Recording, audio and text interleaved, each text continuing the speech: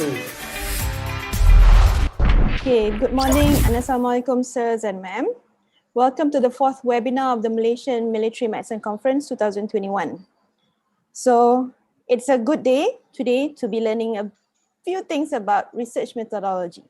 So our topic for today is to depict on the importance of research in clinical and non-clinical settings, be it in the military as well as in the general medical grounds. I am Major Dr. Aina, medical officer currently holding the post as the staff officer for medical practice and hospital management in the medical department of the Malaysian Armed Forces Health Service headquarters. So we have a wonderful line of speakers today who will be able to provide wonderful insights on multiple topics to answer the basic what, why, when, and how to do a research. We have from our own military commanding officer, Lieutenant Colonel Dr. Farhan, as well as later on, our own Brigadier General Dr. Farizal Harriman. But don't worry, participants from the non-military component, we will tone it down a notch, and we have Prof. Reddy from National Defence University Malaysia, Dr. Subhash from National Institute of Health, as well as Prof. Datin Dr. Sharina from University Putra Malaysia. Right, so what is research methodology? Research methodology is actually a specific procedure or technique used to identify and select, process, and analyze information about a specific topic in mind. So in a research paper, the methodology section allows the reader to critically evaluate studies' validity, reliability, and to answer the main two questions. How was the data collected and generated? And then how was it analyzed? And how it applies to the population at the scope of study, right? So from today morning and then later in the afternoon, this webinar will be able to help and guide us to write a good scientific journal, which is, as most important, supported by precise research methodology and literature studies, right? So without further ado, I will introduce our first speaker, our own Lieutenant Colonel Dr. Ahmad Farhan bin Fuad. He is a public health specialist with special interest in clinical epidemiology. He received his basic medical degree in Gajah Mada University, Indonesia in 2007, and later his doctorate from University Putra Malaysia in 2000. He is a father of two lovely daughters. He has been in the military for 13 years. Don't be fooled by our planter's orders today, but he has been in the military for 13 years with multiple leadership accomplishments. He has led various military as well as public health projects, such as the Public Health Afghan, while being in the UN Peacekeeping Mission in 2010. He is a very qualified paratrooper, thus currently holding the post as the commander of the Airborne Paramedical Company of the 10th Para Brigade since 2018. Academically, he has published multiple studies, as well as in the military, as well as in the general field. For example, the nicotine dependence and its associated factors among government servants, as well as effectiveness of physical activity intervention module among obese and overweight military personnel in the Malaysian Armed Forces. With his extensive experience, he's made the member of the health support in airborne operation for the Army Doctrine, as well as a member of the Malaysian Armed Forces Military Medicine Subspecialty Committee. Well, let's kick this off. Without further ado, Dr. Farhan will be introducing the research and the reasons why we conduct a research. Please welcome, sir. It's your floor. Okay, thank you, Dr. Aina, for the heartwarming, welcoming notes on my behalf. So everybody, thank you. It's a lovely and good day today. Assalamualaikum and a very good day. Happy weekends to all. I know it's Saturday and some of us have plans to do, but again, knowledge by following this webinar session, it's empowering our knowledge. So without further ado, I will start my presentation on why we conduct a certain research. Okay, I will send slides.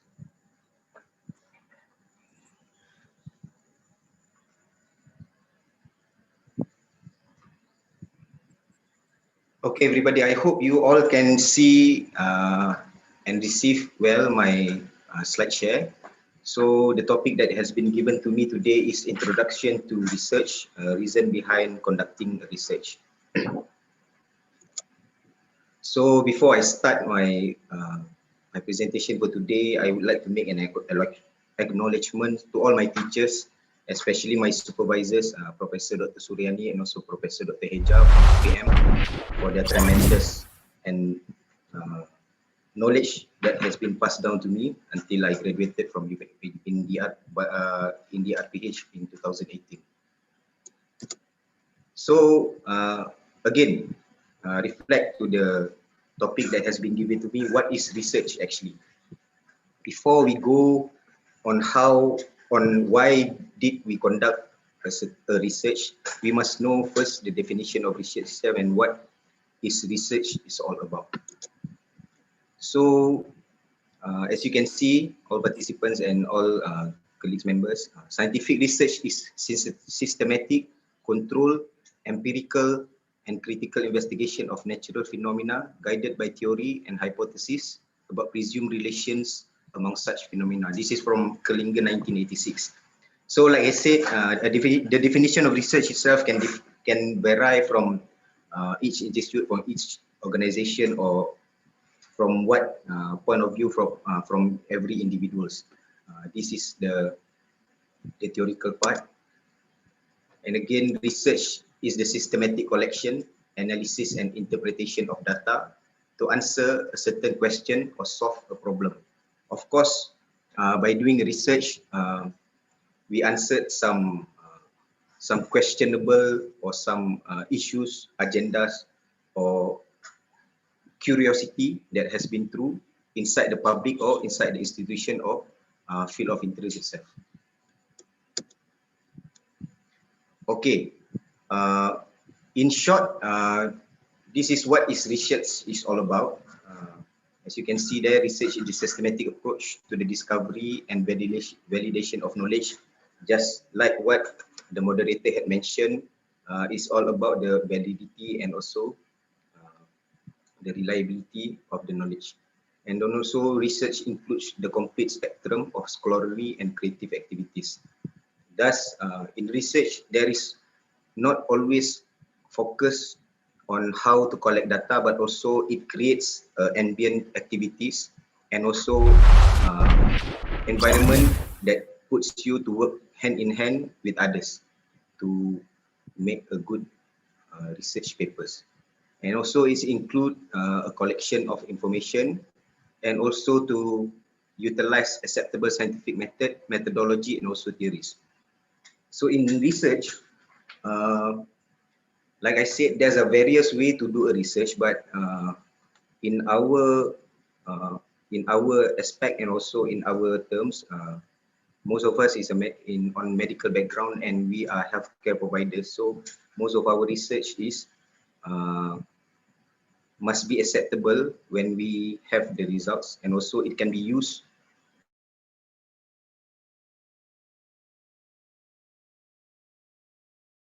policies in the future. So like I said before, in simple way, research is an organized and systematic way of finding answers to questions. So when people talk about research, they always thought that research is a very complex thing to do, but actually it's not. In history, the most simplest way to do research, type of design to do research is the observational way of research, meaning that you just do the research by observing what's happening around you, and then after observe, you can collect the data and what are you intend or what is your desired outcome is want to be. This is what I mentioned before, which is research is not all technical, it is not all complex, it is not all statistics, and it is not all computers. Because those days, at the beginning of the history of research, they didn't have computers like we do it nowadays. And like I said, for most of the master students or postgraduate students, when you heard the word statistics, it will scare you off to do, a good research. Actually, it can be done in a very simple manners. But of course, in the higher impact papers or high impact research, it requires a higher model of statistic software. But again, like I said, it's not always like that. Okay, so don't be afraid to do a research paper. And in research, it can be a very simple activity, and then it was designed to provide answers to very simple questions, and also it can be related to day-to-day activities. Like I said before, it can be as simple as observational study, where you observe what is happening around you, and then you collect whatever data that you intend to, and then you gathered all the data, you simplify it, and then you do some analysis, simple analysis on how or what to protect,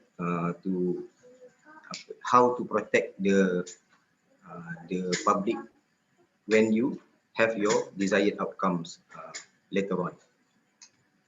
And then again, it's designed to provide answers to very simple questions. Okay, of course, when you do a research, there's always a curiosity behind it, or there's always a why behind every research that has been conducted. For example, the ones that we as a doctors, for those who are medical doctors or dental officers for that matters, maybe during our undergraduate time, the treatment for certain diseases might not be the same as what we have today. Like me, the disease, like me, for example, the disease, the way to treat a pediatric case dehydration might be different from how we treat a pediatric case of dehydration. And then it's relating to day-to-day activities, in which when we talk about relating to day-to-day activities, for example, is our lifestyles nowadays. So we can also ask why is that the non-communicable disease is uprising in trend as compared to the communicable disease. So from that also, it can be derived and can be studied, and we can produce a scientific paper or scientific research out of day-to-day activities. So in simple way, actually, research means to examine closely and also carefully, and also to test and try or to probe. So like I said before, to examine closely and carefully. So whatever field or whatever context or topics that you want to study, you must examine it closely and carefully, in which later on, when you gather all the information, you can test it and to try it, some sort like of intervention or model, so that you can answer whatever questions that you have in mind, whether or not the new policy or the new program is a success or is a failure. And then again, bear in mind, when you do a research or when you do a study, simple one, as said, a very simple one, it doesn't mean that you must have a significant result. You must bear in mind the not significant result also can be discussed and can be discussed and can be elaborate later on, so that we can find a better solution for certain issues or certain public health issues. So this is what I mentioned before. Observational study, it is the simplest form of conducting a research and study. You can actually do this observational study by observing, and also have one small cute notepad, and also you can jot down whatever aspect or whatever variance, whatever variables that you want to study. You gather them over time period, and later on you analyze a bit, and you can come up with an explanation or result later on.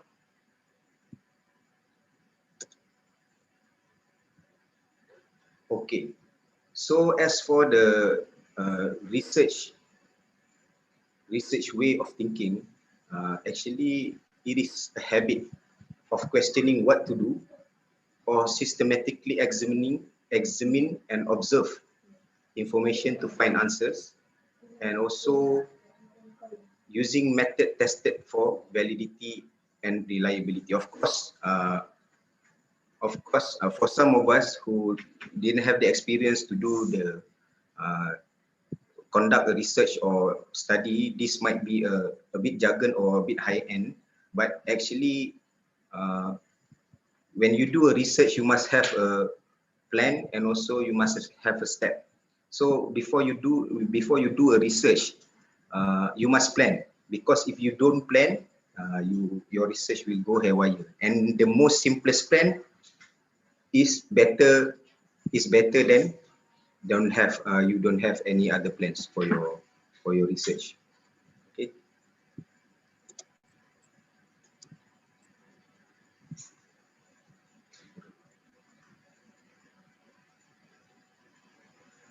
Okay. This is some information on characteristic of research. So there are certain and some various points for characteristic of research, which are: the first is the control research, which assists in establishing causality. For example, uh, you can say the nicotine dependence, or what is the risk, what is the associate risk that associated with all the smokers, all the male smokers in Malaysia. Or so by conducting a control research, at the end you can find a causality behind it. And the next one is rigorous. So every research has their own style and design, and most of the research we must need to follow procedures, and then methods and procedures used are relevant, appropriate, and justified. Uh, this uh, this this this context includes all main procedures, from how you want to conduct the research, and then from the ethical consideration point of view, and then uh, the respondents, and then the methods used in doing the sampling of the respondents, so on and so forth. Okay. And then after that, of course, it must be systematic.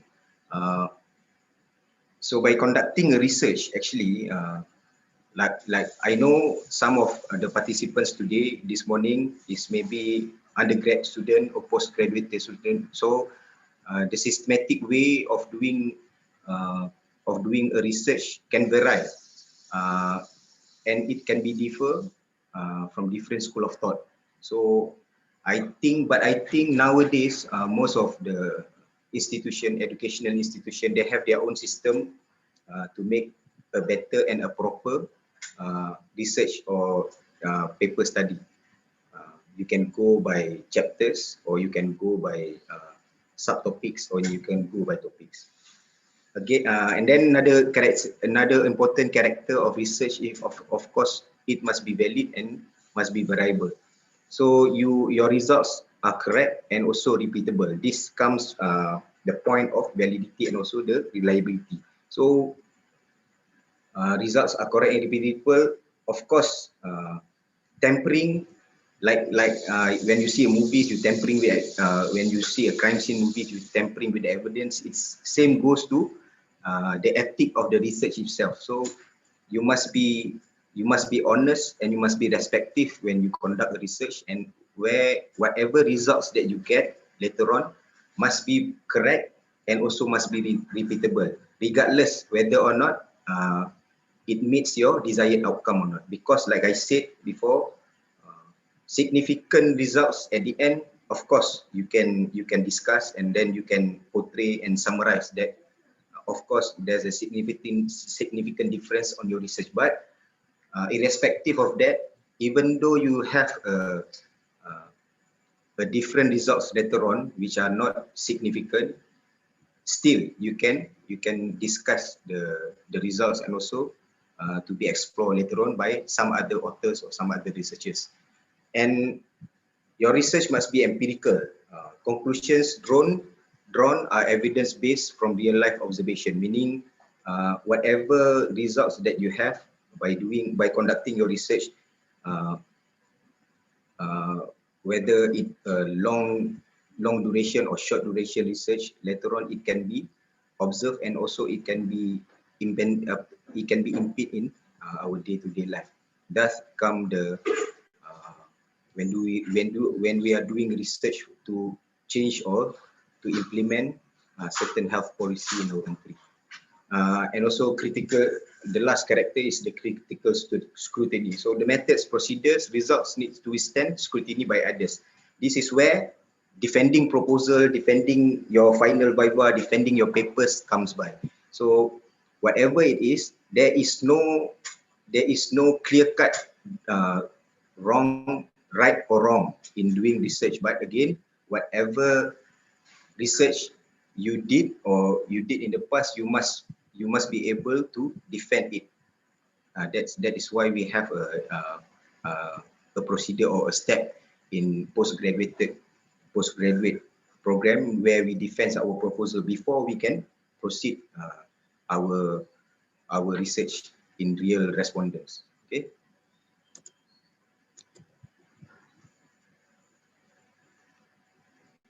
Okay. Before we go further, I want to share you what dictates or what determines good research. What is good research actually? Yeah.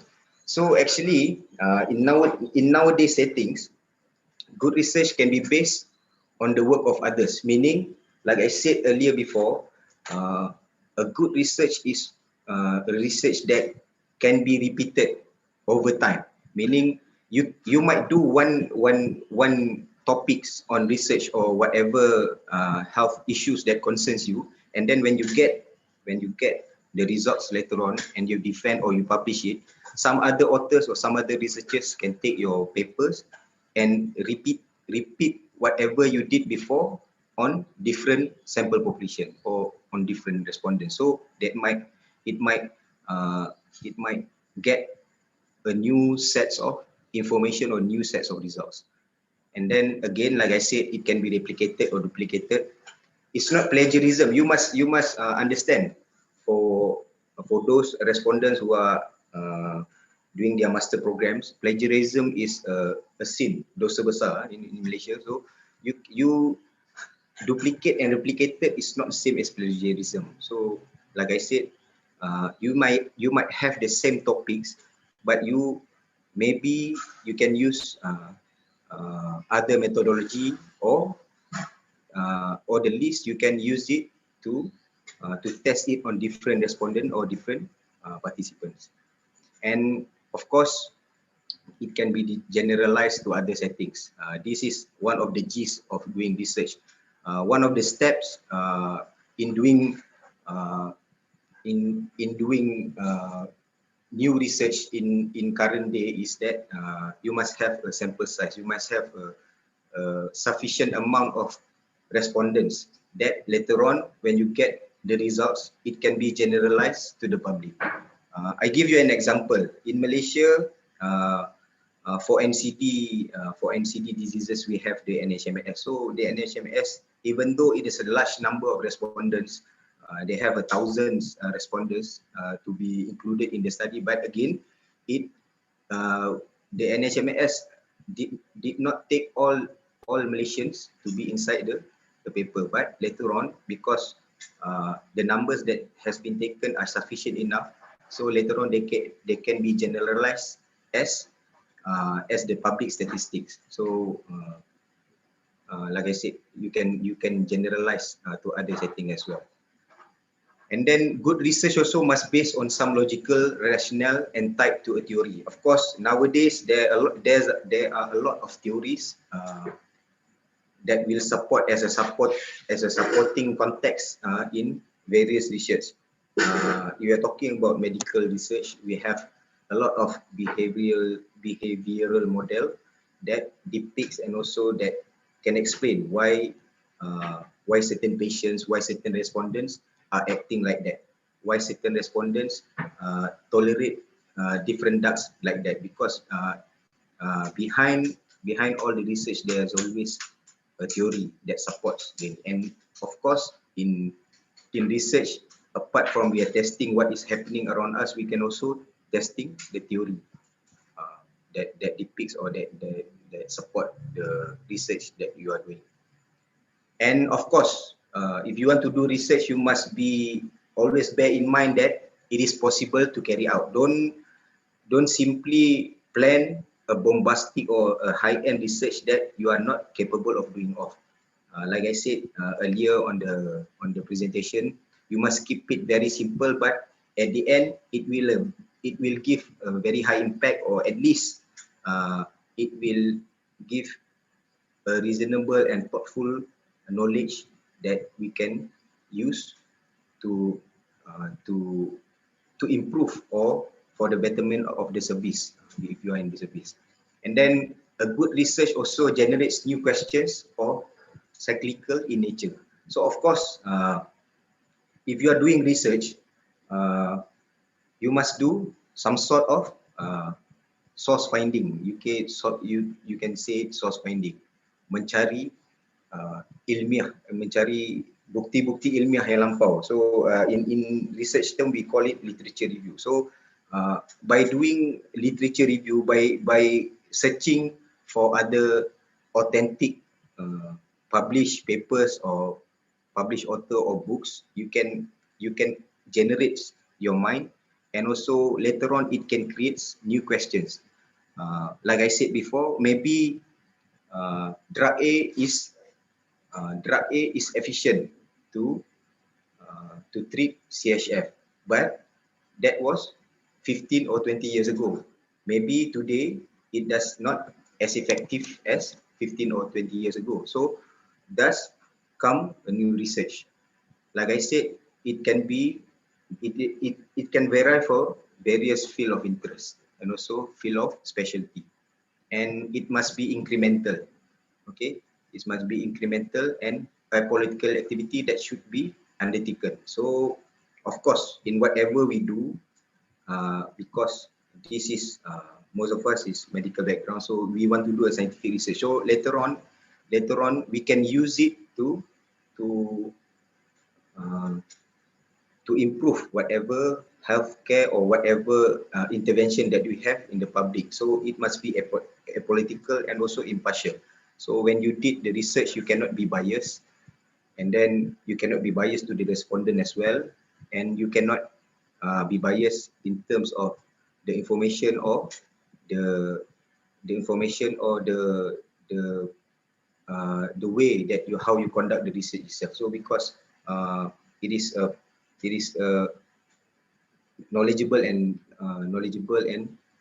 scientific research, so you cannot be apolitical or also impartial. And of course, a good research is whatever the results that you yield later on, it must be for the betterment of the society. So like I said, this is one of the reason why the research is very important. At the end of the day, it just not reflects you, but it also can be used to improve the service to the public. Okay. Okay. This is what I said before. Okay. Research is not only to gather information, rummaging around for a hard to locate info, or to transferring facts from one place to another. Of course, gathering information is one of the steps in doing research, but to gather info and then to tell other people that this is what it should be, is not a research per se. It is like a storytelling if you did that. And also it's not rummaging around for hard to locate info, meaning this is not the simple way on conducting a research. So it's supposed to be simple, and also it's supposed to be to leave an impact later on. And also research is not just transferring facts from one place to another. This is same as the point number one. It's not like you read one book and then later on you go to some other places and then you tell them this is what new and what's not. This is just like giving a lecture on what has been done or what has been practiced at that particular moment, but that is not a particular a research per se.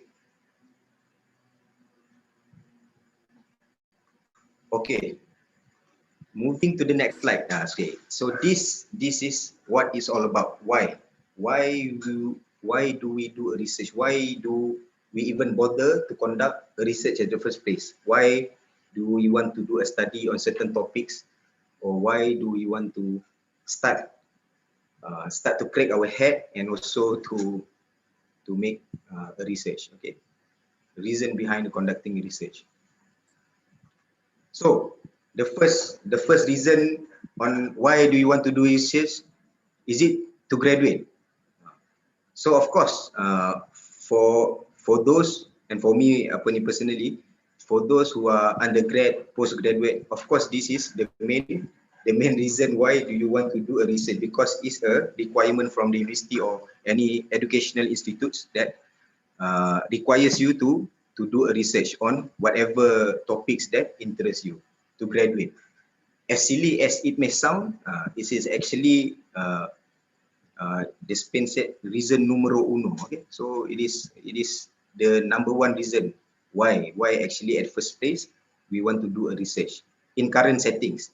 We don't talk about what happened on those age, but in current settings, most of us, the initiation process of doing a research or even a publish a paper is of course to graduate. Okay, let's not joke about it. And then the second one, to get a scroll. This is, again, as silly as it may sound, it is actually a requirement from at least our local university. Okay, so when you have conducted and finished your research, you have presented and you have gone through your final viva, defend your paper. Later on, you must manuscript it in a book of thesis as a prerequisite or as a requirement for your convocation to get a scroll. True or not? Okay, so this is another reason. Like I said, it may be silly, it may be like a joke, but it is a fact nowadays that you don't want to do research to get scroll. Maybe undergrad, maybe postgraduate, or even PhD students. You must do a research to get a scroll. Apart from other reasons, noble reasons, of course. Okay, and then to prove something. So most of the researchers, the senior researchers, even the new researchers, most of them, they want to prove something personally and on the broader context, which depends on whatever field they are interested in.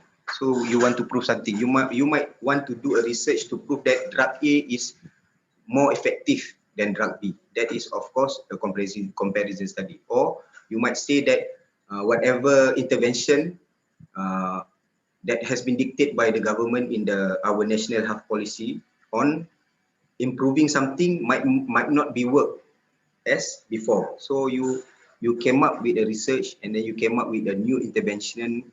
You did the comparison, and later on you can come up with a new kind of intervention that prove that whatever things that has been practiced nowadays is no longer valid. Okay. Okay, the next one, or just a requirement. Okay, so most of us, if you are not a lecturer, if you are not a teacher, if you are not educational or in a university setting, maybe it just doing a paper or doing a research is just a simple requirement.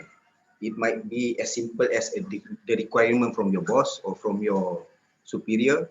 It might be a requirement from the hospitals, from the institution, from the organization, from the department, what's happening, and so on and so forth. Okay, so whatever the reason behind conducting research, normally it's all starts with these four reasons: to graduate, to get a scroll, to prove something, or just a simple matter of requirement.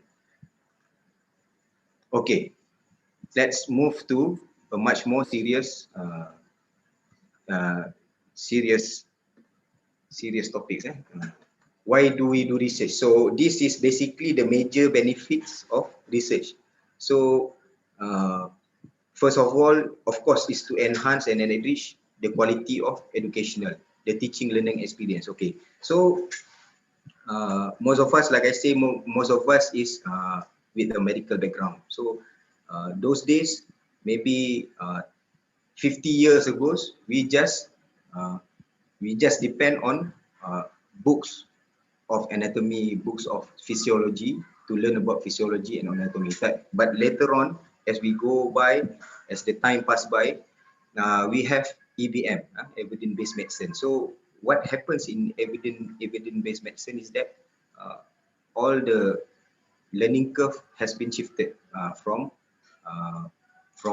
solely from textbooks to evidence-based medicine kind of learning way. So like I said before, maybe what happens 10 years ago might not be happening now. So what drug A might be drug A might treat better 15 years ago, but today by doing research, by doing interventional study, we found that drug A is not available, valid, or not working for certain diseases. And of course, it complement the more traditional lecture format. Okay, so this is for the lecturers or even whoever. We are all pupils and we are all teachers in some various ways. So later on, we must do our CMEs to guide our young generation MOs, our young generation officers. So by having to read a various amount of published paper of research, we are complementing the more traditional way of lecture format. Okay, uh, not just by not just by using a textbook, but also a published research to complement our traditional lecture format. And also, of course, to provide a stimulating intellectual atmosphere and excellent opportunities for good public relation. So in these matters is that when you do research, it enhance and also it embrace whatever your way of thinking. Okay, so like I said before, the way that we think today might be different from the way we are thinking when we were undergrad. So when you see more patient, when you see the public, when you treat more, when you engage more to the public, you can see the problem. Even a simple one, a problem arise because you thinking, oh, this is might not effective anymore. So hence comes the benefits of research. Okay. So another major benefits of research, of course, is the expression of intellectual creativity. So by doing research, actually, you are actually engaging with uh, other people, and don't you work hand in hand with other people. Of course, by doing research, you cannot do a research alone. Even in laboratory setting, you need others to do a good research.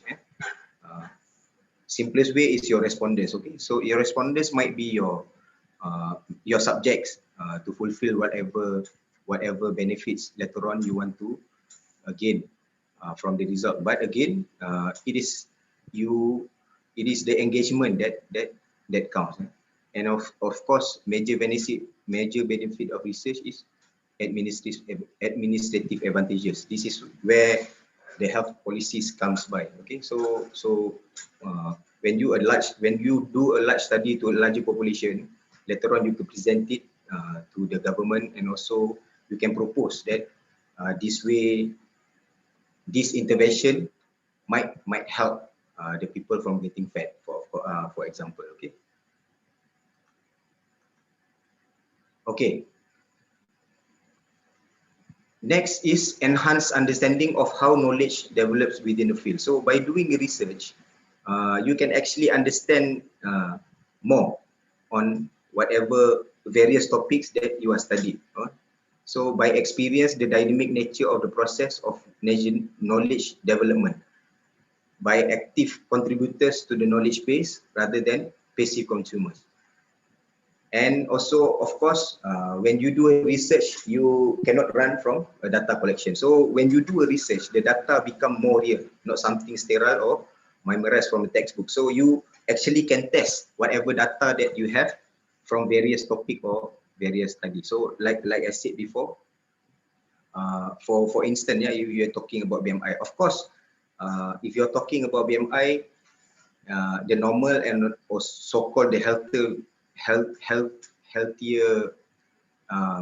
group of BMI is from 19 to 25. But by doing research, you know that not all people or not all person that have BMI more than 25 is not healthy. So how do you want to explain this? How you want to how do you want to defend this hypothesis? Is by doing research and also to get all the data. So the data become real. It's not just a number, but it can be exploited and also can be explained to improve or for the betterment of the knowledge. And then of course, by doing research, you can experience firsthand on how knowledge evolve. Like I said before, I said many times before, what happens or what might work 10 years ago, 20 years ago might not work today. So by doing research, so that is why we do the research, so we can experience the firsthand on how to know that the knowledge evolve in whatever area or whatever field of interest that you are involved. Okay? And then to understand what is true for today may no longer be true tomorrow. This is where the beauty of research comes in. Okay, so many times I say it again and again. So whatever happens yesterday might not be true tomorrow. What evidence that we have while we are doing undergrad in medical school might not be working nowadays. Okay, and of course knowledge is continually scrutinized and modified by new developments. That's why we have research over and over again. And it's not just that. Depending on what study design you are doing in conducting your research, so it can be modified by the new development. Maybe later on, we don't know. We might have a new design of doing research. Okay. Okay, transferring of learning. Of course, this is one of the main reason why we did research or did a study, to transfer the knowledge, to disseminate whatever findings or whatever results later on that we might hear. Okay, and enhancing learning experience through cutting edge knowledge developed from research directly into the classroom or to student and faculty members through presentation of research finding. Like I said, it changed the way how the traditional way of dissemination of the information is all about. So it's not just you talk about some various books or some various condition, but also it enhanced the learning experience. So by telling your students, by telling your juniors, by telling your subordinates that this is how we should do things based on based on current papers, based on recent papers that has been did, we can say that this intervention or this program might not be valid. So later on, by having research, we can say that it will change. It will change the way we treat or the way we intervene on something on health aspect. Okay. Presentation of research result as professional conference by student and faculty will provide outstanding learning experience for all participants. Of course, this is actually what has been happening throughout the world or inside or in Malaysia actually. And in fact, what we did today is one of the example of way to provide outstanding learning experience for all participants. So whatever we have today, mostly because of the old timers did their research well, and then we can use it, and we can use it to teach others. Okay, enhance the academic reputation of the university. This is of course, the more paper you publish for all the universities, the more paper you publish, the more reputation or the higher reputation you will get. So this comes when this dictates how the scoring of the university, if I'm not mistaken, how the scoring of the university has been done. So rather than just teaching universities, you are R&R or R&D university. So how R&D goes about is by doing research. So this is one of the on academical point of view. This is one of the reasons why they want to conduct research. Okay? And then of course useful for industries related organization in producing products. So take our current situation, the pandemic of COVID-19 for example. So of course I think you all know that we will be receiving our vaccine soon enough, tomorrow if I'm not mistaken. So of course by doing research can only we get all whatever we can get today. So people in the labs, people in the WHO, people in the CDC work their ass off to do their research so that we can have what we will have in 2 days or 3 days time. And of course, by doing the research, you can also counter, and also you can answer all the questions that has been thrown by the I call it separatists, by the anti-vax or by the ones who oppose the vaccine administration to the public. So if you don't do research, or if you don't get the information from scientific or from a very published or scientific resources, so I think you cannot argue with this kind of people. So that's why doing research is important actually. Okay, in simple words, why do we do research? Is of course, first of all, is out of curiosity.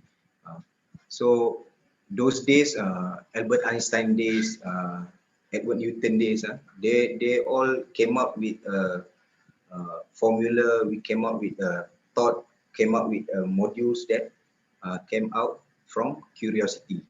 They wonder why the apple falls down, why the river flows in certain current direction.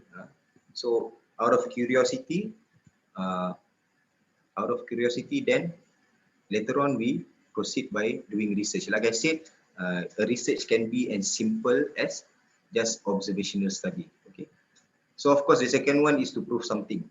To prove that drug A is better than drug B, to prove that intervention A is much more better than intervention B. This is when you're talking about RCT, randomized clinical trial, or interventional comparing study, or to compare whether or not whatever we have in the system now is still effective or is still working. So this is when this is where research comes. So you want to prove something that it is true, it is not true, or it is still working or not working. Okay.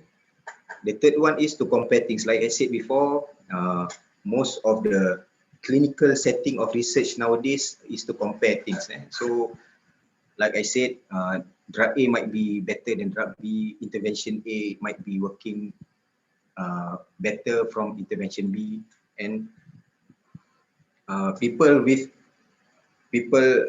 another example, that people with high smoking behavior is high risk to have lung cancer as compared to the non-smokers. This is to compare things. But of course, this statement don't just come by that simple. So behind it, there has been a various research or a vast respondents to support this statement. Okay, and then of course the fourth is to dictate. Why do I say dictate? Is whatever happens in our health policy or other countries' health policy is most of it is by doing research. So by doing research, you can actually help the government to change or to improve whatever policy that have. Not only for health, bear in mind, it is not only for medical or health policies, it can be any policies. It can be economical policies, it can be environmental policies. So whatever policies that the government have, most of it, it comes from a research behind it. And then of course, the final one is to disseminate. Whenever we do a research, we must bear in mind that the knowledge has to be spread around, so that later on, if other people want to duplicate or want to continue whatever you did in different population with a different method, with a different use of theory, they can replicate and duplicate it, and to enhance more and to embrace more about the field of interest that has been studied. Okay, so after we're talking about why we did the research, of course, you want to know later on in future what do the application of research is all about. Of course, is to serve the service provider, is for the administrator, it is for the consumer, and also it is for the professional like us. Okay, so I don't think I want to elaborate these four pillars of application of research, because I think I said enough before. Later on, it can be used for service provider, administrator, consumer, and professional. So you can pick any examples. You can pick any examples to elaborate these points, or to explain how the research can be used by these four points that I have been talked about.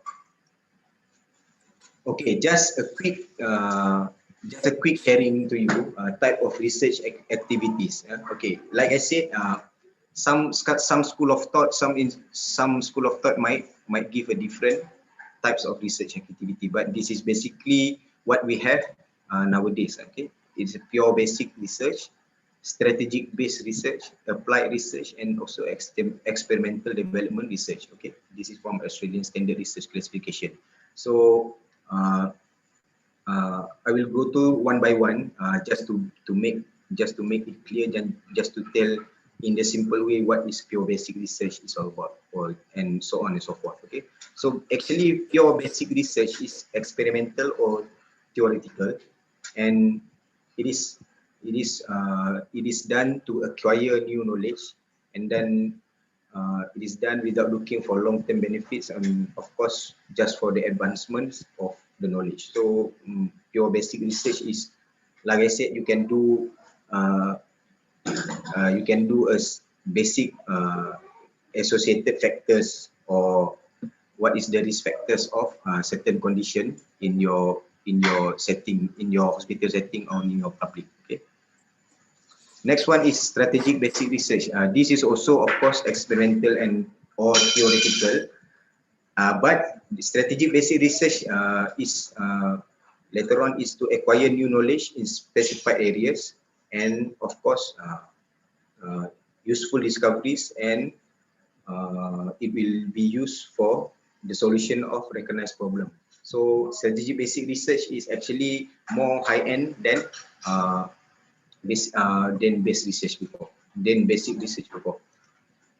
Okay, applied research to acquire new knowledge with specific application, and to determine the possible uses for the findings of the basic research to achieve some specific and predetermined objectives. So applied research is more on what cause a certain condition, what is the predetermined factors to cause certain condition, and of course it acquire new knowledge with specific application.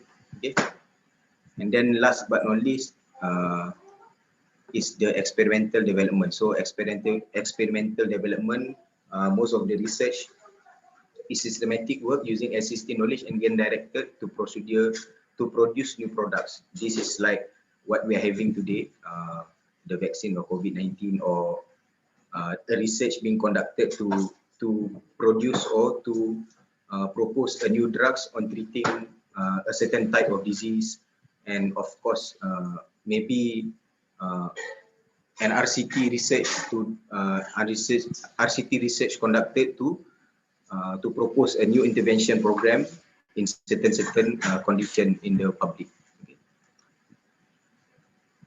Okay, like I said before, the one I said before is why the basic knowledge, the basic reason why we conduct a research. But now I want to tell you a little bit about why do we conduct health or medical research in our settings nowadays. So of course, the reason behind why we did health and medical research is to measure the health status, how to measure the proportion, to measure the prevalence, how many of us is overweight, how many of us is fat. Like we have the statistic in 2009, 2010. They said that Malaysia is the most fattest country in Southeast Asia. So this is how do you that they gain such knowledge or such points is because from the research. Okay, and of course to measure or to find the risk factors. So for certain diseases, they might have the risk factors. Like those days, we might not know that lung cancer, smoking a risk factor for lung cancer, but after doing a various research, then we came up with smoker is high risk factor for lung cancer. And then of course to determine or to measure the health behavior of the population, it is not you must understand that when you do research, it's not only about the drugs or the intervention itself, but also the behaviors of the population, the respondent or the patient, on how they react or how they perceive whatever intervention or whatever drug that we introduce to them. So by doing research, you can know the health behaviors. And then of course to assess the level of quality of healthcare. This is when the access, use and cost and insurance covers it. So like I said, this is where the health policy comes in. So when you do a research of certain field of interest, you can actually propose to the government and also propose to the minister that this intervention might be worth rather than spending a lot of money to treat. We introduce this intervention so that we can cut costs. Okay, and of course to identify the related patterns and trends over time. This is where the court studies the case control studies comes in. Like we having like what we have in a long-term study for over more than 1 year, 2 years, or 3 years. So you want to see the pattern. Of course, it's not about the research of giving drug A or drug B in certain patient or certain respondents, but also you want to see the side effects or the effects, the adverse effect or the desired effects of the new drugs that you want to giving. So you do a research or do you do study to see the related patterns and also the trends over time. Like what we have now, like COVID-19. So when you do a simple research, you can see the R naught, you can measure the R naught from March 2020 up until now. That is where the research comes in. Of course, again, one of the reasons to do a research is to validate and outline the existing knowledge, and along the way you generate a new knowledge. Okay, and last but not least, I think to influence the healthcare practice and outcomes. This is where, like I said, this is where you can influence the health policy, or you can influence the doctors on how to treat patient rather than to use the old ones. Okay.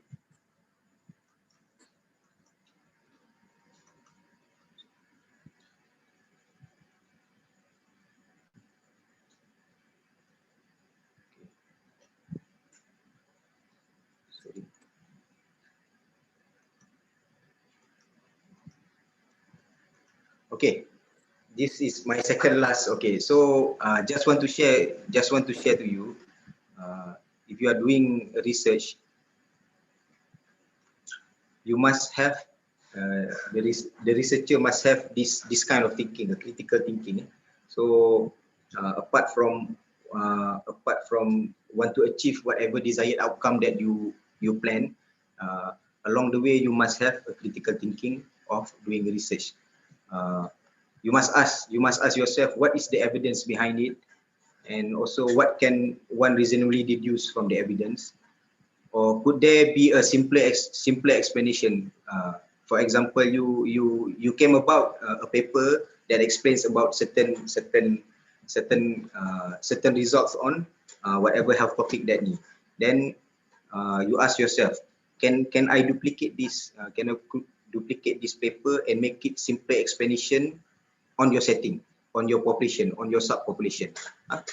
Whatever results that has been yield in other population might not be working in your population. That's why you can duplicate the study so that you can give a simpler explanation to your own population. And then could this have happened by chance? Of course, in doing research, there's always a randomization process, or certain condition might happen just by chance. Okay, so this is some of the critical thinking that a researcher should have.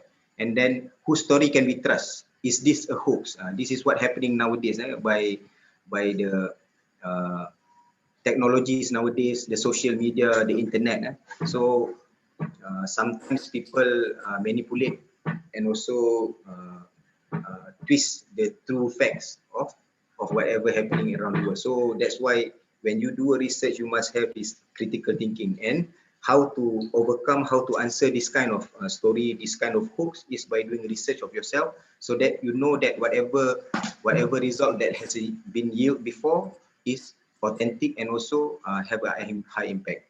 And of course, what are the facts? What are the facts behind whatever research that you want to do? Okay. So I have come to conclusion for today's so-called sharing knowledge session. Number one, research it is important. You can say that research is important. It actually dictates whatever that we have today, whatever that we practice today. You must know that it comes from the research. And then whatever the medical progress and also the medical development we have today is because of the evidence-based medicine. It's by doing research, by doing studies. And also by doing research, it is the modest investment of time and resources. By doing research, you can actually cut costs. You can actually cuts the time. You can actually save the resources by doing research. So we should empower ourselves to do research, so that later on it will change, or it will improve our health system or health policy. Then again, the benefits and enhance quality of knowledge and services. Of course, by doing research, you can expand the knowledge, and two, the service can benefit from whatever result that you get from the research. And of course, by doing research, it is actually a good experience, a learning good experience. And then you have a first experience hands-on on how to conduct a research. And of course, this is what I always put in my research paper or in my proposal, is to fill the knowledge gap, the bridging of the knowledge gap. This is where the duplication or the repetition of the research comes in. Okay. So to end my session, to end my talk for today, I would like to convey you a take-home message. Everybody, one of us, especially the medical health professional, the dental officers, the medical officers, the master students, you should try to do one. You should try one, because actually by doing the research, you know how hard it is. Even the simplest one, it is not easy to be done. Okay, and then you must grasp the opportunity to do a research, and then so that later on you can produce the masterpiece of your own. There is no satisfying feeling than completing a thesis or a published paper yourself.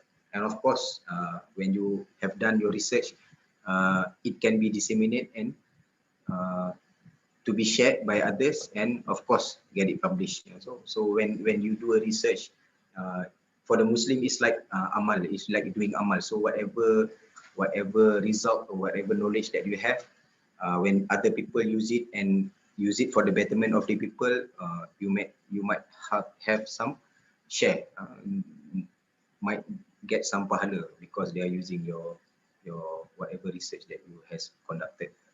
Okay, so by that, I thank you all for listening, and thank you for the ma'am moderator for giving me time to share a little bit knowledge about why actually at first time we conducting our research. Okay, thank you, sir. That was very, very concise, but very good as an introduction to us younglings try to start research. Right. There's a question from the floor. I've already posted it in the. It was taken from the YouTube live. First question, boleh ke orang awam buat kajian di HAT atau mana-mana berkaitan dengan AMI? So can the general population just step into our military personnel and just come in and do research on us? Is that possible? Okay. It is possible.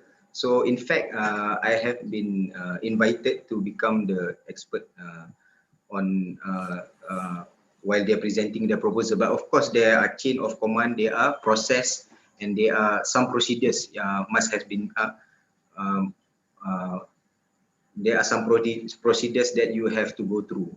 Of course, the green light from the superiors, and also not only from the health division, but also from the army or the Malaysian Armed Forces itself. But there, it is possible to do research in in military hospital setting or in military settings for that matter. Okay. We actually have we are proud to get our own Brigadier General Dr. Khairuddin Basara in the YouTube live. So he has posted a few questions. So has there any medical research done among the military provided solutions which are workable and practical, and thus improving the fitness level of the military forces? So if there are any that you know that you could give any examples of? Like I said, one of the papers that I did during my postgraduate time is on the physical activity intervention model on overweight and obese army personnel in Had Mizan actually. So it yields a very significant results, but whether or not it has been used in day-to-day practice, I don't think so, because to tell you the truth, up until now we still using our traditional way of doing PTs. We still doing the traditional way of conducting our UKAs or UJLs. But for me personally, on my brigade level, I have been promote. I propose and I promote, and also I'm running a different kind of BMI program setting as compared to what we used before. So of course, some of us use a new way to tackle any health issues, but I don't think it has been implemented yet inside the Malaysian Armed Forces or the Army, for that matter. Right, okay. There's another question from Brigadier General Dr. Farizal. Why, as explained, not many simple research taught by our juniors not materialized, and any suggestion to improve on this? Sure, I understood that. Oh, okay. So to answer Dr. Fariza's questions, so of course it has to start from you lah. For starters, it has to come from the individual itself. They want to do a research on any health aspects. And actually, to tell you the truth, inside military setting, if you want to do a research, there's a lot of health topics, there's a lot of health condition, military aspects that can be done in a research. But whether or not you want to start it, it depends on the individual perception, individual. So if you ask me personally about how we go about that problem, is that maybe as seniors, we can give semangat, kita boleh encourage our juniors to do research, and also to participate as co-authors or expert panels where they are defending their proposals. To ask me, for me personally, I might do that at my own level.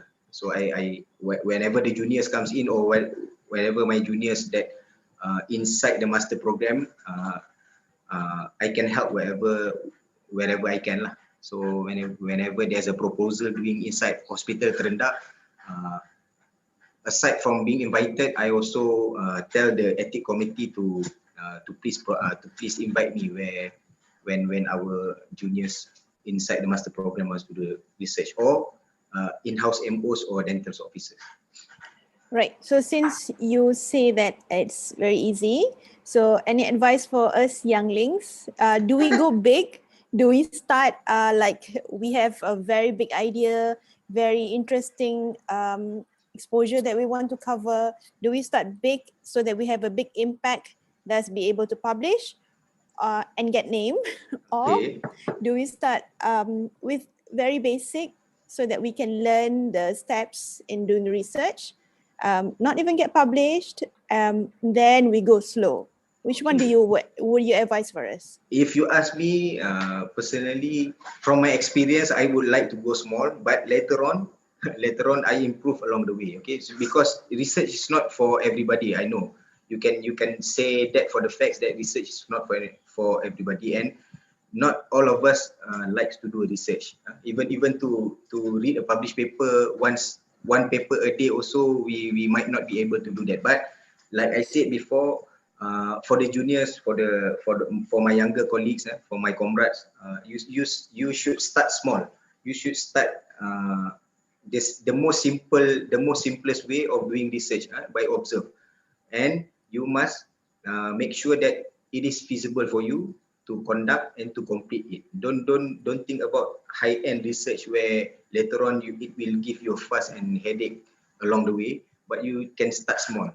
Even though you are not in a master program, but wherever you posted, wherever unit you serve, actually there's always health issues, or there always military aspect that you can do a research for. Right. Very, very informative. So basically, adik-adik, juniors or colleagues, so basically we are in a very good environment. We are in a very good setting where we have our military personnel, we have enough population to study. So it's either to do a research to graduate on time or to make sure the knowledge is evolving and we do not just apply something in the past to be applied in the current setting, and we make sure our knowledge is up to par, and so that we can provide the best service for the military personnel and also basically the general population. That's right, Dr. Farhan? Did I get it right? Yes, agree to that. All right. Okay, so I think that I really thank you, Dr. Farhan, for being able to start off our session today. Okay, you're welcome. You actually got our wheels running. So thank you very much. Now we will take a 2-minute break. then we'll come into our second speaker. Okay. Thank you, Dr. Aina. Thank you, sir. Okay, thank you.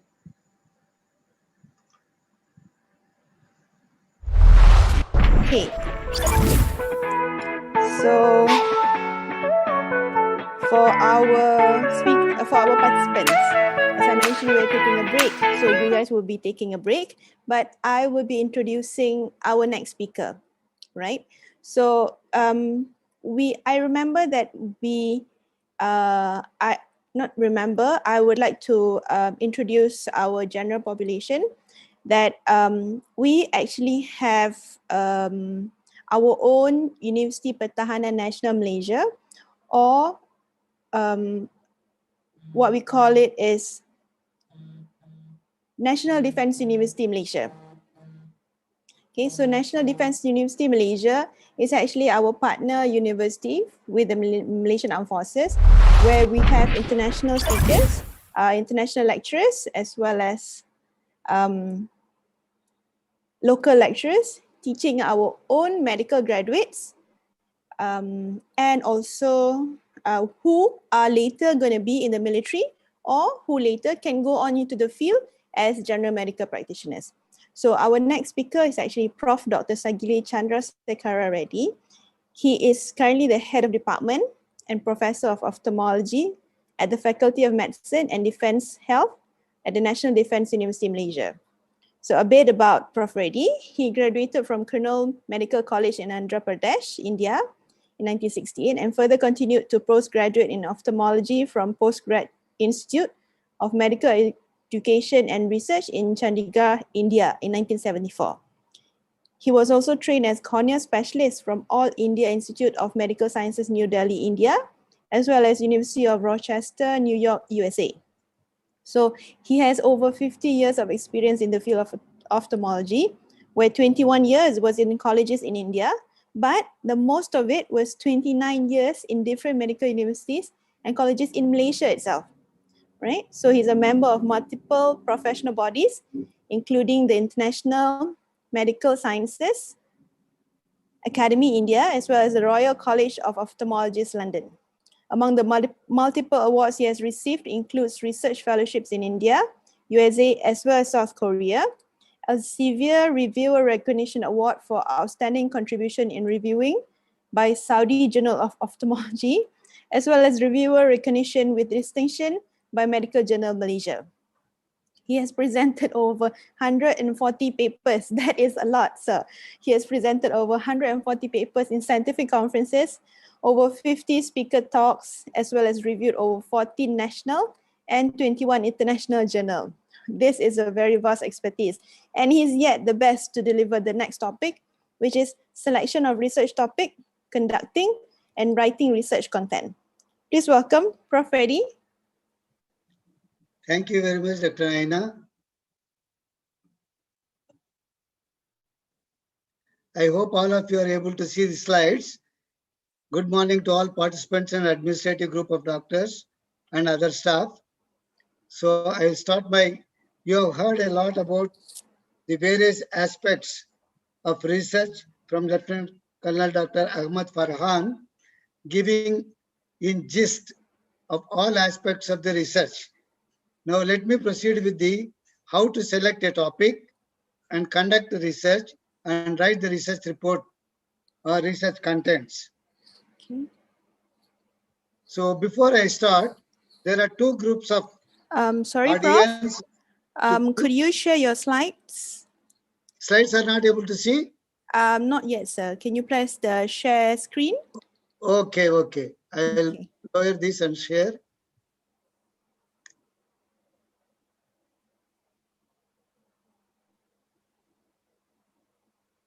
Are you able to see now? Yes, it is. Okay, thank you very much. Thank you, sir.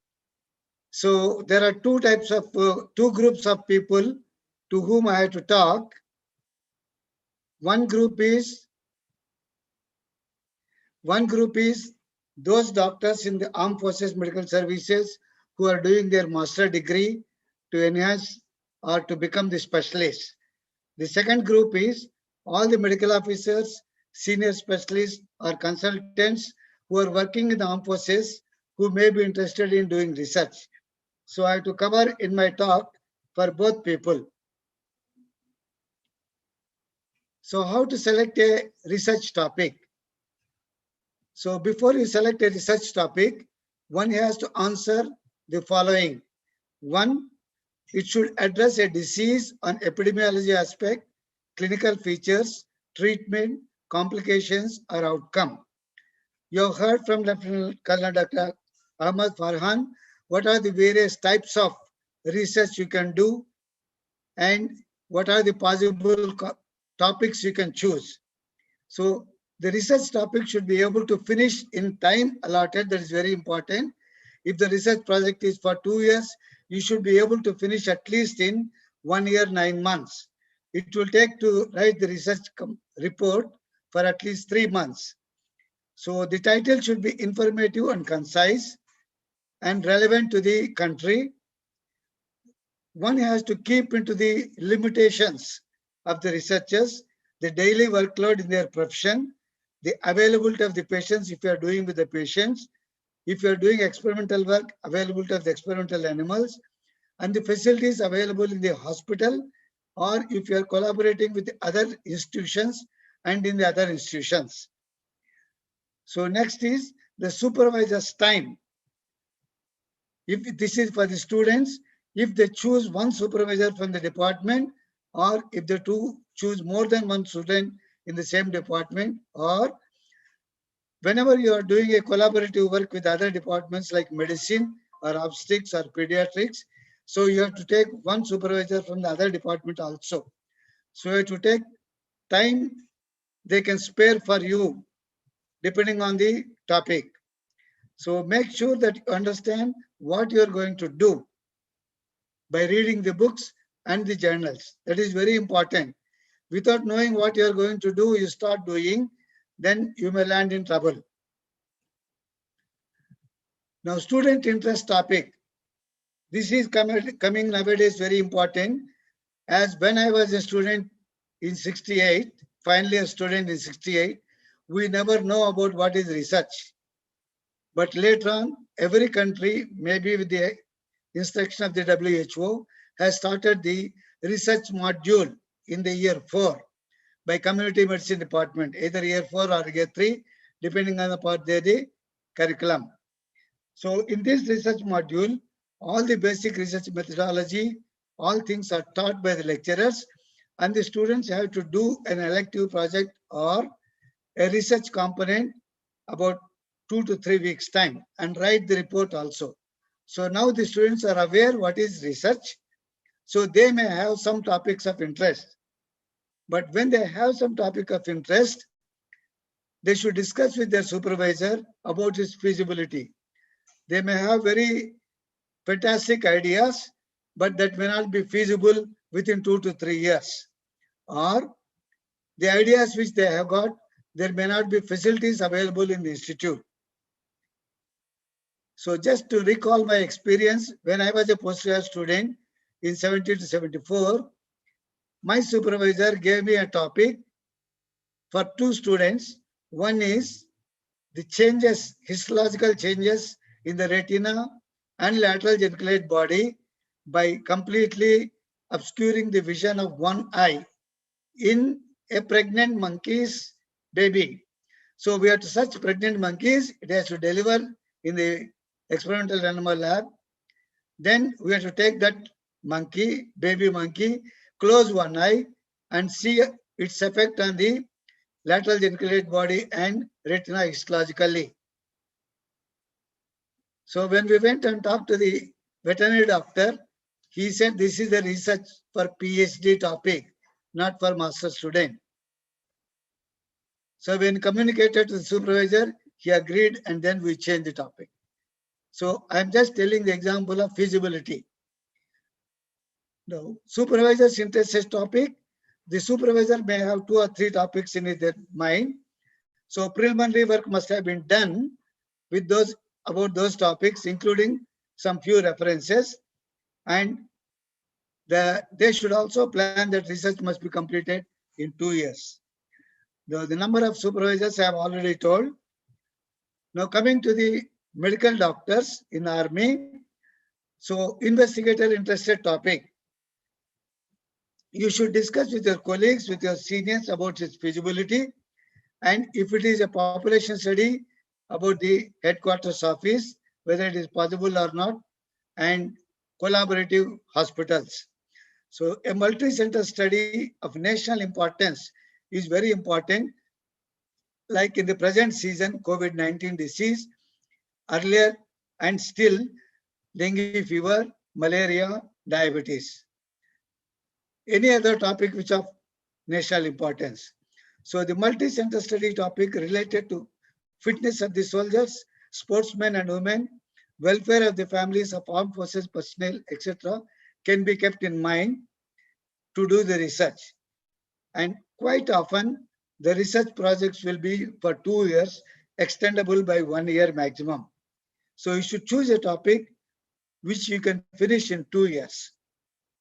So the number of investigators, one or more from each army hospital, or one from the administrative officer of a military health services in multi-center study, because this person will coordinate and help in smooth conduction of the research.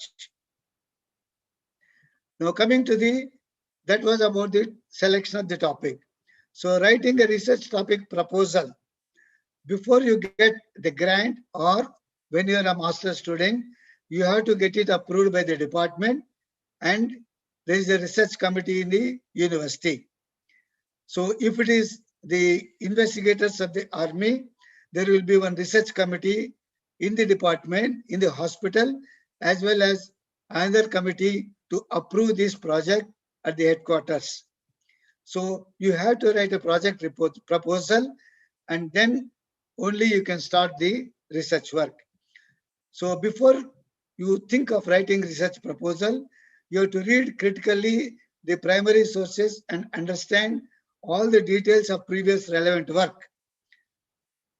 This is very important because the more you read about the available research papers or from the textbooks, so you will be the most knowledgeable person than anybody else.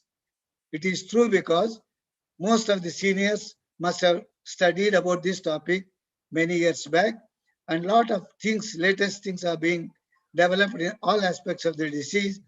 So up-to-date knowledge is very important before you start writing the proposal. So download all the full papers relevant to your topic of research and keep the PDF copies.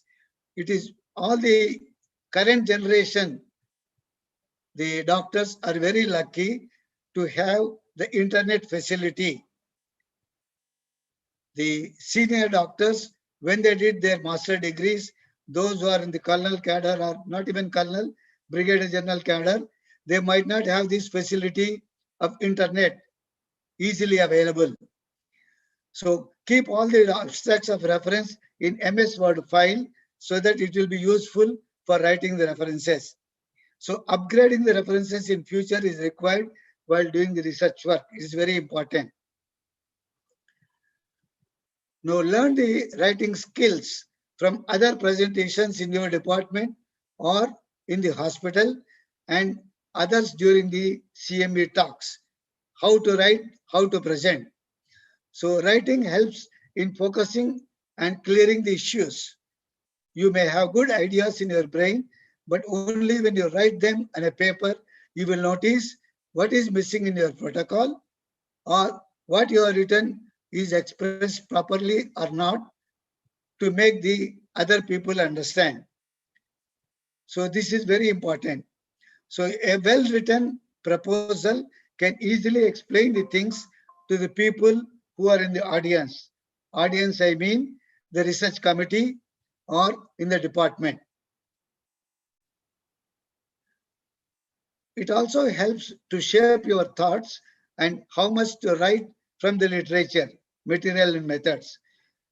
So you have to present your proposal first to your colleagues in the department, then to your supervisors, and finally in the departmental meeting or in the research committee meeting at the hospital. So you will get some suggestions to improve your proposal writing when you present this thing. So presentations in the institutional committees, there will be one research committee, one ethics committee. So once the research committee approves your topic, then the ethics committee goes to the ethics committee, whether there is any ethical points. And if something is to be discussed, the research principal supervisor, principal investigator, or the postgraduate student may be asked to present in the ethics committee again to clarify things. Now, what is the layout of the proposal of presentation? So usually this is set by the institutional guidelines, the font size and style and different sections. So one can follow the previous presentations done by senior colleagues or the senior students. So the following are the generally accepted format: title, introduction, objectives, literature review, material and methods, is a clinical or experimental or questionnaire or field study, then statistical tests used, Gantt chart, data collection, a copy of the pro forma or questionnaire should be put, expected results, references. Now let us see one by one. Now title, introduction and objectives. The title should be very simple, brief and attractive, should reflect the content of the research without any jargons or abbreviations. It is very important, no abbreviations and no jargons should be there in title. Because some people by reading the title itself may not be satisfied if you put all these things. So summarize the relevant published literature, especially from the same country. Cite the latest and key references, then clearly state problem being investigated, the background that explains to the problem, the reasons for conducting your research. The state how your work differs from published work earlier.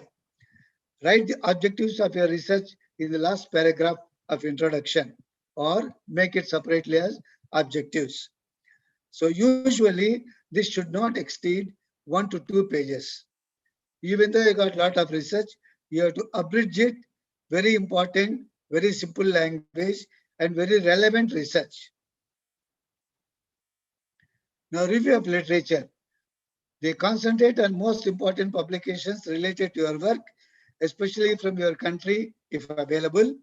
If there is no available research published paper on that topic, you can mention on literature search through the Google search, the PubMed search, then Scopus search, Science Direct search. There is no available published data on this topic. So try to go through primary papers so that you will get a knowledge what is the topic about the topic. So you may get some related articles from the references given in the published papers. So these are called the cross references. So you have to read them also and then get knowledge. When not possible, you can quote the reference from the abstracts also. Suppose you get a paper from an article in the abstract published in other foreign language like Russian language or Spanish language or Mexican language. So you may not be able to get the paper. Even if you get the paper, now it is very comfortable. You can translate into Google Translate. In olden time, you will not be able to translate it and understand. So in that situation, you can write from the abstract that reference and write it in brackets in the references article from this language. So make sure that you do not miss the latest references is very important. One can quote 1 or 2 historical references and you should come to the latest within 10 years. Science is international, so you have to collect as many references from different countries, not only our country, for example, Malaysia, ASEAN countries or Asian countries, you should go beyond this. So you should collect the references from worldwide. So coming to the literature review, describe the details of the important previous studies, who conducted it, in which country it was conducted, who were the participants, what protocols were followed, what were the findings and conclusions. So these details are to be given which are latest and very relevant to your study. The others, you can just narrate the conclusion of their studies. The comments on the strength and limitations of the relevant studies, you can also write.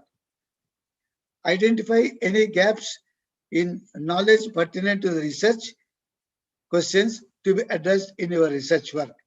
So all things should be precisely written or abridged to come into 2 pages. Now, sources of literature, how to collect the literature. So sources are PubMed, Medline, Scopus, Science Direct. There is another search called Cochrane search, then standard textbooks and review articles. The review articles gives you nearly ranging from 100 to 350 to 400 references on the topic. So if you can get one review article latest, almost all the previous studies are given in that review article. So bibliography software, if available, reference manager or EndNote, these can save a lot of time and show more references than manual search. Manual search is very difficult. You have to go through the journals and it's very, very tedious. What is the other source? Other source is supervisor, who will usually provide key references, because on this topic, usually supervisor must have worked earlier or read at least some articles. So consulting other experts of the concerned field, maybe from the same institute, or if you know from other institute, you can go contact them personally and then tell that you are interested in doing this topic, and then ask him to give some references if he has got anything. So it is done by using keywords in the search engines. That is why keywords are very important when you read the article. So requires skill to use computer and internet facility. We have to update these references in later on. Currently, the current generation, everybody knows how they have got a basic knowledge of the computer working, and they can easily search the references. Now, next topic is the material and methods. So in the design of the study, one has to write, is it clinical, experimental? Is it questionnaire? Is it prospective or retrospective? Is it interventional or non-interventional or the observational study? Or sometimes in the clinical, case control or observational cohort study. Now you have to write the place of study, duration of the study, sample size if required. All topics may not require sample size. Most of the times, the population studies require sample size. The patient selection, about the sample size, if you go to the formula of the EPI info, you may require only 30 cases in the clinical studies.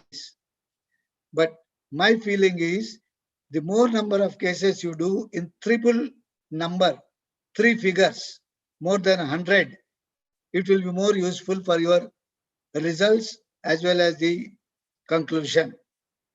The more number of patients you see, the varied clinical picture or varied findings will come, so it will be more useful. Don't restrict to 30. Rare cases, you can restrict to 20 or 30 also is acceptable. And again, rare cases, better not to do as a thesis topic. You can undertake a research, because research has no limit. If it is being done in the departmental research without any grant, you can do for 4 or 5 years prospective study and pool up the patients and then publish. So patient selection, the number of patients, age, gender, inclusion criteria, exclusion criteria, very important. Methods of examination, and then study tools used, follow of patients, very important again. Without follow of patients, it will not be good study. Now, statistics used in the analysis of the data. The data collection pro forma you have to put, then ethics committee approval. So very important, without ethics committee approval, the research grant will not be given. Next, we go on to the Gantt chart. Gantt chart is very simple. It is a chart informing the committee members how you will proceed with the research work. You can see preparation of the proposal, presentation of the proposal, then preparation, submit of the thesis, then data collection, application for ethics committee, then data collection, then data analysis, then submission of the thesis or report, and then presentation. So this for the postgrad students. For the researchers, the presentation of thesis, presentation of the topic will not be there.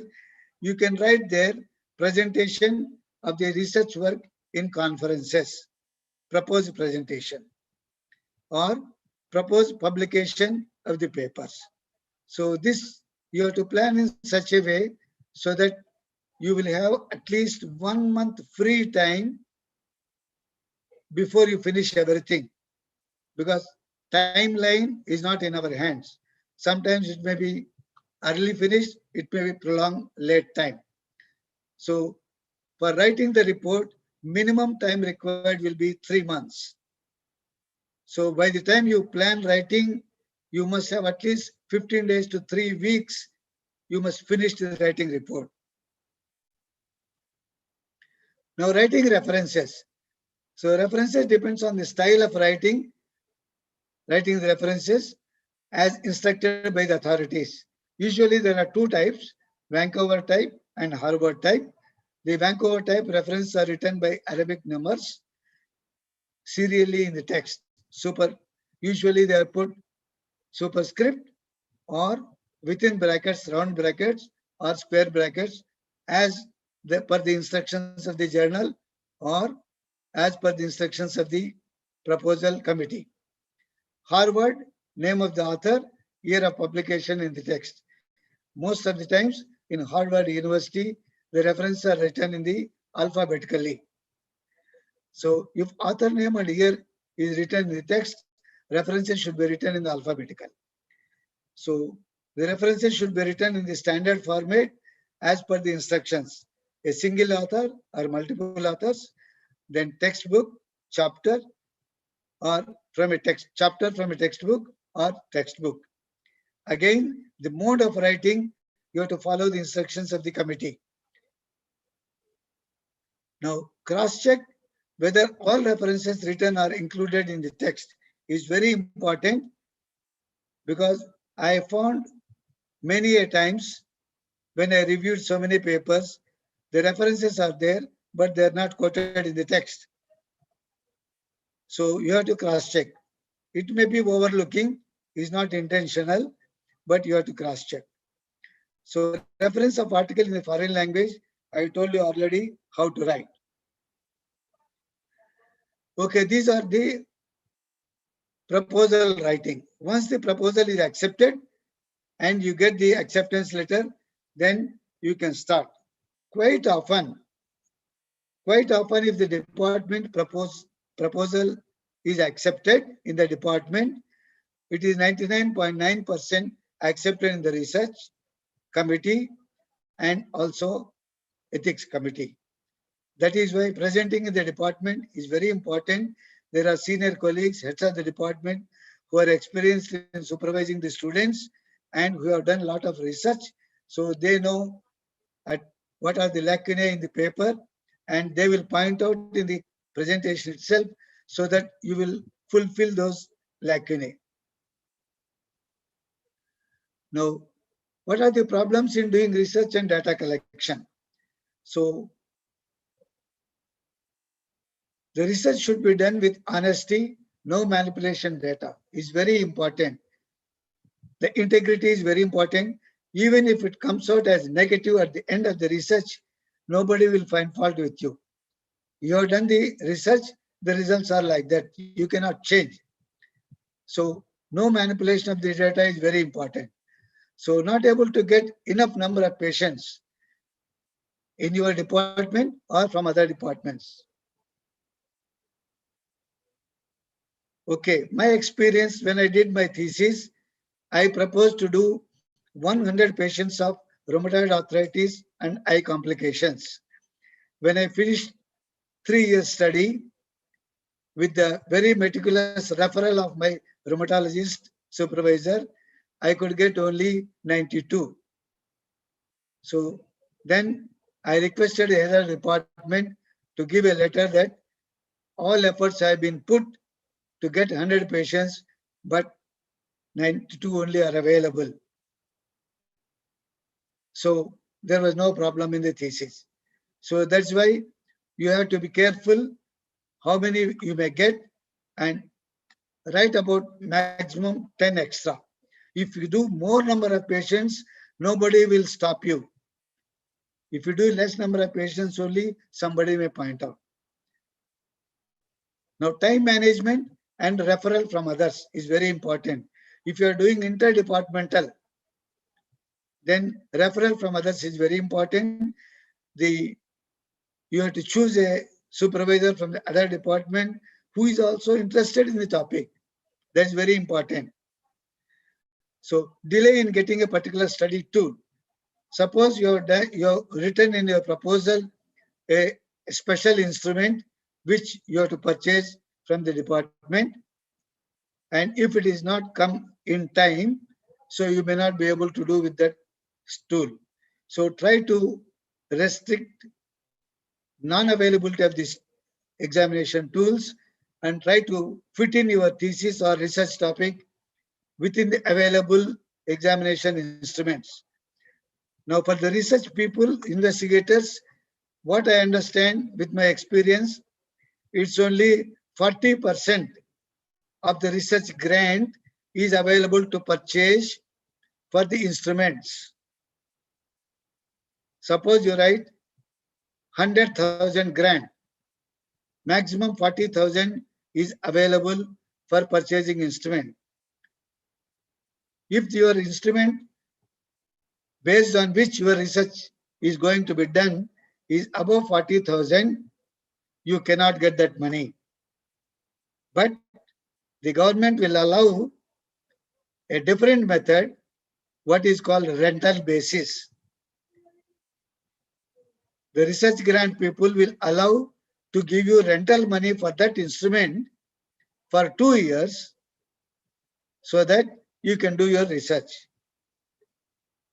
So it is with the collaboration of the manufacturing unit or the providing unit, which company is providing that instrument, you can talk to them.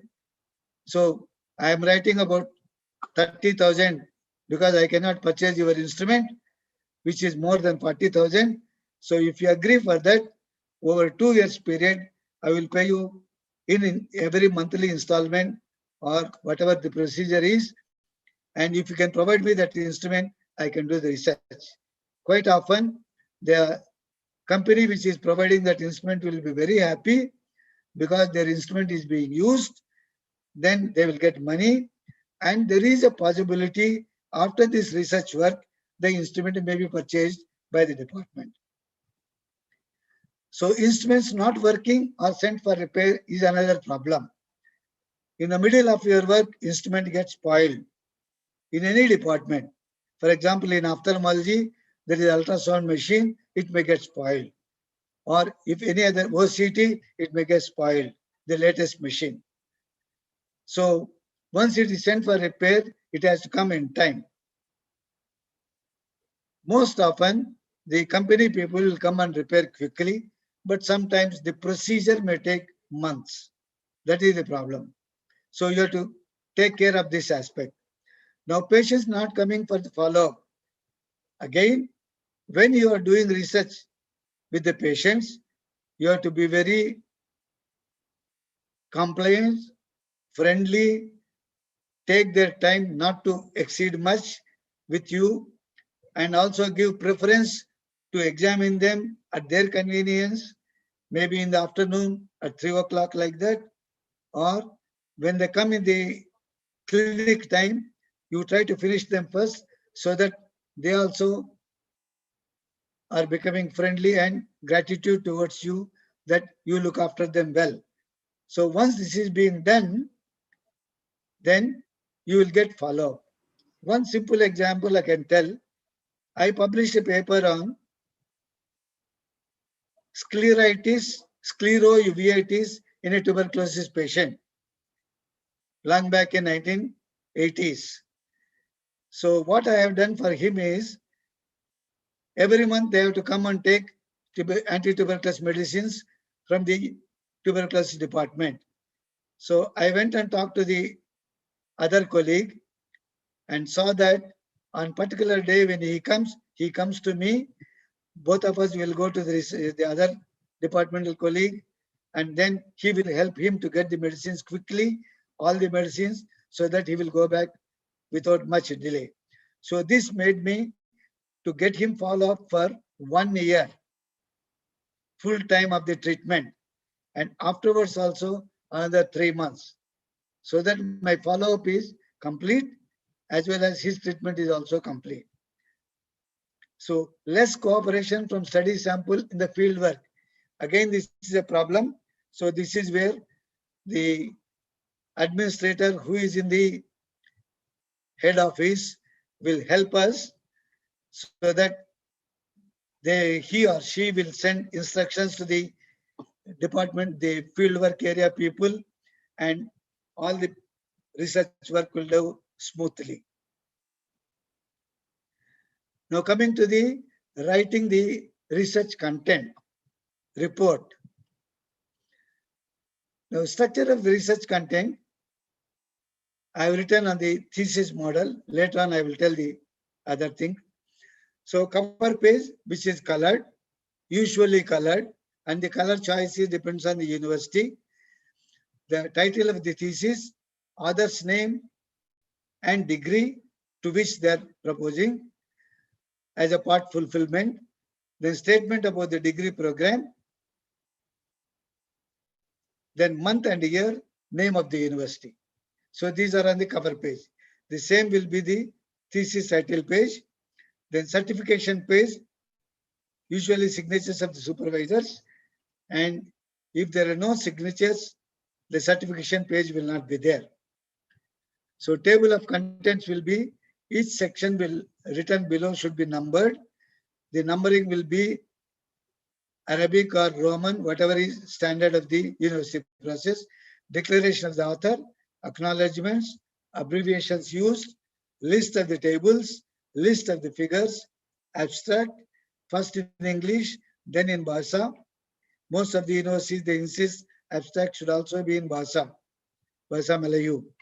So introduction, literature review, material methods, including details of the special study tools, then results, discussion, summary and conclusion, references, appendices, data collection of the pro forma, master chart of the findings, so that if the examiner wants to do something about the statistical test, if he is not happy, he can get the data there.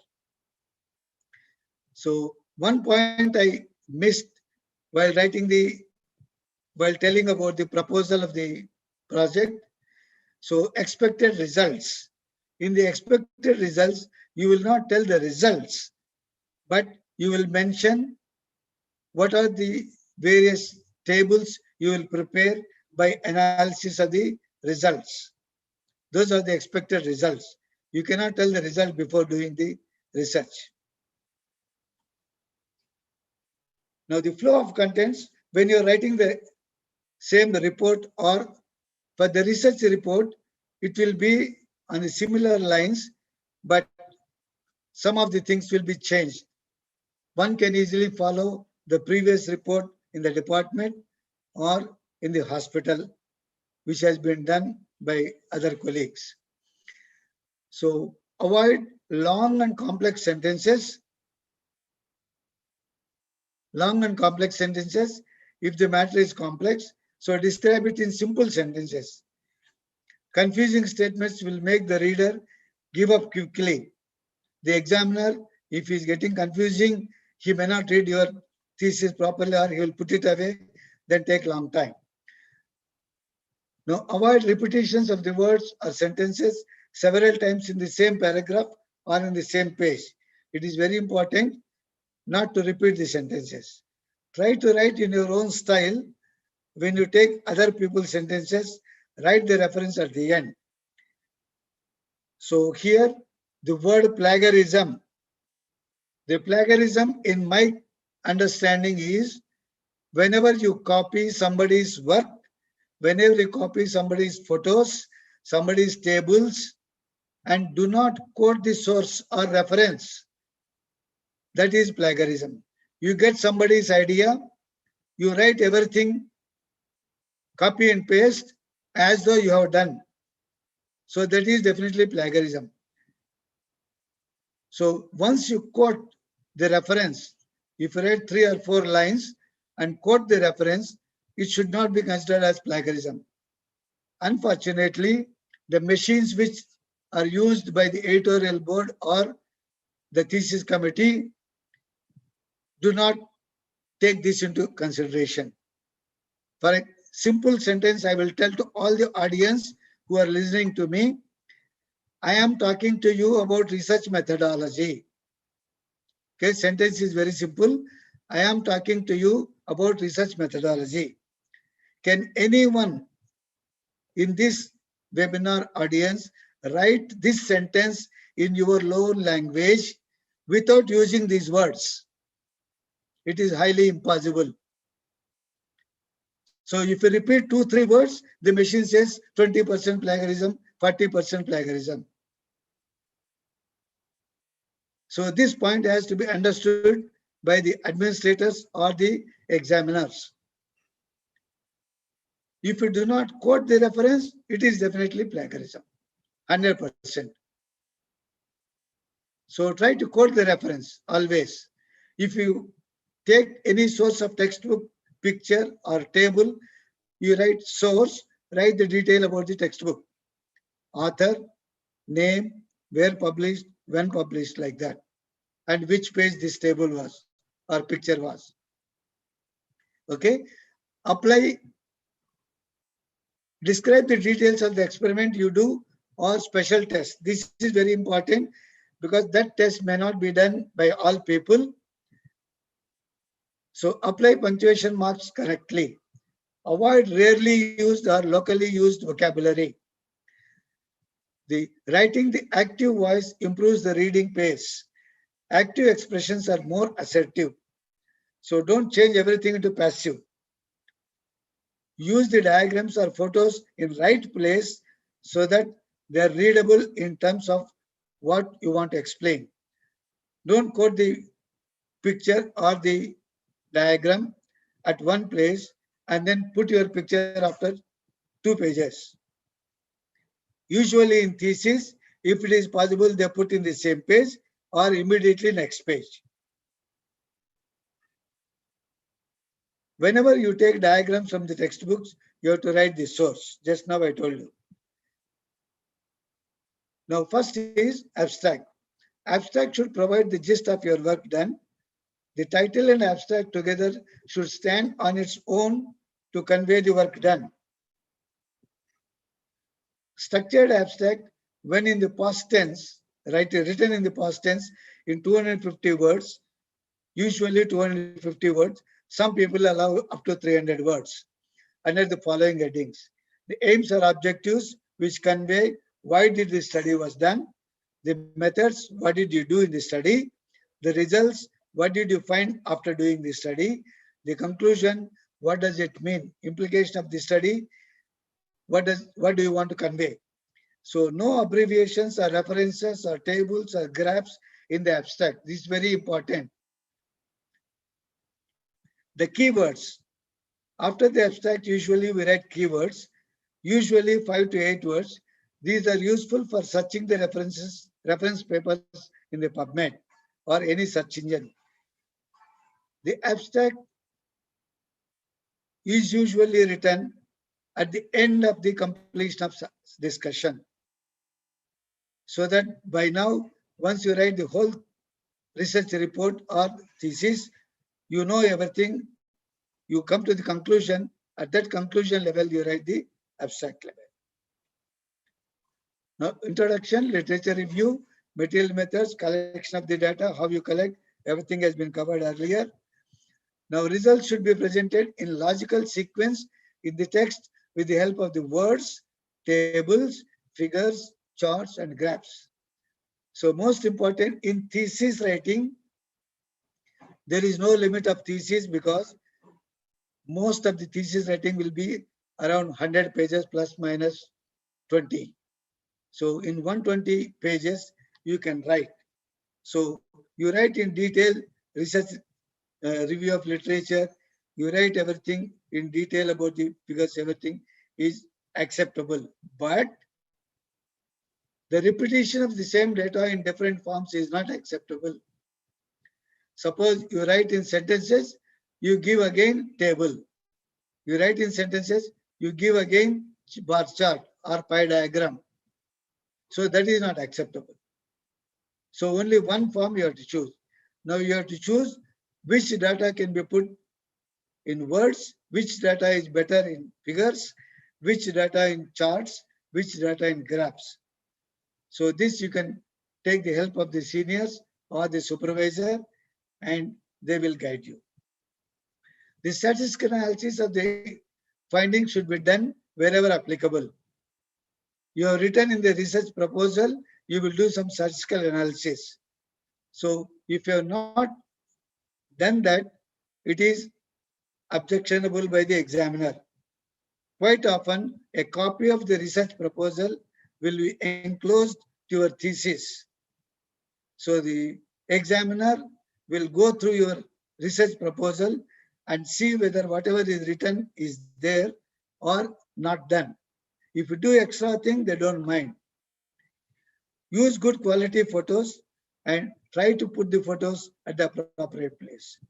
Good quality photos in sense, laser printing. Ideally, photographic printing, not on the paper. Write the source of diagrams if taken from textbook. Now coming to the discussion, explain how the results answer the objectives of the study written in the introduction. Now compare your results with the existing data from the literature in the same order as written in the result.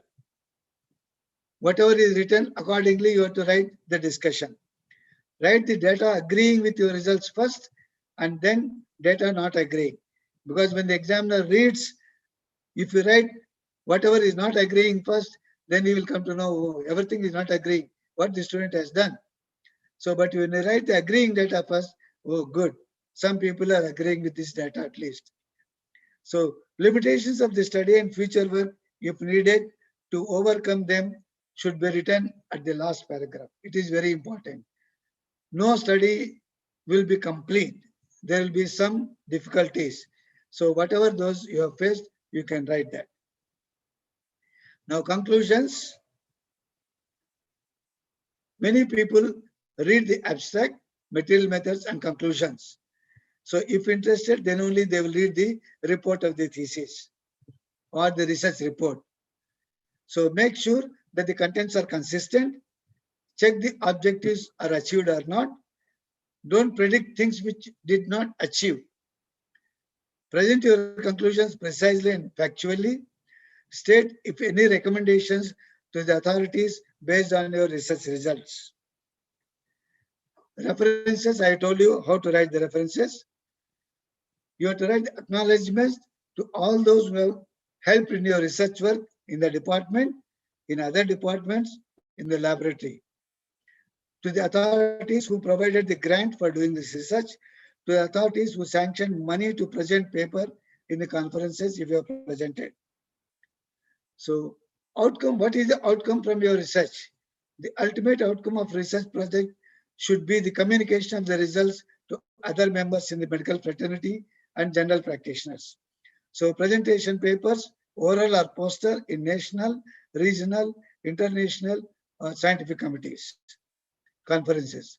So publication in an index journal, publication in a popular press is also important so that the whole country knows about your research. Okay, I just go through quickly sorry, about the students. Okay, final submission. So presentation of the thesis in the department. This is for mainly postgraduate students who are doing thesis. So all these color of the cover page, format, copy of the proposal, thesis, then number of copies as per the department requirement, copy given your supervisor should be the same.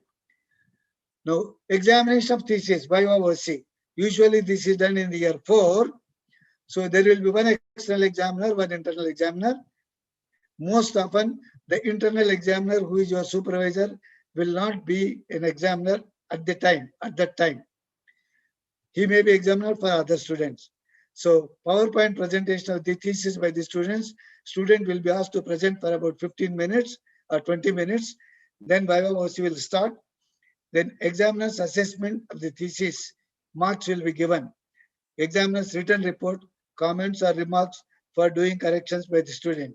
Remember that your thesis has been sent either a soft copy or a hard copy to the external examiner. Usually the external examiners read the whole thesis, write their comments on a piece of paper before they come to the examinations. So don't think that they are not aware about your thesis. So results after Viva OC, you will be told passed with no further examinations, but some corrections in the thesis. The time will be given 2 weeks usually. You have to correct those things and then rebind the thesis and then reprint and rebind thesis and submit to the university, which will be looked by the head of the department before sending to university. Passed with no further examination, but some substantial changes that need to be made in the satisfaction of the internal examiner or chairman of the board of examiners. So deferred to be resubmitted for examination after changes of a relatively substantial nature as suggested by the examiner. This is, you can consider as fail in your thesis. Resubmitted for examination. So if the external examiner is happy with your rewriting, they may not ask for Viva. If the external examiner is not happy, quite often he may say, conduct internal examination and approve thesis. So resubmission of the corrected thesis. Discuss with the supervisor about the comments, remarks made by the examiners. Sometimes may not be relevant, but you have to answer them point by point in order to get your specialty degree.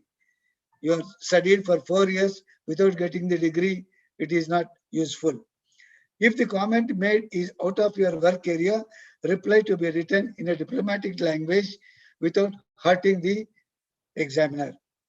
Detailed list of the corrections made in the thesis line and page number to be enclosed to the corrected thesis for verification by the internal examiner. Okay. With this, thank you very much for your attention and hearing. Thank you very much.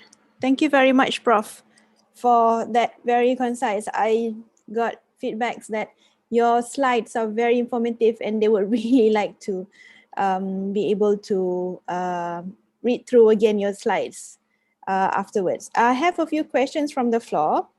You mentioned in the literature review, we start from the literature review. How many literature reviews should we cite? Can we just cite one, or do we have to cite like 10? How do we keep track of that? Okay.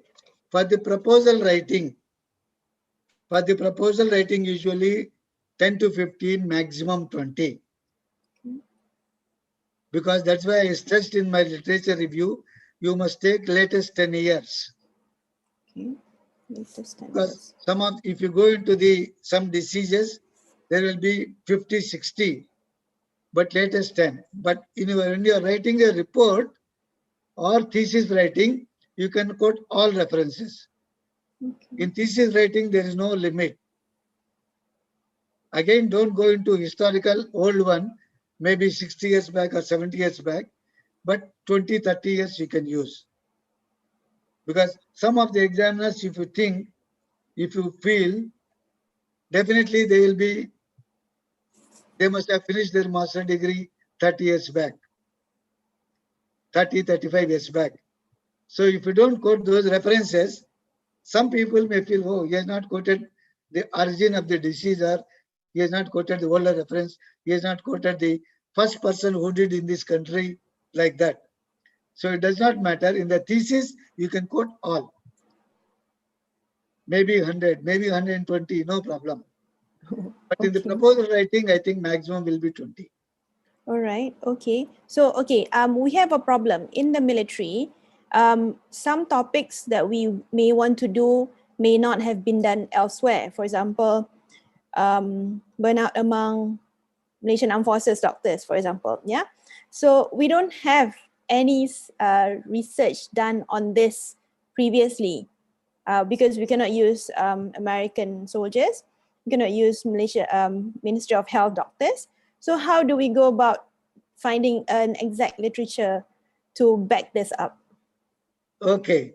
I have got few suggestions for the military doctors.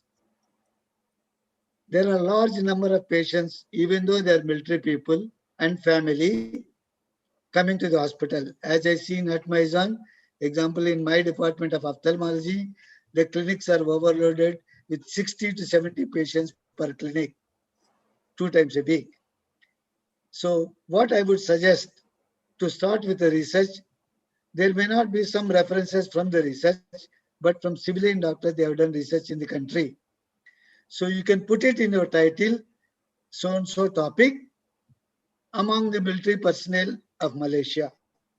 If you are doing the research in active service personnel, you write active service personnel of Malaysia, active armed forces personnel of Malaysia.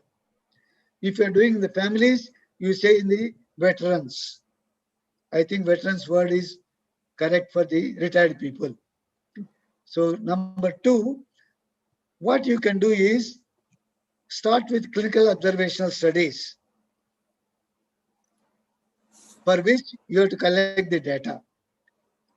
So if you want to do prospective studies, you have to prepare a pro forma, discuss in the department, and everybody should fill up that pro forma. You put it in the case folder. For example, you are doing something on diabetes. In obstetrics department, something on twins. Okay. In surgery department, something on a particular disease. So you prepare a pro forma and put that pro forma in that disease patient. Or each staff should remember this disease we are doing research. So get the pro forma from the reception counter. So they have to fill up all the points when they finish the case. So once you finish that, then you may not go back to the patient. Even if you want to go back to the patient, you can easily trace the folder. So after 2 years or 3 years, all people can sit together and analyze. So my another advice is, you may have a list of projects, 1, 2, 3. If there are 6 specialists in the department, so 1, 2, 3 will be given senior most and junior most, so that one junior will be tagged to one senior on this project, and you collect the data. So when the paper is written, the senior and junior will be there, and other colleagues' names also will be given, because they have collected the data. They have given you the data. Without that, numbers will not come. So this is a collective research. And third thing, if there is a sensitive data, you cannot do. I understand what is called the security. If there is any sensitive data, you should not think of that. Most of the things which are on clinical studies, I don't think it is secure. I mean, there is no sensitivity data there. It is as equal like in the civil services. But if anything, if the administrators feel it is sensitive data, they may stop you to doing that. Or if they're kind enough, they modify. You can do like this. So then you can possible to do it. And last thing. Yeah. There is a Malaysian Armed Forces Medical and Dental Journal. So if one paper comes from each department from major hospitals, there will be a lot of papers. So if everybody takes up one project per year, enough, per year, and you can complete in 2-3 years and then start writing up papers. Similarly, rare case reports you can do. A lot of research potentiality is there. The only thing is you must get some time and help by the seniors. The senior consultants should encourage the juniors to start doing research. Thank you. All right. Okay. Last question for you. I think this is a burning question. How Okay. do you check the validity of the literature that we are using? Because there are hoaxes in other papers, right? So how do we check? Okay. Validity comes on the data provided in the paper. If it is nowhere related, but few words come in the title, what happens in literature review? When you put the keywords, example, ocular involvement in breast cancer, example I'm telling. So ocular involvement, eye, breast cancer. The literature review shows any cancer because there is a word cancer, any breast disease because there is a word breast, and ocular involvement. So when you read the abstracts, you should choose whether it is relevant to you or not. That is very important. If you write because there are a number of references on breast cancer and which is not related to your topic, that is not valid. So when you filter out like that, very few references will be just like your topic. So that is the validity. Now, coming to the number of references of validity, there is no limit. You may have only 2 or 3 references which are similar to your topic. But there may be somewhat related to your topic, maybe others that also you can write down. Okay, that is very awesome.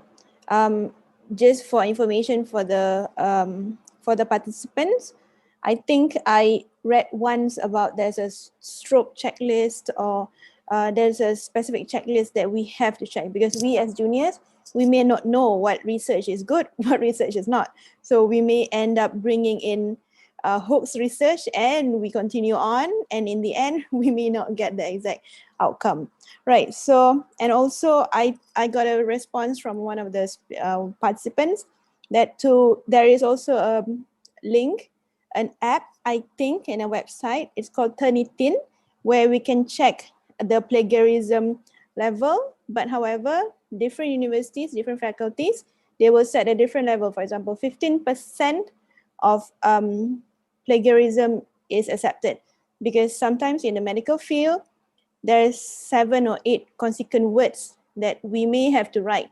So that may come up as plagiarism, which is actually a general term, but it will come up as the 15% or 15 to 20% of the plagiarism acceptable range, right? So Prof, I thank you very much. I will try to conclude. So as mentioned by Prof, the reason why we do research is so that we can publish our findings to be able to apply it to the community. So to ensure your publication is able to be published, you have to make sure your topic is concise and you have very good flow of ideas in the content. You have to write very clear-cut sentences to address the main issues. No going around bushes and trying to lengthen the sentence just to increase the number of words. But you just have to use clear-cut sentences and direct to the point words. And then we can use the available formats that's already available. I'm very sure UPNM or University Malaya or UPM, they have a specific format that you have to adhere to make sure the final proposal and the thesis write-up is as perfect and will be acceptable. And I think it's a good point that Prof brought up, that we in the Malaysian military, medical and dental publication association, we have to get at least one publication each so that we can collect more, so that we can get more literature review for our juniors to be using later. Right. So with that, thank you very much, Prof. Reddy, for your contributions to UPNM, to Hospital Mizan, and also to the workshop specifically today. Thank you, Prof. Okay, one last slide, one last sentence. If any student publishes his paper, his name will be seen in the journal, especially if it is index journal. So it will be read by concerned departmental people. So that is the happiness finally you get, that your work has been read by many people of the same fraternity, and it will be quoted in future. So that is self-satisfaction academically. Of course, you are doing professionally to your satisfaction. So that's why whenever you get some time, people should start doing some clinical research, start with case reports, then do some clinical research, and definitely you will prosper further. Thank you very much for all the participants. Thank you very much, Prof. Right, I think we have our adrenaline rushing, so we'll jump into our next speaker. First, a brief introduction. Personally, I requested him to join this session today because once I had the privilege to attend one of his workshops, and at that point I had zero basic in research. I didn't even know what Excel is and everything else. But with just that one lecture, I was immediately intrigued and interested and came back and immediately used SPSS to analyze my data. Right, so Dr. Subhash Chandra Anak Lelaki Ganapati is the head of the Center for Burden of Disease Research, Institute for Public Health, National Institute of Health, Malaysia. He graduated from University Malaya in 2005, graduated with his Masters in Business Administration in 2010, and further in Masters in Public Health in 2011. Since joining Institute of Public Health in 2015, he has shown a very strong interest in survey methodology and statistics, and graduated as a Kish Fellow, completing his sampling program for survey statistician from University of Michigan, United States of America in 2018. So you know that we have all these national health and morbidity surveys. He's involved in them. So since 2015, with his various capabilities as the principal investigator, and also he was the principal investigator for the NHMS 2019. But beyond that, he has also been a part of the team in several burden of disease studies, especially including the current ones in COVID-19 studies in Malaysia. He has published multiple local international journals, as well as presented in various conferences. His research focus areas on the national surveys, medical statistics, and mortality studies. I think he could give a very good insight in what data means and how to use data and manage it for analysis for our research. So, sir, the floor is yours. Okay, thank you, Dr. Aina, for, I think, extremely kind introduction. Let me get this right. Okay. So, very good morning to everyone. Thank you for attending. I'm Dr. Subhash from Institute for Public Health. Let me get my slides right. Yeah, okay. I'm Dr. Subhash from Institute for Public Health, and most oftenly known as IKU in short, and I'm from the Center of Burden of Disease Research. I thank the military for inviting me. And actually what I'll be doing today mainly is to talk on research management, which is data management becomes an important part of research management. And we do a research to collect data. We do a research to present this data. So data management actually becomes key. And what is extremely important is how do we deal with this data? How do we work with this data? And how do we even understand this data, to stay in short? So to what we have heard earlier this morning, I think Dr. Farhan had covered why we do these studies. And I think an important point that we must always remember is that, look, we sometimes do it because we have to. It's as simple as that. It's your master's, it's your PhD, or sometimes your boss told you to do, you don't have a choice, you got to do it. So understanding what you do is still extremely important. You need to know what you do. And subsequently this morning, Prof. Reddy as well covered, I think, extremely comprehensively what are research objectives, how to do a proposal, how to write the methodology, how to write your whole report, I think up to the very preparation of your report and even your further studies. So for people, I think we have a mixed crowd here today from the comments that I've been seeing since morning. We have some people who want to start, some people who have started, some people who have done quite a bit of research, I think are part of the crowd. So it's great to have a mixed crowd, but usually what you see is if you have done it a few times, you just automatically know what you do. You may not realize it systematically. So I hope this lecture helps. To those who are new, I hope you see a better understanding of data and have a systematic way how to work around these things. But usually a research starts with knowing what you want to do. It's always your objective. And you know, you have said this, you have an idea what you want to do, you have written the objectives out. You are required to write a proposal, a detailed methodology on how you plan to collect your data, how you plan to do the studies and everything. And all this is completely written up. Your proposal is there. You sent it in for ethics review. You get your approval from the necessary bodies. Your boss is happy with it, and you have proceeded to do your study and you collect your data. Now, what I've seen subsequently happens is the moment you collect your data, then you are like, so I have this whole bunch of numbers, this text and everything there. Do I just start analyzing? Is it about running my SPSS now? Because all your objectives, justification, how you write your proposal, this is very often covered in research methodology lectures, courses. You have one-day courses, few days courses to go through all this. And on the other end, you have all the SPSS courses where teach you how to work with SPSS, what to click, what not to click, what test to use and everything.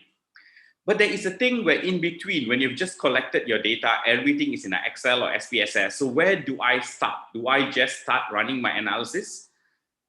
So this lecture is mainly on this part. What do we do before we even think of analyzing the data? And basically, if you're starting to think like this will affect your whole research. This is how you work with data, and you will start thinking about data even at the proposal stage. You're thinking of your data throughout your research, and this gives you a much more systematic approach to your data and your whole study in short. So you collect the data, your data is ready, you're wondering how to start, and then, of course, you need to report your data, which is usually, that's even more mind-boggling. When you have the whole bunch of data and you're trying to think, oh my God, what am I going to report? You literally feel like that guy there. You just feel like slamming your head on the wall. So to understand this, first we must understand there is a difference between data and information. Data is a raw number or input. Information is when we get something knowledgeable out of it. Now there is a big difference between these two, whereby when data, it's a raw input. It's, for instance, you have it like 100. That's a number. You have male, that is just a text. Now this raw input has to be processed, have to have a meaning to it. You know, males is the opposite of females. You have two genders. You know 100, and the information is that it's 100 kilometers. Now, together with the knowledge that we have that 100 kilometers is a large distance, you know that that person has traveled in a very far distance, and this is when it becomes useful. So data is just raw numbers. What we want in research, usually you see numbers, numbers, numbers. This is all that we are collecting. What we want to turn it into is something meaningful, something good, something where we can then present to others. And it doesn't matter what data you see. You don't really need to understand your data to really work with it. But data is data, and this has to be done to all data, whether it's your study, other people's study. Whenever you look at any data, this is how you approach it, basically. So data works in an information management chain. If you see when the first box there, the information, this is actually what is available out there. This is what that is there in a database. This is what people know that we want to extract. The person itself, this is the real information that is out there. The data collectors go and we collect data. We ask them specific questions, we collect specific numbers, we collect specific info from them. And this is then written down as data. This must be entered. Usually now when it's computerized, you don't need pen and paper, or else the data entry must be done in paper. or even if you're doing it computerized, you must enter it into a system or any software for it, and it enters into a database. Now, there are multiple types of database, and a key area that anyone who's especially starting research, working with research, and doing their starting up in this journey with research is you need to check this data. You must edit this data, validate this data, clean this data, make sure the data you have is accurate before you proceed with all the other documentation, whether it's tables, graphs, text, whatever that is necessary. We subsequently go for data presentation. We need to present, disseminate, like how I was earlier discussed. An important aspect of research is presenting your data, publishing your data, so that you hope it reaches the necessary users for it. And subsequently, it enters into useful information for priority setting, and it affects the people who gives you the information in the first place. So this is the whole chain of how data works in general. So when it comes to data management, we're talking about when you collect, key in, share, categorize, organize, or save a data. Anything that you do with data is called data management, and all the materials that you collect is data management. And having proper research management and data management in general, specifically data management, saves you a lot of time, saves you a lot of headache, and sometimes can even save your research, in other words. So you must make sure you collect the relevant data when you do your study. This is why a proposal must be important, a proposal must be thorough, and you must know what you're doing in your proposal as well. But plan your data collection quite accurately, because you want to know whether you want to collect a continuous data that is just numbers, or do you want to collect categorical data? For instance, do you want to collect the person's BMI value, or do you want to categorize them as underweight, normal, overweight, and obese? You can just categorize them and collect that raw information. Another example usually that will face a problem is ethnicity. We usually collect in Malays, Chinese, Indians, and others. That would be the easiest way to collect. But if we collect too much information, you have to ask a lot of questions, a lot of options. But when you collect, let's say, only in 4 categories, what you're left with is when suddenly your boss asks, so how many foreigners were involved? You do not have the info. So understanding what you want to do, what your research key areas are, where you might want to prioritize, how much you want the data you want to collect, as raw as you want them or as aggregated as you want them, this is a judgment call that you need to make based on your understanding of what you want to do. If you collect too little information, you can't do anything. In other words, like if you suddenly want to know how many foreigners are involved, you cannot extract the data further. You never collected it in the first place. But if you collect too much data, this is a waste of resources, because people need to ask a lot of questions, you need to probe, you need to write, you have a long questionnaire, and this becomes quite annoying, affects your research in a lot of different ways in time, resources, and everything. When you collect your data, you need to store your data, of course. You need to key it into a proper place. Your choice, of course, easiest would be Microsoft Word. I've seen a lot of people use it. And technically, that's actually the worst way to do it, because you have a Word file, you want to key in text, it's annoying. Please be familiar with Microsoft Excel when you're doing research. Or you can use SPSS straight if you want to. So now this is actually much of a preference. Are you comfortable with Microsoft Excel or SPSS? You want to save time instead of converting your Excel later to SPSS, so you just want to key it in straight, go ahead. Everything has its pros and cons. Microsoft Excel is almost available in all computers, so that is very good. SPSS needs to be installed to computers. But SPSS is a much stronger tool, in other words. Where you place your data matters, whether it's your personal laptop, work, thumb drive, and where you place matters a lot to the security of the data. You must make sure that nobody else gets hold of especially sensitive information and information regarding any identifiers of the patient, and this is important for ethics and as you to maintain as an investigator and as a researcher. So the first part, when you have collected all your data, you have everything in a database, is to do your data cleaning. Now, this doesn't mean that you wait until your data has finished. You have collected all your data. I want to see 100 patients. I want to collect 1,000 respondents. Only then I'm going to do data cleaning. No, This is not how data works.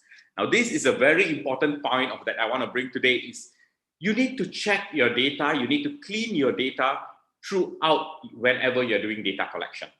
Now, why this is, I will continue on after this. But remember, data cleaning, checking is done during and after data collection. So what we talk about when we say data cleaning is we look for any, did we miss something? Did we not key in the value? Was it that the respondent didn't give us or we forgot to enter the data? Did we enter it incorrectly? Instead of 172 centimeters, we keyed in as 1.72 centimeters. Do we have any extreme values that do not make sense? For instance, let's say like the patient's hemoglobin was recorded as 150. Now, you know, this is biologically just pure impossible to happen. So we look at the data for mainly for extreme values, impossible things where you know the data is just wrong, pure wrong. So what we do, the first step here is when you have your data, during collection, after collection, before you start any analysis, is you got to do data cleaning to get a clean set of data out. Now, interestingly, you will find nobody tells you, or there are not much even publication, not many people write on exactly what to do for data cleaning. They will say data cleaning is important, look at this, these are the domains where it's important and everything. But nobody gives you a do A, B, C, D, E. You know, there's no step-by-step guide for the data cleaning. And there's a reason for this because data cleaning just doesn't work that way. Every data is different. Everything we are looking at is different. And it's very much depends on the individual aspect of your data, how that data works. But the basic concept of data cleaning is you want to identify these errors. And if possible, you want to correct these errors. If you cannot correct these errors, you must make sure at least it doesn't impact your study results. For instance, like I said, if the hemoglobin is recorded as 150, now this is going to just skew your data all the way. Your mean is going to change. Your standard deviations are going to go bad. If this is one respondent, it's fine. If it's multiple respondents keyed in wrongly, the bigger the impact to your study results. So you must do this data cleaning. Again, I say a must do this data cleaning in order to make sure your data is good and you do not have much problems or queries or people don't question your data too much and you have the right information to send. Now there are, I know basically I'm one of those people that you can say the weird peoples out there who likes research, who like statistics. Now, among this group of weird people, you will find a smaller niche of people who like data management. We just like moving data around, organizing it, changing it, seeing how to work with data. But even as weird as we get, I think there's no one who likes to do data cleaning because data cleaning is a thankless job, it's dull, laborious, painstaking, irritating, annoying, just use whatever words you want, but it's never a nice thing to do because it takes a lot of time, because it's just got to be done painstakingly slow. And technically, nobody gives you time to do it. They think that the moment your data is there, you can start analyzing. People are starting to like expect you to come out with, tell me what you have found. Because why? You have already completed your data collection. But this is a very important step because if you make a mistake, the cost of the mistake is huge because your values are now totally going to be different from what it is supposed to be or what it really is. So data cleaning basically is to make sure your data is accurate and the best way to describe I found so far that has been described is it actually comes in 3 stages: screening, diagnostic, and treatment. Now, anyone who does data cleaning would do these steps. Maybe you just don't call it in such different phases. But when we do data screening, we are looking for any irregular, unexpected, out of the ordinary results. Anything outliers, including where there are too many data or there is too little data. Now, I told you, you might sometimes forget to enter the data inside. And at times, you don't be surprised, you may have too many data. You would think that I'm supposed to have 100 patients. And when you analyze, you'll suddenly find you have 110 patients. And you'll be wondering, where did these 10 people come from? So this needs to be sorted out. Sometimes you copy and paste into the wrong cells. You have missed the columns. It has moved. you were supposed to exclude a few patients, they were accidentally included in your analysis. So all this needs to be checked into, and you need to look at this, whether these numbers are accurate. And how do we know whether these are strange values or not? Prior expectation, investigator experience, you look at other studies, what they have done. But the basic idea is use your common sense and look logic. You are doing this area of study. You must have read literature on it. You are a researcher, you know what you're talking about, and you know that these things are there, and you look based on common sense and logic. Is this possible? Is this not possible? If you have a predefined expectation of what your normal range would be, this would be great, because you at least know then that if anything gets beyond what you usually see, you can then move to flag the data. You can at least pick up this data and then you can decide. So you do it during and shortly after data collection. If it's automated where suddenly the values go too high or too low, you can then immediately then flag it and see, and it will be then obvious to you. Flagging just makes it obvious to you to know that the data is now something that is odd. So we can do a lot of different screening methods, validated data entry or double entry. We can look at browsing at the data tables after sorting it. We can do printouts. We can also do a graphical exploration of the distribution or the box plots.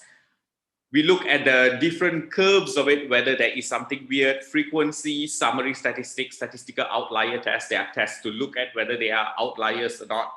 Now this, I shall not go in detail in all this, but there are a lot of ways where we check this data to make sure. If two people enter the data, it's unlikely that two people will enter the same data incorrect in the same way.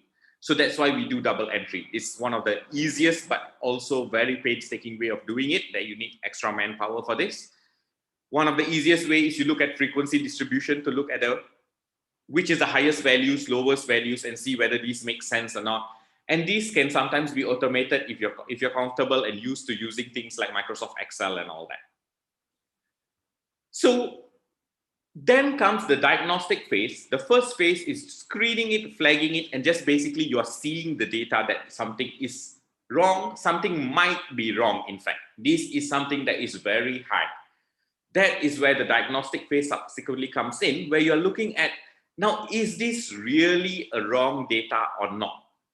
Now, it's very simple to say that when somebody keys in that their height is 150 meters, it's a wrong data.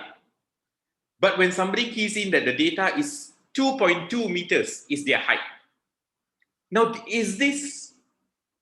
that's like extremely tall, 2.2 meters. But it's not impossible for a human being to be 2.2 meters. So is this right? Did I collect it wrongly? Was it keyed in instead of 1.2, they keyed in 2.2? Was it something else? Now, this is a decision that must be made, that you are now trying to realize whether this is a true normal, a very extreme value that is correct, or is it an impossible or wrongly entered data? So you can look at previous studies, or you can collect additional information, which is why we do this thing, this part of the process during data collection, is because you can ask your data collectors, if you yourself are not collecting it, was this a true value? 3 days ago, last week, you submitted an entry that says that the person is 2.2 meters. Really? You saw a guy that tall? Now, when your data collectors, it's still fresh in their mind, you have still contact with them, they're still working with you, it makes it a lot easier. If you yourself are collecting the data, even more, you will remember something that you saw very recently. So this makes it very easy for you to then verify and correct it if necessary, and also not miss the true extreme and true normals that might be there. You can't just assume that this is illogical data and remove it. So once we know what we want to do with it is the treatment phase. This is the part where I said, where we need to correct it. But most importantly is if they are impossible values. Now, like how I said, a 2.2, we might assume that it is correct. We still leave it there. If we have no way to verify, let's assume it's normal, that is fine. But if we have somebody who has keyed in a data that says their height is 15 meters, Now that is an impossible value to have. And you cannot say that, well, this is what is the data that I got. I cannot change my data, so I have to leave it there as it is. No, this is a biological impossibility, and it must be dealt with, which is the very least, if you can't find the correct answer, you need to remove it out of your analysis because it's going to skew all your results. So what we want to do is to reduce these errors, and we take a lot of different ways where we can reduce the entry where it was done wrongly. This is through proper training. We can have manual guidelines, limit the options of entry, make sure that the entry, whether if it's values, you have a data limit that it can be entered, or you limit the entry for, let's say, ethnicities, you limit the entry that can be keyed in. You set proper standards. The easiest would be, if you want to make it in months, make sure you include as 12 years, 6 months. But if you leave people to just enter whatever they like, for instance, if they key in 12.5, is it 12 years and 5 months, or is it 12 years and 6 months? So these things becomes confusing when you have to deal with the data. And remember, it's always a feedback system with two-way communication. If you think your data is not good, if you are not sure, make sure you send this information back to the data collectors to verify with them. If the data collectors are not sure, this is a feedback for you to improve your system of collecting so that everyone is clear, all the data collectors are clear, and you have to pick up data entry sheets to see these errors as and when they immediately appear. So, as how I said, first we have a whole set of data. Make sure your data is accurate. You make sure your data is accurate by doing data cleaning, and you have a clean set of data now to work with. Now, so the data is, to your knowledge and to your best knowledge at least, now it's sort of ready. You know that there is nothing weird in the data, that you have a clean set of data. So do you just proceed with analysis? No, don't rush the steps first. You still have a few other things that you need to do. One thing that is key and very important before you even think of analysis is data transformation. Now, data transformation is when you modify this data. Data modification is when you categorize this data, when you recode this data. Now, you have, for instance, you've collected the height and weight. You are going to calculate the BMI subsequently. You are going to recode them into different categories based on this. Or you have collected the ethnicities. Now you want to collapse them all into others. Now, this data modification work has to be done first. And like how I said, this categorization, this recoding is done before analysis because it will impact how and what analysis you use. It impacts how you present your data. It will impact what information you send. So you got to think about, how do I now want to present my data? How do I want to correctly transform my data? Which includes correctly transforming your data for analysis purposes. Certain analysis, like when you run regression and all this, you must recode your data correctly for the 1, 2, 3, 4s, where you number it, which those who have used SPSS will be familiar with this. And all this process must be taken up. Now, if you look, this is a key step towards analysis. And if it's possible, and train yourself, if it's not possible, is what you want to do is, even before you start data collecting, you are thinking of this step. I know I will get my data. I know I will collect my data. I know I have to clean and monitor my entry. And I know that I will need to categorize.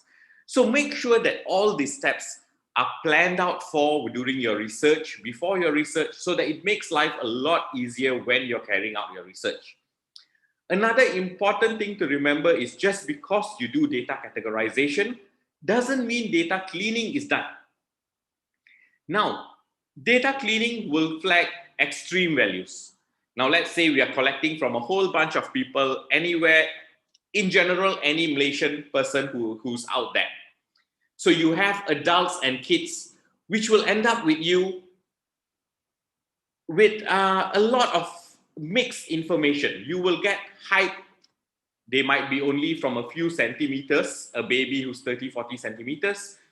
Or you might have adults who are 2 meters of height. You may get weight that is 5 kilos, 10 kilos, and you might get weight that's 150 kilos.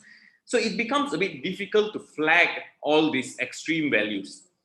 But when you do categorization, let's say when you calculate the BMI out, you will do a data cleaning again. This is yet another process of data cleaning when you do your categorization to make sure that you don't get a weird number.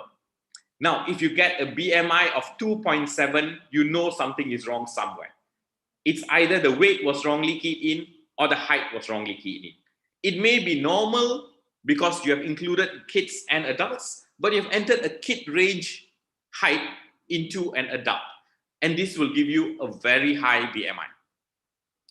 So vice versa, remember, data cleaning is done together with categorization, which is why it's important to also plan for this. So once we have this, what we would then do is the analysis. Now we have our data right, correct, clean, and nice. We know that at least to our best knowledge, our data is accurate. We don't have any illogical numbers inside. We have categorized it into different categories on how we plan to report it and how we plan to analyze it.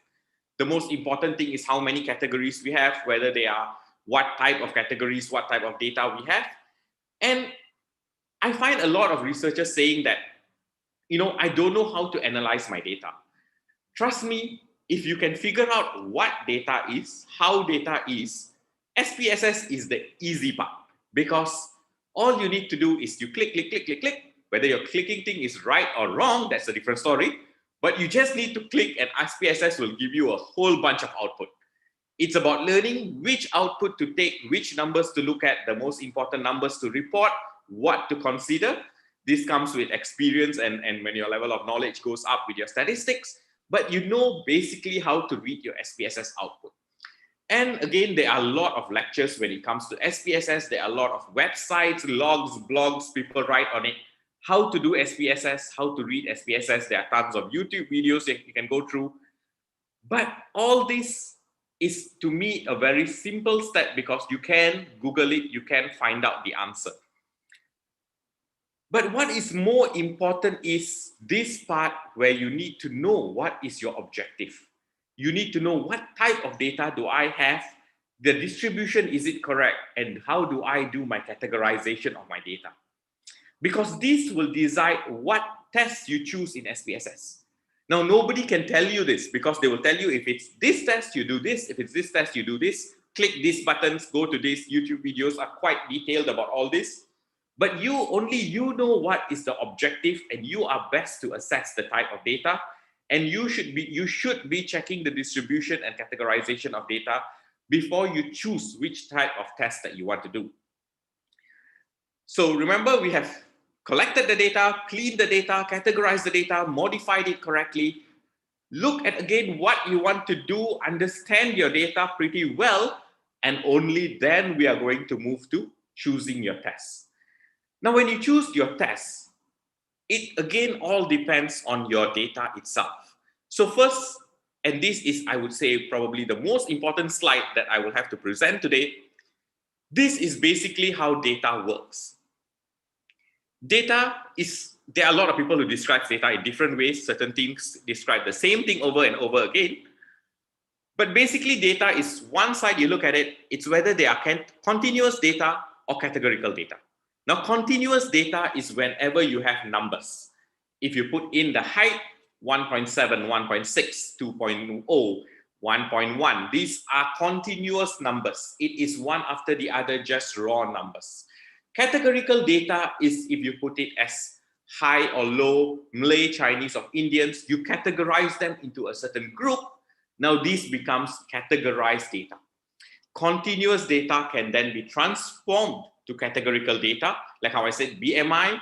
If the raw value, this is a continuous data, 23.1, 27.5. These are continuous data because these are numbers. If you categorize them to underweight, normal, overweight, obese, this becomes categorical data. So data has only two types, whether they are continuous, whether they are categorical. Look at all the data you have and decide first, is this continuous or categorical? Do I want to present it in continuous or categorical? If I need to categorize it, recode it. And what is the best way to categorize them? normal, abnormal, or mild, moderate, severe, or normal and moderate and severe in one group and normal in the other group? Well, this depends, like how I said, what do you want to say in your research?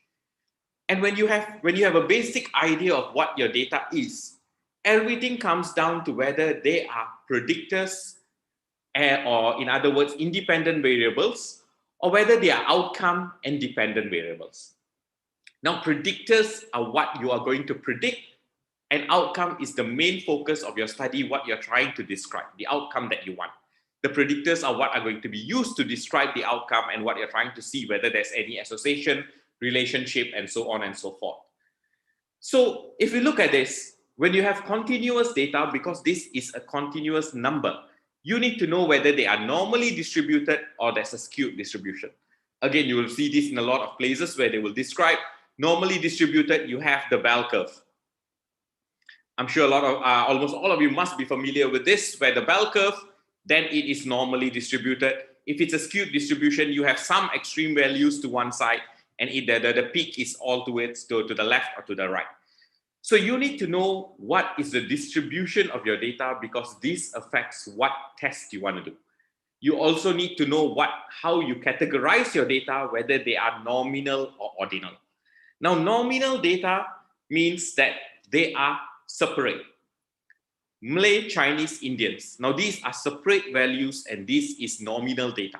Now, ordinal data, there is a certain rank, 1, 2, 3, mild, moderate, severe. This is a ranking system.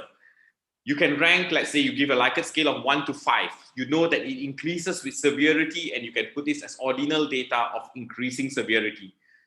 Now, don't say if you're single, married, and divorced as ordinal. No, this is, even though this is the order of how things happen, not necessarily get divorced, but this is not an increasing severity.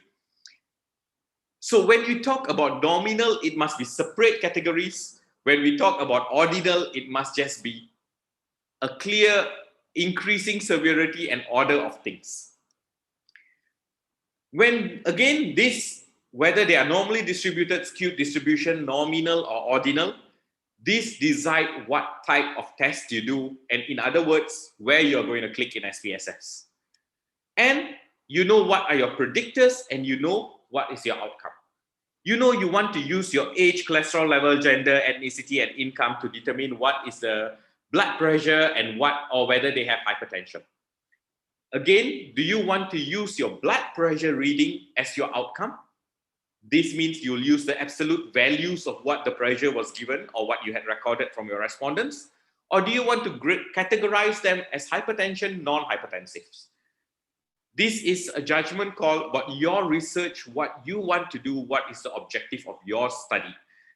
Based on that, you decide that where you are going to categorize, how you are going to categorize this. This is why this is done way before in your research, or not way before, just a bit before, where you are deciding how you're going to categorize them and how you're going to transform your data.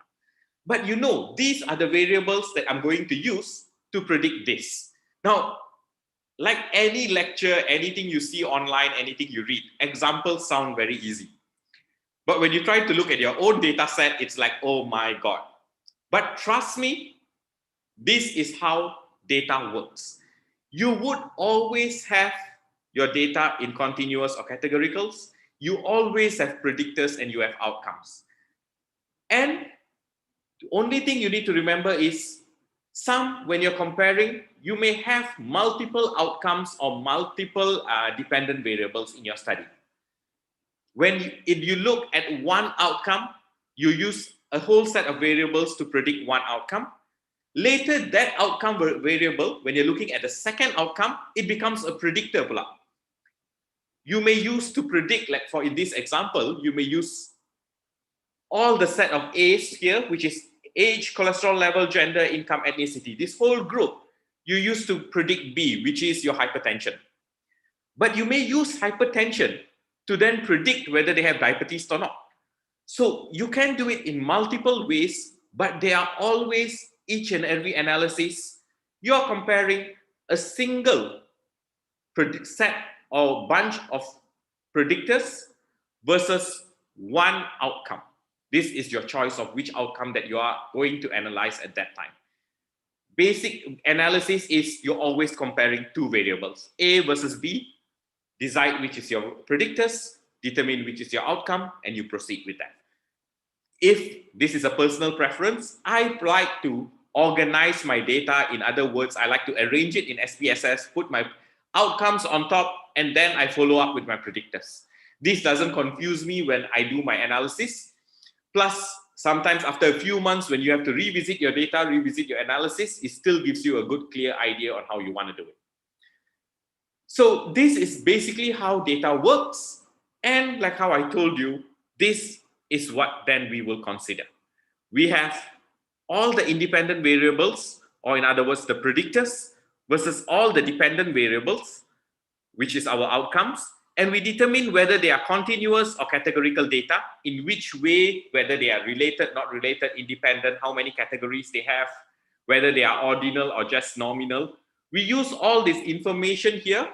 We look at it, whether it's normally distributed, skewed distribution, and we can determine quite simply how the tests are done. If it's a single point versus a continuous dependent, we are using a one sample t-test. If we are looking between two continuous variables that are independent to each other, they are not related. When I say not related, like age and weight are not related. Meaning, when we say related, it usually means that it's a pre and post. It is the same person that you're collecting the data with. Now that would be related. It's usually the same individual. If you collect different information from the same individual, then it's not related because they are two independent variables. So you look at independent samples. If it's normal, it's Pearson. If it's skewed, it's Spearman correlation. If they are related samples, you use a paired t-test or you do a Wilcoxon sign rank test. If this is two continuous variables, this is what we do. If they're categorical variables, we decide whether they are two categories or more than two categories that you have decided. Again, which is why transformation becomes important, because it decides what kind of test you do and how you interpret. If there are two categories versus a continuous variable, you do an independent t-test or a Mann-Whitney U test. And if there is more, then you do a one-way ANOVA and subsequently post-hoc test, or you do a Kruskal-Wallis test if it's a skewed distribution. Now, categorical data, if it's a 2x2 table, most often done is figure exact. If it's more than that, it's chi-square. Now, this is sort of it may be slightly wrong what I'm saying, because what I'm saying is how SPSS gives you the output. If it's a 2x2, SPSS will give you a chi-square and a figure exact. If it's more than 2x2, SPSS automatically gives you only a chi-square. Now, it doesn't mean that a 2x2, you can't use a chi-square, or a figure exact doesn't apply to something that is a 3x2 table. You can still do it, it's just not normally done in SPSS, that's all. But any categorical variables, no matter how much, it's figure exact test and chi-square. If they are ordinal data where you can rank the severity, you use Spearman correlation for this. And if they are related samples, you look at a McNemer test. When you say related, for instance, that you're talking about, let's say smoking cessation, you want to see how many people pre the intervention program and post-intervention program, what is the proportion of people who were smokers who have quit smoking. So this is a related sample where you want to know the same individual smoking or not smoking still. So this would be a McNemer's test where you do to look between related categorical tests. Now this is a very basic layout of all the tests there are that is usually done, most commonly used, and usually would cover most analysis that you want to do. Again, I would have to stress, this is definitely not the most important slide, because you can easily find out this answer anywhere. A quick Google will give you all these answers. It is all the other part of it where you decide how the test, which type of data you have, whether they are continuous, categorical, independent, related, how many categories they are. Deciding all this and deciding this for your research becomes the key point here that I want to stress. So like how I said, what type of test is used? In one single slide, actually you can cover it. How to click? Well, I personally think you can always Google it, you can always YouTube it, and it's not going to be that tough. Reading SPSS output, yeah, that is a bit tough. You know, I personally think SPSS gives you so much of information that it takes quite a bit of time to sieve through everything that you don't want and just stick to the one number. Actually, you just need one single number, the p-value, and yet it gives you tons of information. But this comes with time, and usually it's quite easy to do. You just sort of turn a blind eye, don't look at the rest of it, just take what you want from what the blogs have said. We are done with that. So analysis becomes not too difficult to me. And based on this is how you want to report your data, whether you want to use a table, you want to use a statement, whether you want to use figures, graphs, whatever form that you want to report your data. This is all then subsequently a decision carried out from here on. So this is basically how data works. So what I want to stress, I think I'm still within time, if not early, is what is most important is plan your data collection. And when you are going to plan your data collection, you are planning for what you are going to write in your report even before you start your data collection. You do not want to collect too much information. You do not want to collect too little. How do you want to categorize it? How do you think that you want to analyze it is decided beforehand. Be careful which data that you may want to have extra information. Be careful which data that you think there is no way I'm going to describe this in detail. For instance, education level. If you see there's so many different education level from not schooling, sekolah pondok, sekolah rendah, completed Form 3, completed Form 5, completed Form 6, pre-university, diploma, degree, master's, PhD, postgrad, postdoc. Well, you can go on and on and on if you want. But do you think you are going to compare it in such great detail? Now, if you don't think so, do not collect the information. Do not make it difficult for the data collectors to collect the data, because then they will make a mistake. And do not make it difficult. Do not waste the time of the respondent themselves, because if it's confusing, they will ask a lot of questions. This wastes time in research collection. And also when your data collection is confusing, what happens at the end of the day is they lose interest in giving you the information, and your quality of data will then subsequently drop. They will be like, okay? I'm a very practical person, you see. You stick to that, how you know people will behave. This is how normal humans will behave. And you are stuck with a poor quality data, everything sikit, ada, and that's it. And end of the day, you are stuck with poor quality data. You are forced to report this data, and you will be scratching your head wondering, how do I then now interpret and explain to my boss, this is my findings. So plan how do you want to analyze them. Now don't analyze everything under the sun. Know which is your outcome, know which is your predictors.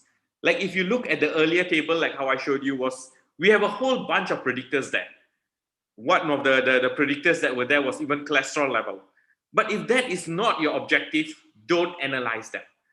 If your objective is not to look at, is there a difference in height and weight between males and females? This is not your objective. You have the data. You have the height, you have the weight, you have the BMI, you have the gender. But if this is not your objective, height and weight is not your outcome, gender is not your predictor. Do not analyze it in such a way. So be very clear what you want to analyze and in line with the objectives that you want to do.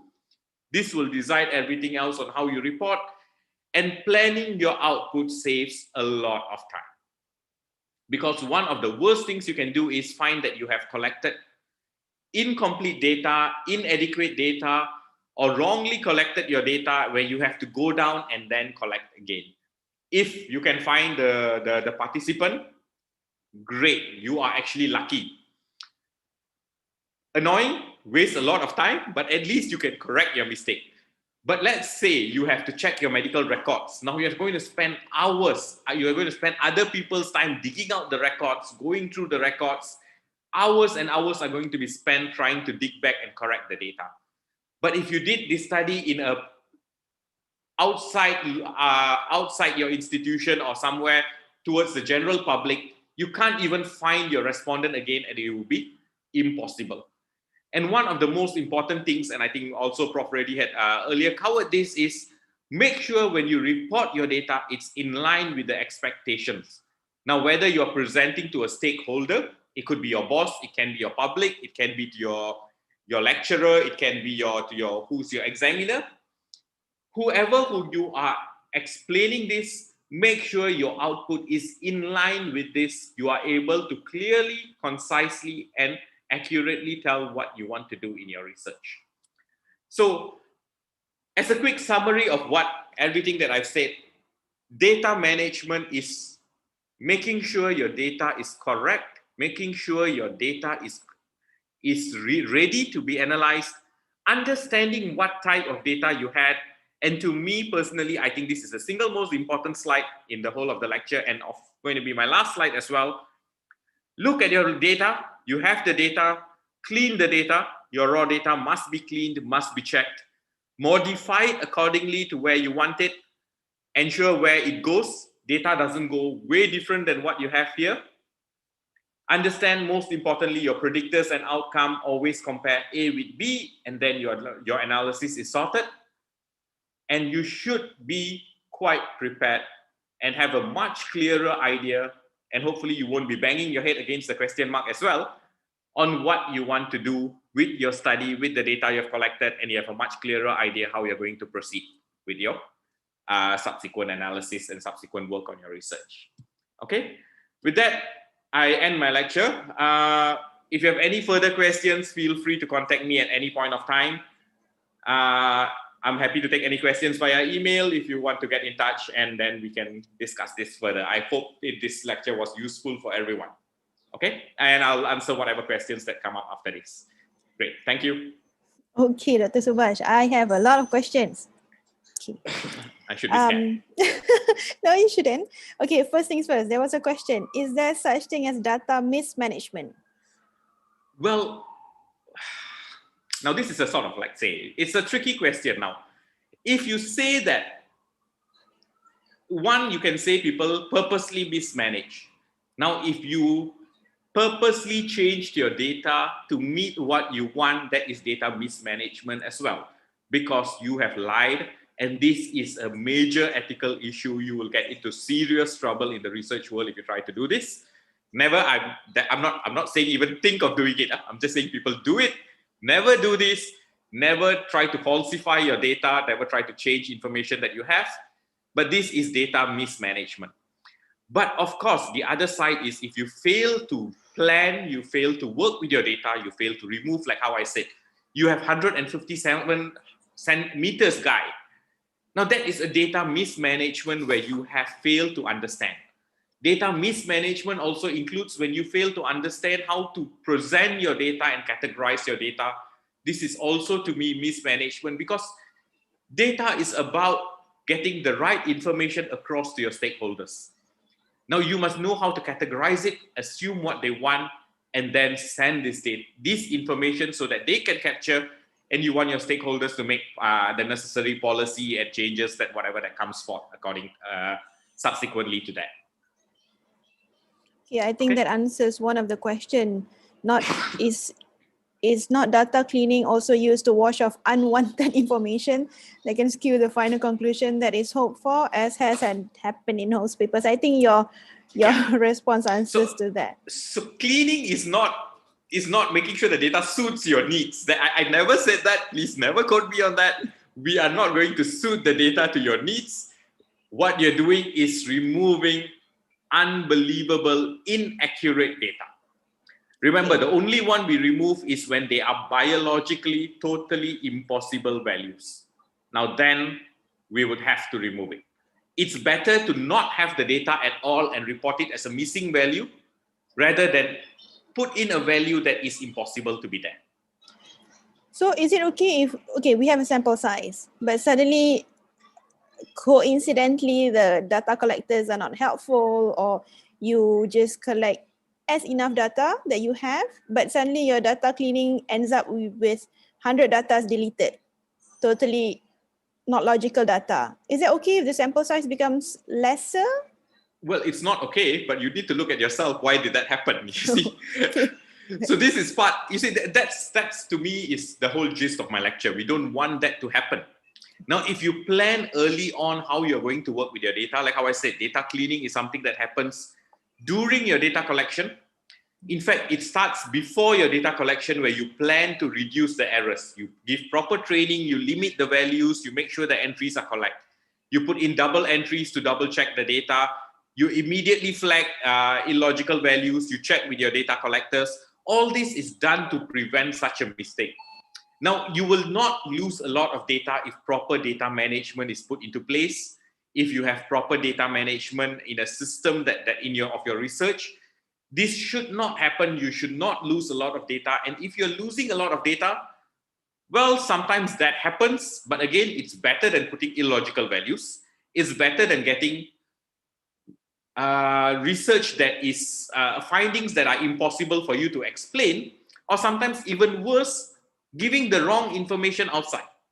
You may be sending the wrong information across to your stakeholder and policymakers, and this is, again, that your job as a researcher is to give the right information. Now you must make sure you do it the best of your knowledge, the most accurate information, and this is how you would proceed with it then. Okay, so you were mentioning that that is how we report back to the bosses and stakeholders or those who ask us to do the research. But what happens if I'm thinking suddenly our data analysis and such goes against the objective, like a negative finding? Is that okay? Because sometimes even skewed curves are considered normal sometimes when we have cleaned all the data, right? Yep, definitely. Skewed data will be there. It's like how I said, it's our work as researchers to collect the data. If you have a skewed data, one of the first things that you got to do is first check your data, whether your data is accurate or not. Did I miss certain part of data cleaning? Did I incorrectly enter my data? Or could my data even be wrong because the instrument I used to collect is wrong? Now, your weighing scale might be off. You forgot to calibrate the weighing scale. Your guys were throwing it left and right during data collection. You were knocking it in the car, up and down, bouncing everywhere, and it has totally gone haywire. So all the weight that you had collected is all wrong. Now, there's nothing you can do, but at least you know that you have collected the wrong data and you can do something about it. In other words, remove all the data. You just have to let go. If you have lost, let's say, 100 respondents because of that, you will have to collect another 100 respondents to cover up for this. Now, that is better than putting in the wrong results. If you think that you are skewed because this is a normal skew, then that is the data that you have. You look back at the methodology about how you had carried out the study. If you're confident the way you had done it, your instruments are correct, everything is done. Maybe skewed is the current situation outside that. Well, you can't expect to do, it's impossible to do a research, or in other words, unnecessary to do a research if you already know what you're going to find. Because that's the whole idea of research. You want to answer a specific question, or at least your boss wants to know what is the answer to a specific question. Now, it may not be to his liking, but that is your findings. Now, as researchers, it's our job to make sure that we have that integrity to do the research correctly. It is methodologically correct, data is handled correctly, and we bring this information to the stakeholders. Now, there's a reason why these people are our bosses, because that's their headache, what they want to do with it. So they will then decide, how do I deal? But this is beyond what we expected. We didn't expect this group to be the highest. Well, boss, that's your headache. You are there for that reason, So we leave it to them to decide. But like how I said, our job is to present the right findings to our bosses, to our stakeholders, even to public. They may interpret it in a different way, but it's our job to communicate in the best, most clear, precise way what we have found, so that they can evaluate our results and decide how they want to subsequently work with it. Okay, for us, younglings, we have population, we get data from our clinics and such. Is it wrong to already have a data and think of what the objective, when we go backwards from a data, then we think what we want to do, and then we create a topic? Or does it have to go from topic, data, objective, and then data? In other words, you want to do reverse engineering? So? It's totally fine. You see, what you have is data. When you collect data, for instance, you collect a bunch of returns and people will submit monthly, daily, weekly, yearly, and some continuously collect. Now, like how I said, this is just data, it is not information. Now, when you think of just reverse engineering, actually, you're actually starting from the same spot. It's just that your database is ready, but you are just starting to line out what are all your objectives. You are lining out your objectives. You will still go through the same process of now taking this database.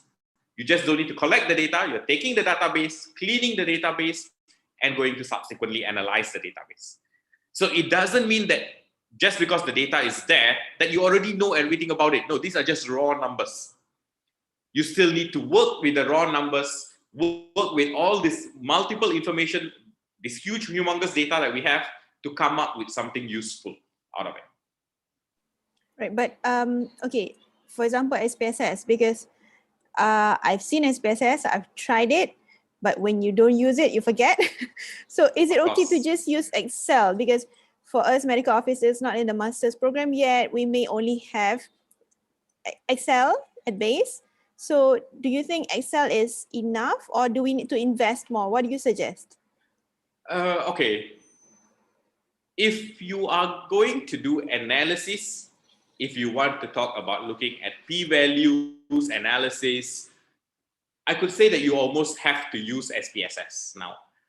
But of course, I'm not promoting SPSS there. What I mean is you got to use some statistical software to carry it out. Now there is SPSS, Tata, SAS, even R. If you don't want to buy it, learn R. R is free, it's just not so easy to use.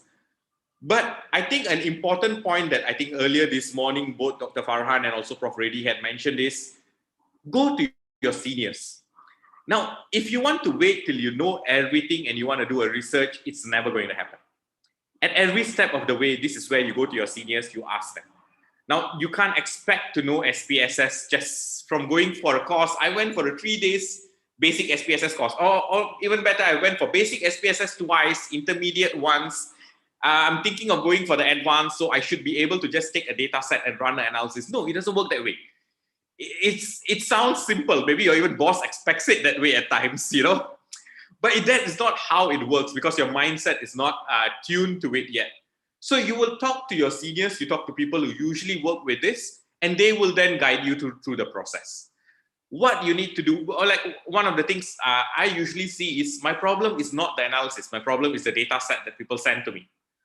I got to spend a lot of time because I don't understand your objective and what exactly you want to do. I don't see it in all the different angles, or maybe most of the time I don't have the clinical expertise to work with this as well. So I need to understand what you want, get the data set correct. And once that is done, SPSS is easy. You just click. So there are a lot of people who can help you with SPSS. You have to approach them, learn from them. It's a trial and error thing. But like how you said, if you said like younglings who want to learn it, go to the right people, go and learn about it. But you need a guide for sure. It doesn't happen. Excel is an excellent tool for data management, but not for data analysis. Okay, so last question. Does it matter to have the latest version of SPSS 26? No. Oh, it's right now is what, 26? Yeah, it Okay, is. I have 23 in my computer. I was working forever with I think 17 or 18. Well, you see, when they do a latest version, it usually just comes up with something new, something more change, something better. Layout changes, colors changes, the output looks more interesting to look at. That's all. But most of the time, we are not going to use all this. Now, I mean, without being said, sometimes the mathematics behind how analysis is done also differs. I'm not denying that. This is based on most recent. But it doesn't mean that the previous methods are wrong or it's completely not valid. Which is why you see when we report our work in publication, we will always write this analysis was done in IBM SPSS version 22, version 25, because we want to tell exactly what was done. And in other words, what was the mathematics behind it, so that if somebody else reproduces with your data, they can reproduce the same thing. It will not differ, which is that's the reason why we report on including the version. But these are minor differences that actually doesn't make that much difference.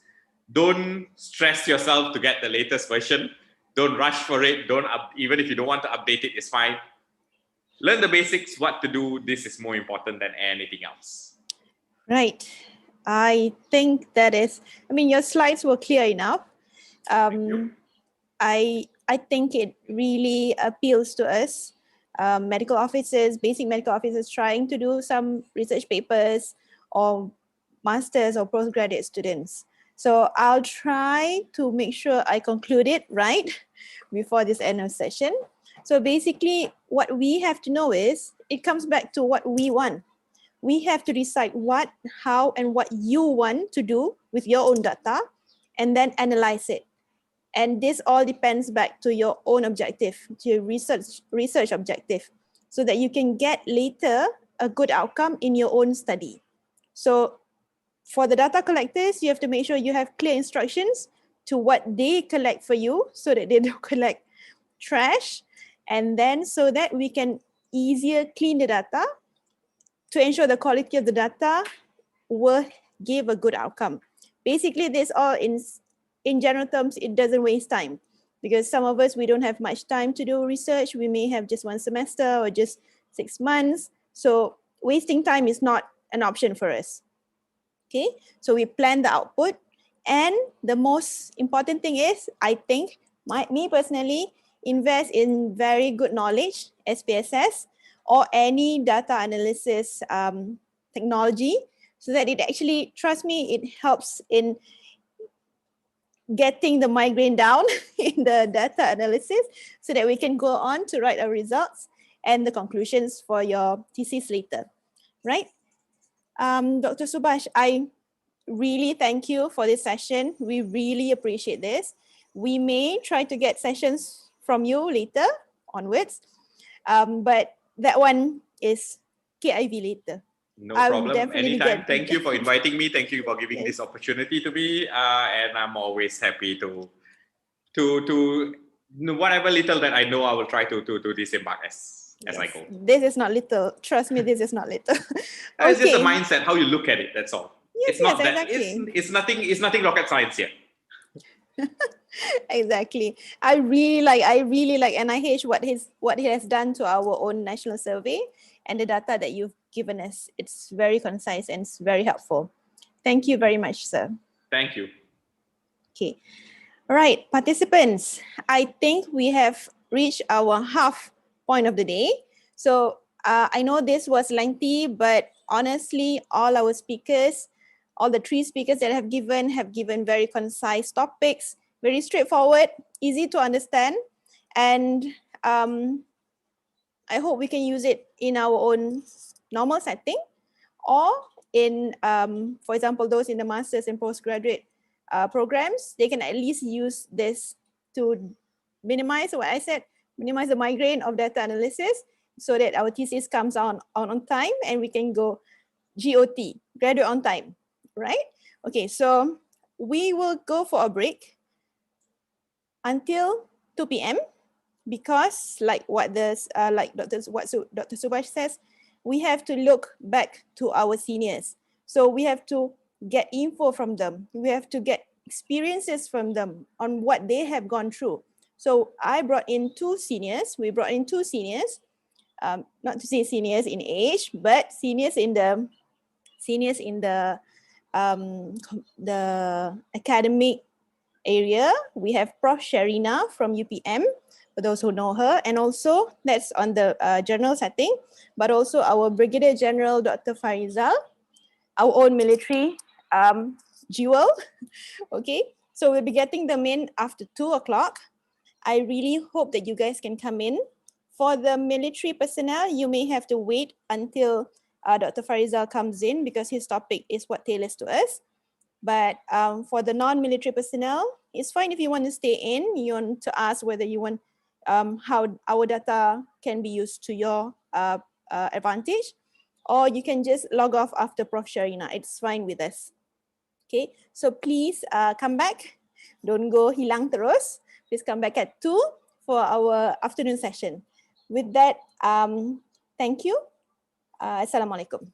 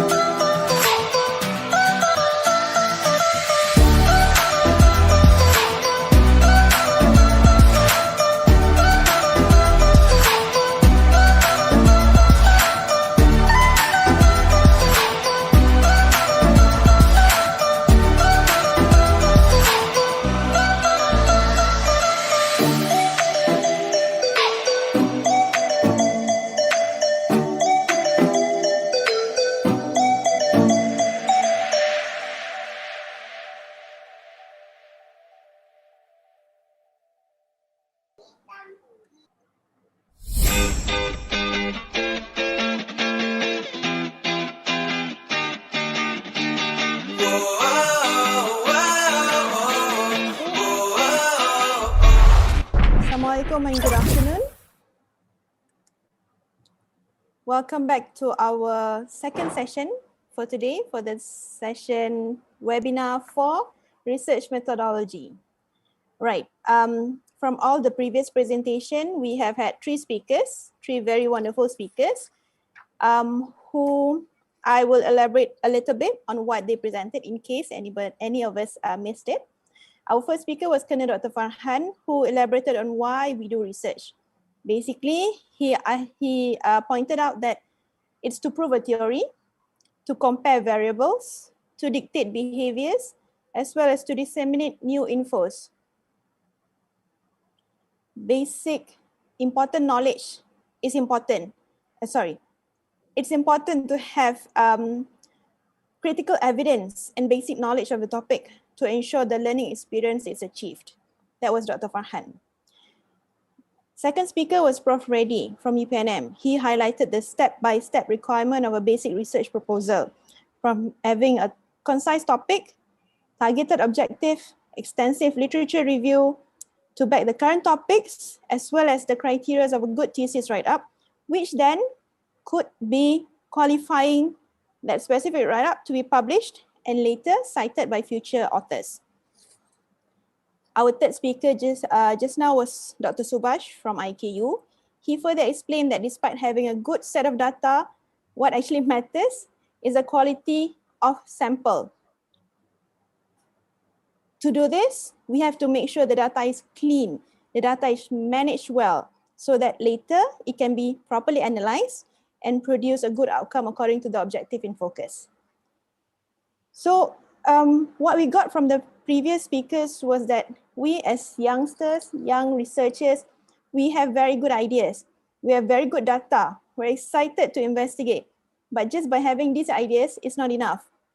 We need to have better supervision to make sure the journey that we embark in writing a research topic, a research proposal, or a thesis is not time consuming, troublesome, and we make sure we are able to graduate on time. That's the reason why I bring in the two most honorable speakers for the best session this afternoon. Let me introduce our fourth speaker. Prof. Datin Dr. Sharina Muhammad Siddiq is a professor and consultant in family medicine at the Faculty of Medicine and Health Sciences, University Putra, Malaysia. She graduated with MBBS from University Malaya, Masters of Family Medicine from UKM, with special interest in community health, which she further obtained from Auckland. She was Deputy Director of the Cancer Research and Education Centre, known as CARE, of University Putra, Malaysia from 2016 to 2020. Prof. Sharina's research interests focus mainly on mental health and behavioral intervention in the community and primary care settings. She has been leading and the principal investigators for many research in these areas, has more than 150 publications in international and local journals, as well as in books. She collaborates closely with the Malaysian Ministry of Health, as well as several other national and international organizations, especially the World Organization of Family Doctors, known as WONCA, and Oxford International Primary Care Research Leadership Program in the United Kingdom. She is currently appointed as an international advisor in the Advisory Committee for the Primary Healthcare Research Consortium, which has members in the from USA, Africa, Australia, New Zealand, Lebanon, Bangladesh, and India. Prof. has also served as an editorial board member in two well-recognized and established Malaysian journals, which is the Malaysian Journal of Malaysia, as well as the Malaysian Journal of Medical and Health Sciences. Okay, with my greatest pleasure, I invite Prof. Datin Dr. Sharina to elaborate on the topic of how to write a scientific journal article. Prof, the floor is yours. Thank you very much, Major Dr. Nur Aina, for that very kind introduction. First of all, I'd like to thank the organizers for inviting me to give this talk today.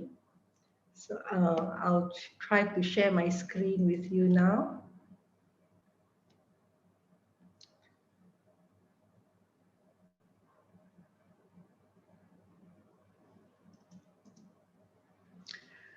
Okay, so my talk for this afternoon is how to write a scientific journal article.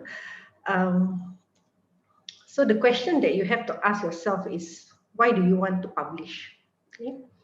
So there are actually various reasons. The important thing here is that it actually contributes to thinking and learning when you write up a paper for publication.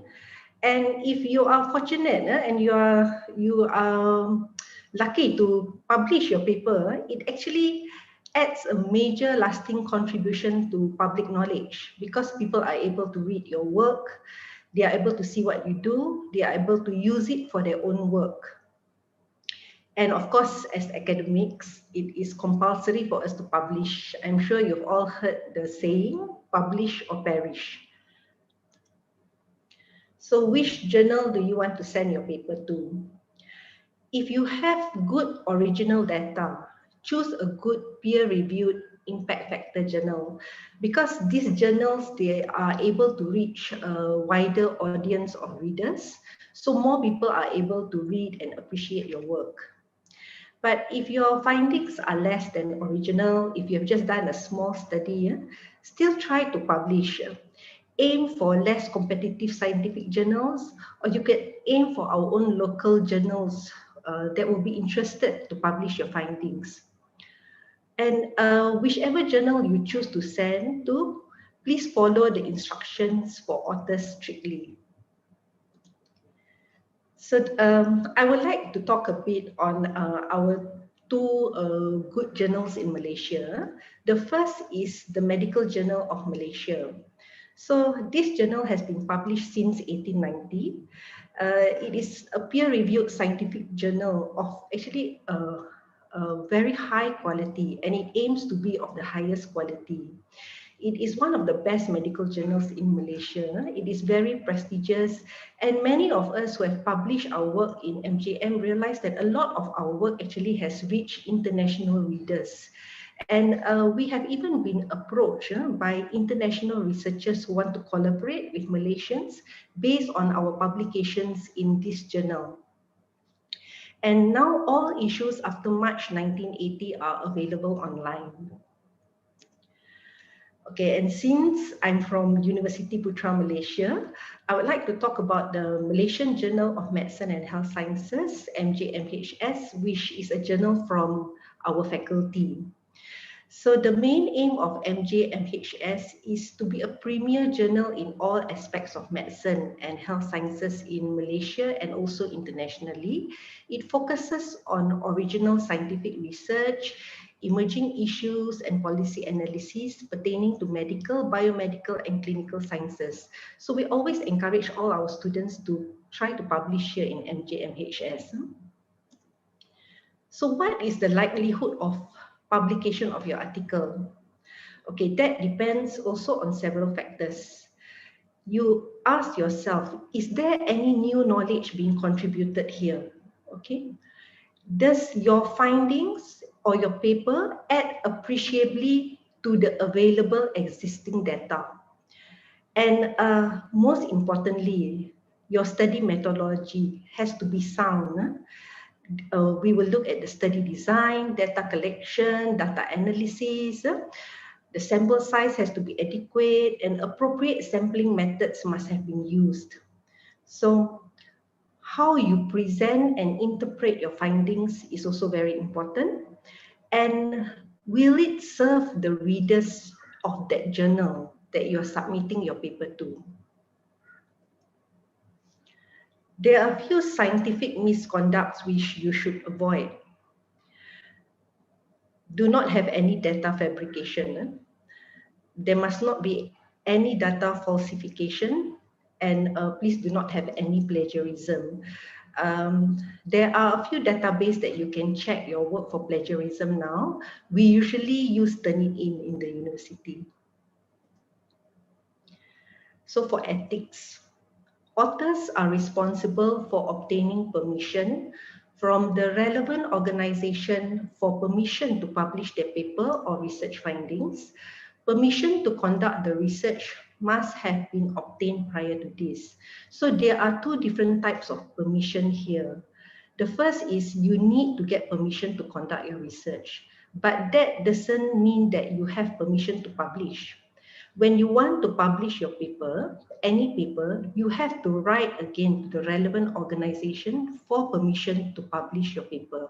So any paper which needs to be published needs to have permission from the relevant organization before it is submitted for publication. So how to write a scientific journal article? Here's the writing process. Most importantly, read the journal first. Many people just start writing their papers first. That is actually a more difficult way. The easier way is actually find the journal that you want to submit to, read the journal properly. Okay, see what format that the journal wants you to follow. See what papers that journal publishes, what kind of readers it caters to. And then follow the format properly, because sometimes manuscripts are just rejected because they don't follow the format of the journal. So this is the general format of most scientific papers. The title page, where you will have the title and the author's names and their affiliations, followed by the abstract and keywords, then the introduction, then materials and methods, followed by results, discussion, references, and the tables and figures, and also the length of the paper, the number of words and pages, which depends on the journal that you're submitting to. So the title page, it should state the title of the article. We should be concise but informative and try to make it interesting, because that's how you attract people to read your paper. The name by which each author is known, with his or her highest academic degrees and institutional affiliation, the name of the department and institution to which the work should be attributed to, any disclaimers, and the name and address of the author responsible for correspondence about the manuscript. Okay, authorship. This is actually quite a sensitive issue. You should have a discussion with all your authors on whom you want to put into the list of authorships and how you want to list or number the names, who comes first, second, and last. So authorship credit should be based only on substantial contributions to conception and design or acquisition of data, or analysis and interpretation of data, drafting the article, revising it critically for important intellectual content, and final approval of the version to be published. So conditions 1, 2, and 3 must all be met. Acquisition of funding, collection of data, or general supervision of the research group by themselves do not justify authorship. Okay, abstract is the last section that we actually write. Okay, so you finish writing your whole paper and then you try to summarize it as interestingly as possible that you can, and look at the journal. Different journals have different word counts for the abstract, but most journals will request for you to provide an abstract of not more than 200 to 350 words. The abstract should contain the background, methods, results, and conclusion. So here, briefly describe the problem being addressed and the aim of the study, how the study was performed, the important results, and conclusion. It must be informative and contain the points that you wish to get across as factually as possible. And sometimes this is the only part that people read. Below the abstract, provide 3 to 10 keywords that assist in cross-indexing of the journal. The number of the words, the keywords provided also depends on the journal that you're submitting the paper to. Introduction actually requires only a few paragraphs. State the nature of the problem, the reason for the study, and why this study is relevant. What is its significance? summarize the rationale for the study or observation, state the research objectives here, and give only strictly pertinent references. Do not include data or results or conclusions from the work that is being reported. And this is not a review of literature. Sometimes students, what they do is they summarize their literature review and put it in the introduction. So this is not what you're supposed to do. Maximum, an introduction probably needs about 1 to 2 pages only. For methods and materials, it is very important to state your study location, your study design, the sample size, the sampling method, your data collection technique, the subject's inclusion and exclusion criteria, and the study instruments used and whether they were validated or not, and the definition of terms and the data analysis, what statistical tests you use, and what criteria you use for statistical significance. The methods should be written clearly in a manner that allows replication by the reader.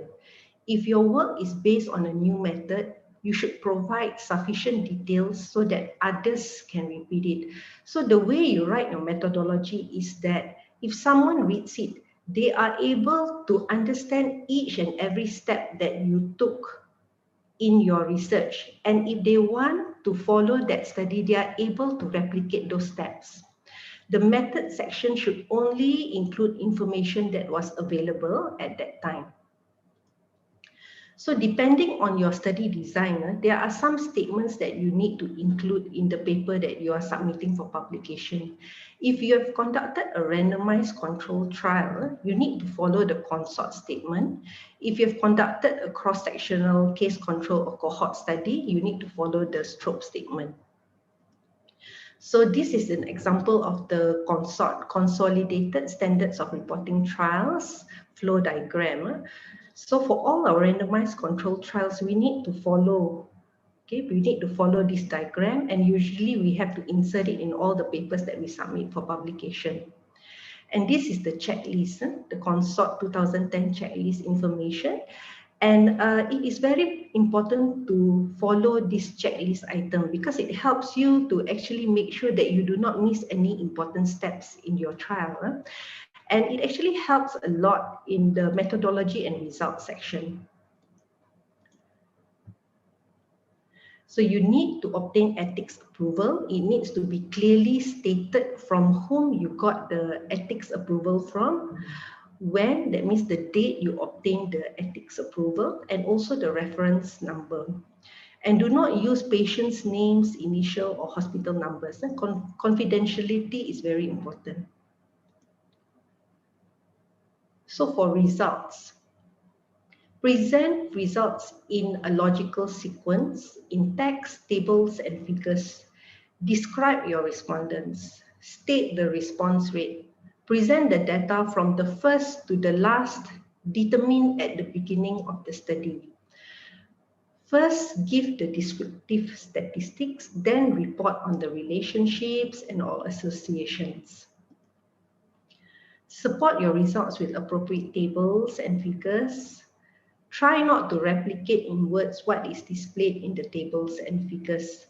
Make clear your main findings in the text, and then refer to the tables and figures appropriately. The supporting text should be just enough to guide the reader through the evidence. Do not introduce any interpretation into this section. The proper place for interpretation is in the discussion section. So for the discussion, you start off the first paragraph by summarizing your main findings. And then you continue to put your findings in context with relevant prior work. You always link the conclusions of your study with the objectives. So you always refer back to your objectives when you're writing.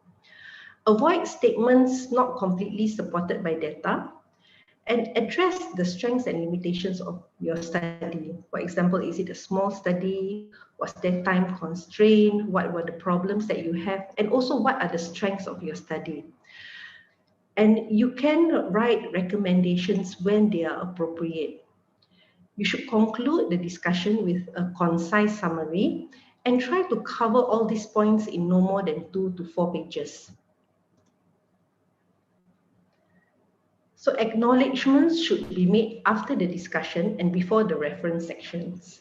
List all contributors who do not meet the criteria for authorship here, such as the person who provided pure technical help, those who provided writing assistance, for example, those who proofread your paper, or a department chair who provided only general support, like they allowed you to use some of the facilities in the department or allowed some of the staff to help you.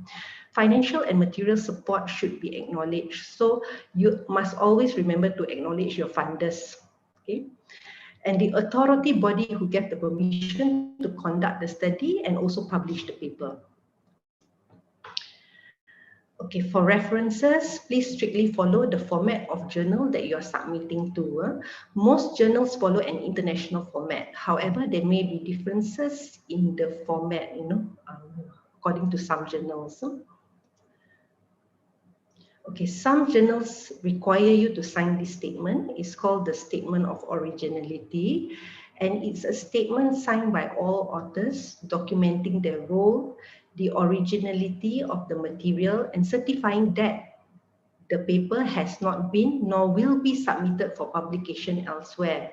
So it is important to understand this. When you submit a paper for publication to one journal, and while you're waiting for it to be reviewed, you are not supposed to send that same paper to another journal at the same time. You can only send the same paper if the paper has been rejected by that journal or you have withdrawn that paper. Okay, these are my references for the talk today. I've come to the end of my lecture. It's a very short one because I know it's a Saturday afternoon after lunch. So I have tried to give to the points, and I would like to thank the organizers once again for inviting me to give this talk, and I'm very happy to answer any questions if there are any. Thank you. Thank you very much, Prof. That was concise, short, but very informative. So I have gotten a few questions from the floor. I'll go it in steps. So basically first, because common topics are just there. For example, diabetes, hypertension. So is it okay for the current researchers to do the same topic again, but the objective being the fact that it's a new advances in technology, or same population, but because of the involvement of the population, is that okay for us to do that? It's definitely okay, because if you can see, there's so much progress and update in our treatment and our management. So especially on important diseases like diabetes or hypertension, although it is so commonly published, there are always new things happening.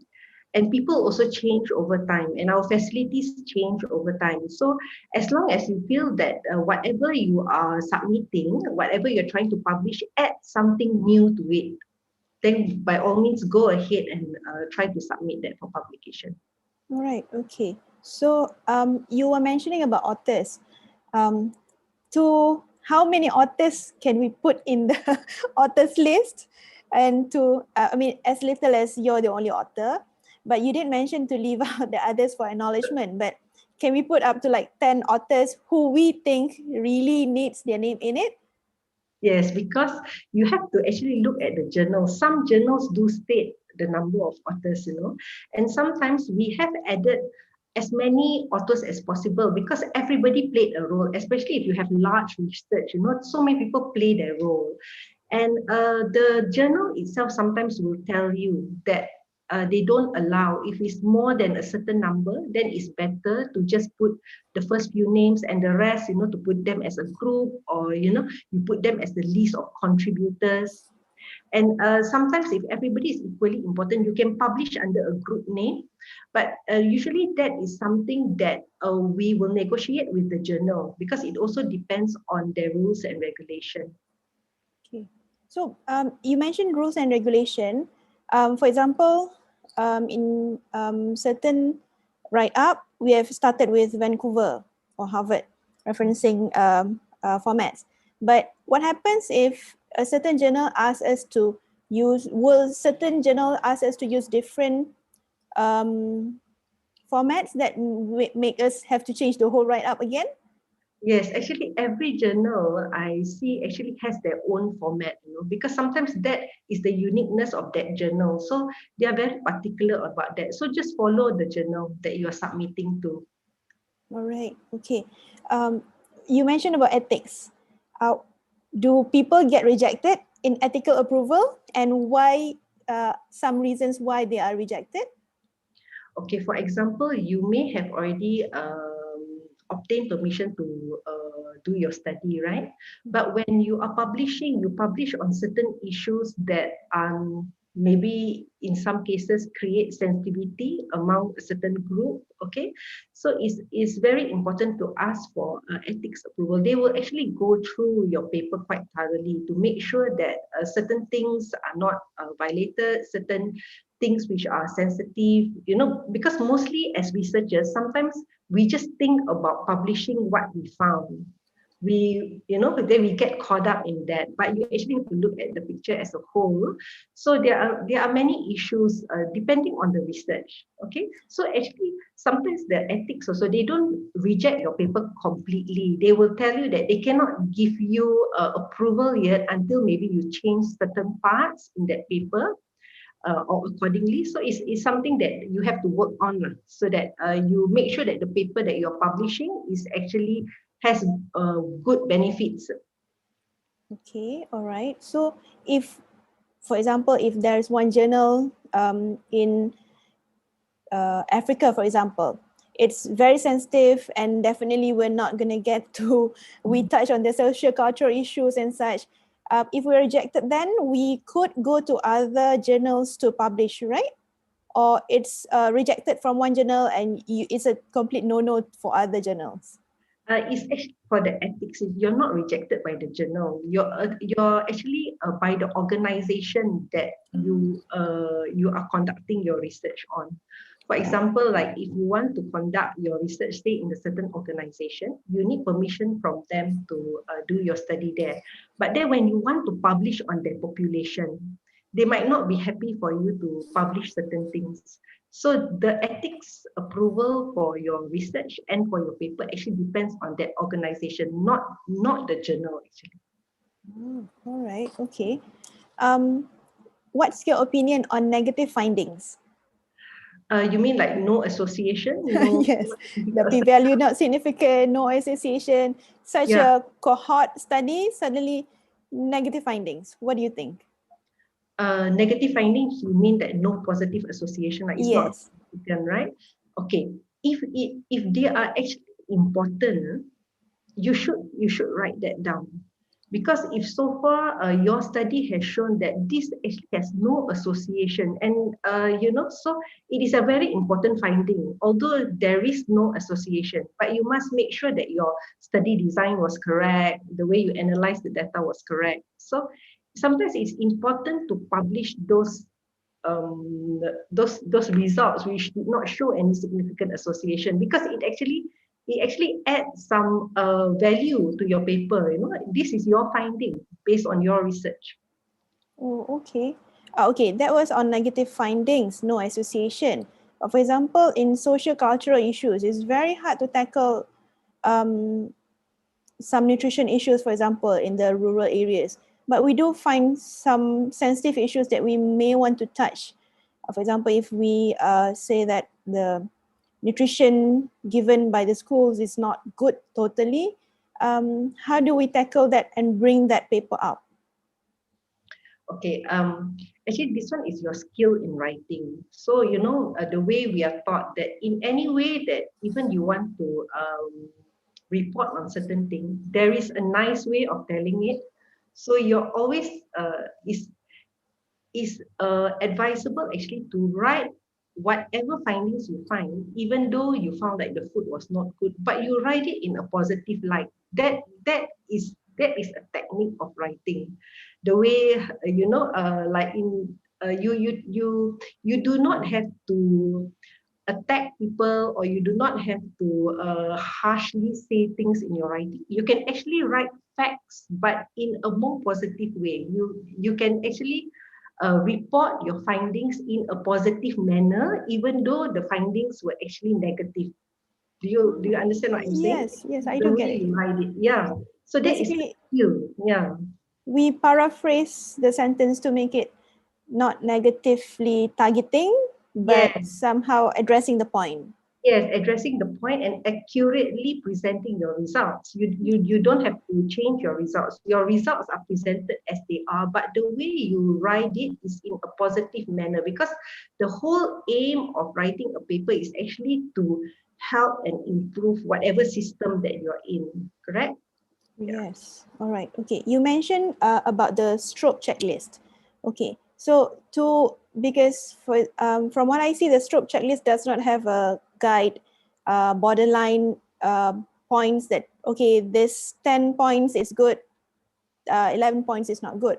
So how do you decide which literature to bring in and which literature to consider as the last references, for example? Actually, that depends on what you're trying to present, what you're trying to write. So far, they have not been that strict with the stroke statement as compared to the consort statement, because that is randomized control trial. So stroke, actually, most people use as a guide, so it can be guided based on the study that you're doing. Okay. All right. So what do you suggest for us medical officers? Which research method do you suggest? Cohort, cross-sectional? For the starters, maybe a cross-sectional would be okay, or a cohort, because we have so many patients that we are following up. What do you think? Okay, when you decide on your study design, you actually must see what is it that you want to study, what are your study objectives, and then you decide on the best study design for your study. Okay, Right. so you must also see how you're going to extract that information. So a lot of that will depend on your study design as well. So like you said, a cross-sectional study is actually the easiest to do, but will your questionnaires be able to get all the data that you want? Right? Okay. So you must see what you're actually trying to research, your objectives, and how best to get the data. So then you decide on the best study design. Okay. For example, the questionnaire, okay, in this current age where there's COVID, so it's very hard for us to hand out questionnaires or physically attend to patients and get our response. What do you suggest we do? Is Google Form or just disseminating questions online, is that ethically right? And how about the security of the data and the quality of the data?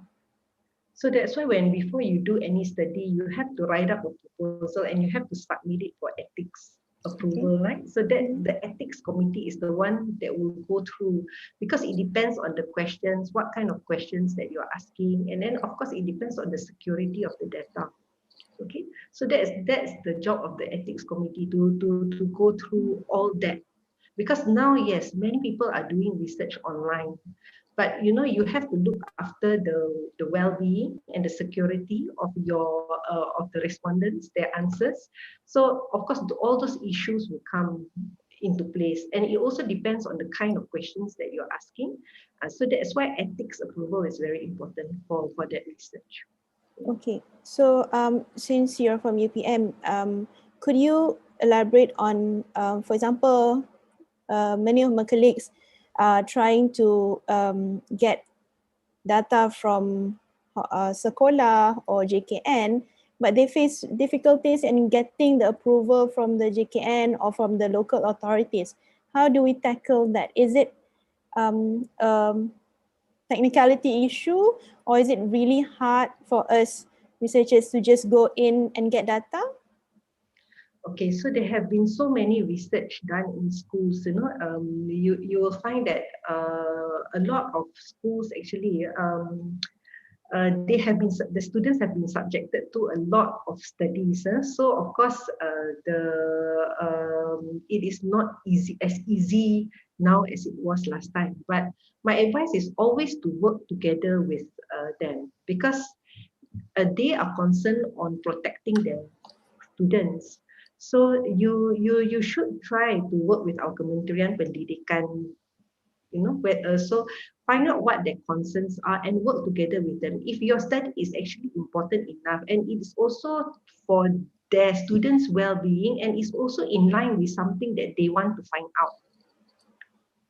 Okay. So they are actually very helpful, and but you have to follow their rules and regulation, because you are going into their territory, right?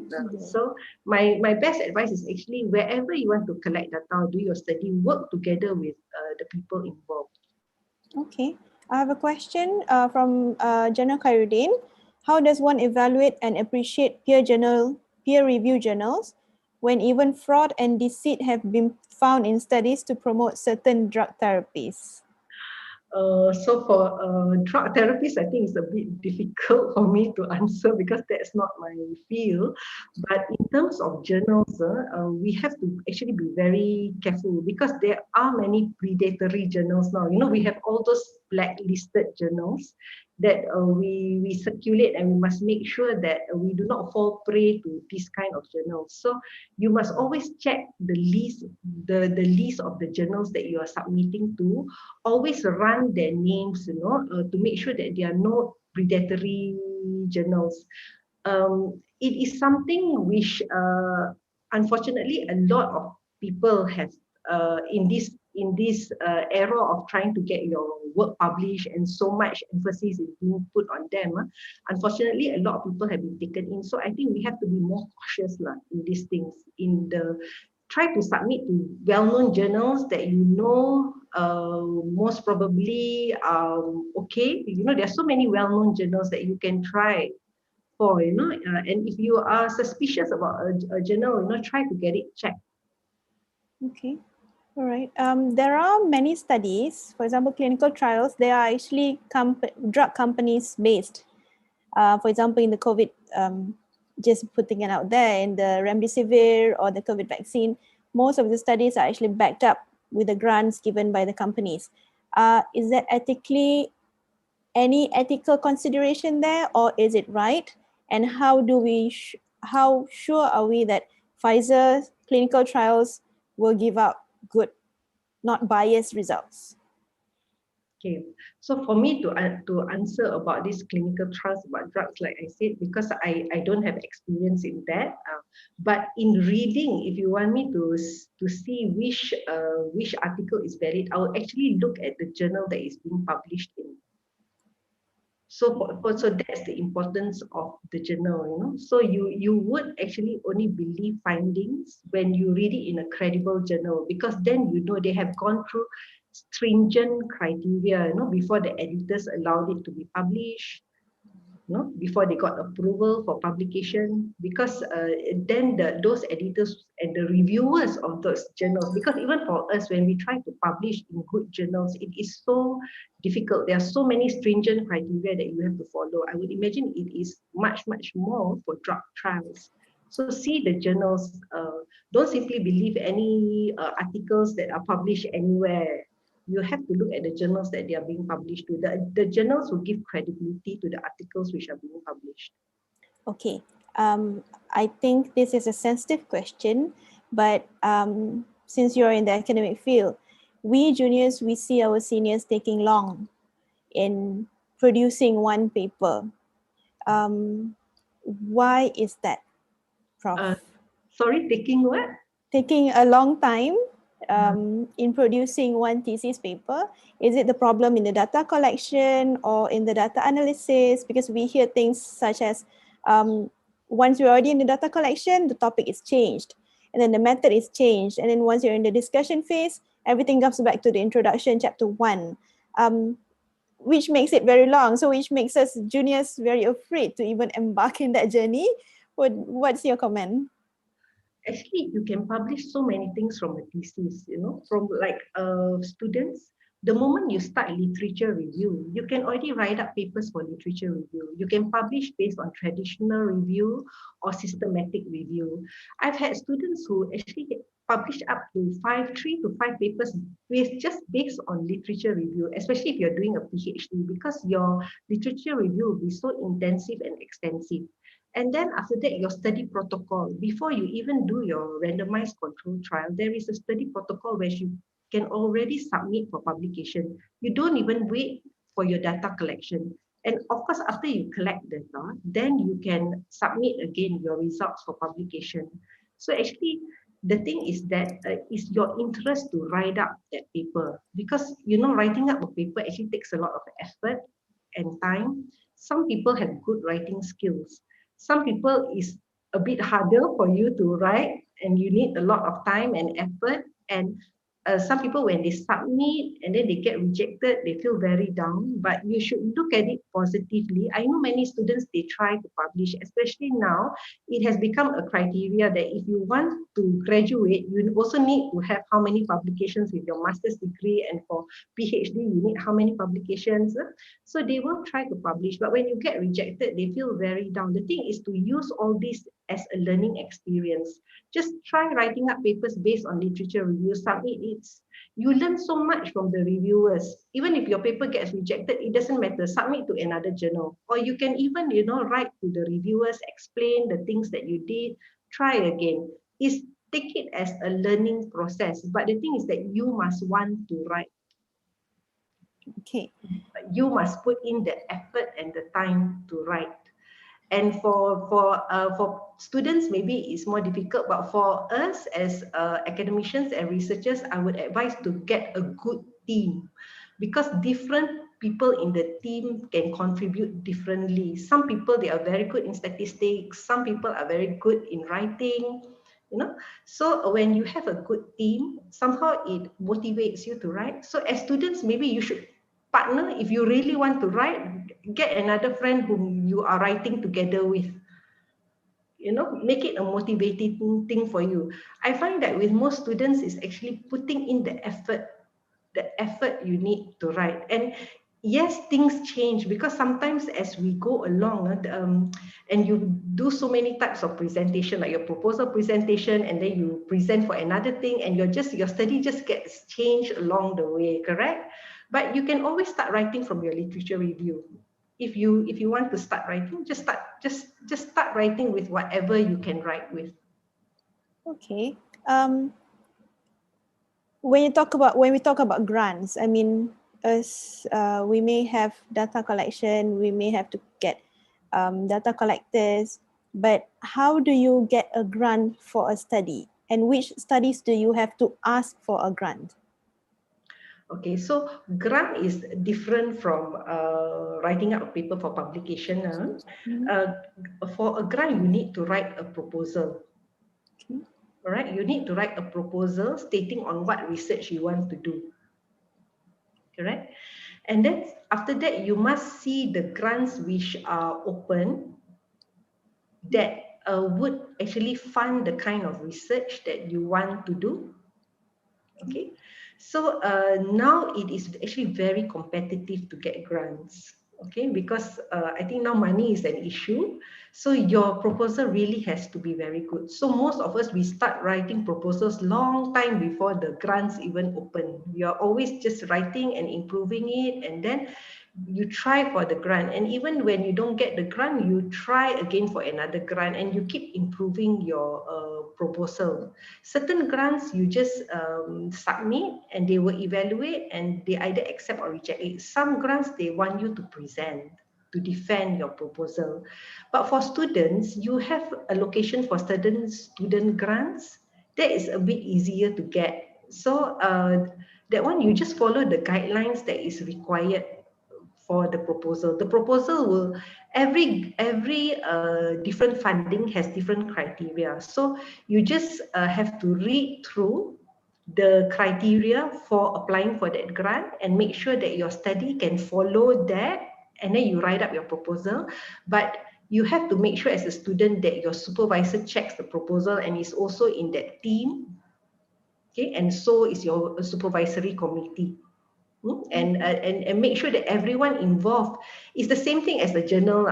You know, you have to read all the instructions, all the requirements. You have to make sure everybody who is the author has contributed accordingly. But in the proposal also, you have to make sure that everybody you put in your team is going to contribute accordingly in your research proposal. Right. Okay. Could you please elaborate and share a bit on your academic experiences about plagiarism among students? Okay, so I think for students, I mean the ones that I've come across, they don't purposely plagiarize. They don't know. Is for example, they take a statement from another paper, so they think it's actually okay to follow that statement. So now it's actually you have to write everything in your own words. Okay, so most students, I think they are not aware of that. They will try, and then maybe it's a language problem. Okay, so not everybody is very fluent in English.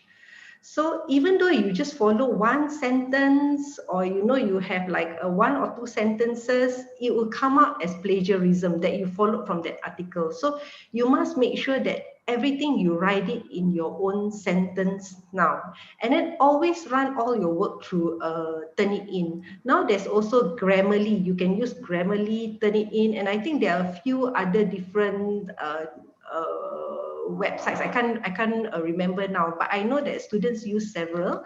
I am more familiar with Turnitin and Grammarly. They will check, and when they check, you will find that even though you have like a few sentences here, a few sentences there, or little bits here and there all over the paper, it comes out as quite a high percentage. So I don't think it is something that is done purposely, but it's something that you really have to pay attention to. Because now when you submit your thesis, we will run it through Turnitin. When you submit any paper for publication, we would run it through Turnitin. Okay. All right. I think last question, Prof. What's the difference between a PhD? Because we know PhD is a high level writing, but what does PhD have that a master's don't have? Okay, so for a master's, for a master's level, for example, for my field, okay, for my field, master's level is enough for you to do a cross-sectional study. Okay, with appropriate sample size. Sample size is very important. Okay, so appropriate sample size, cross-sectional study, and then your analysis, of course, will even have to go up to quite high until you need to find out what are the predictors, the outcomes. So that is the statistical analysis part. Okay, so it's not enough for you to do just bivariate, univariate or bivariate analysis. You need to know all these multiple logistic regression analysis, you know, and so that is master's level. But if you go to a PhD level, this actually just forms the first part of your study. You actually need to go into more depth after that.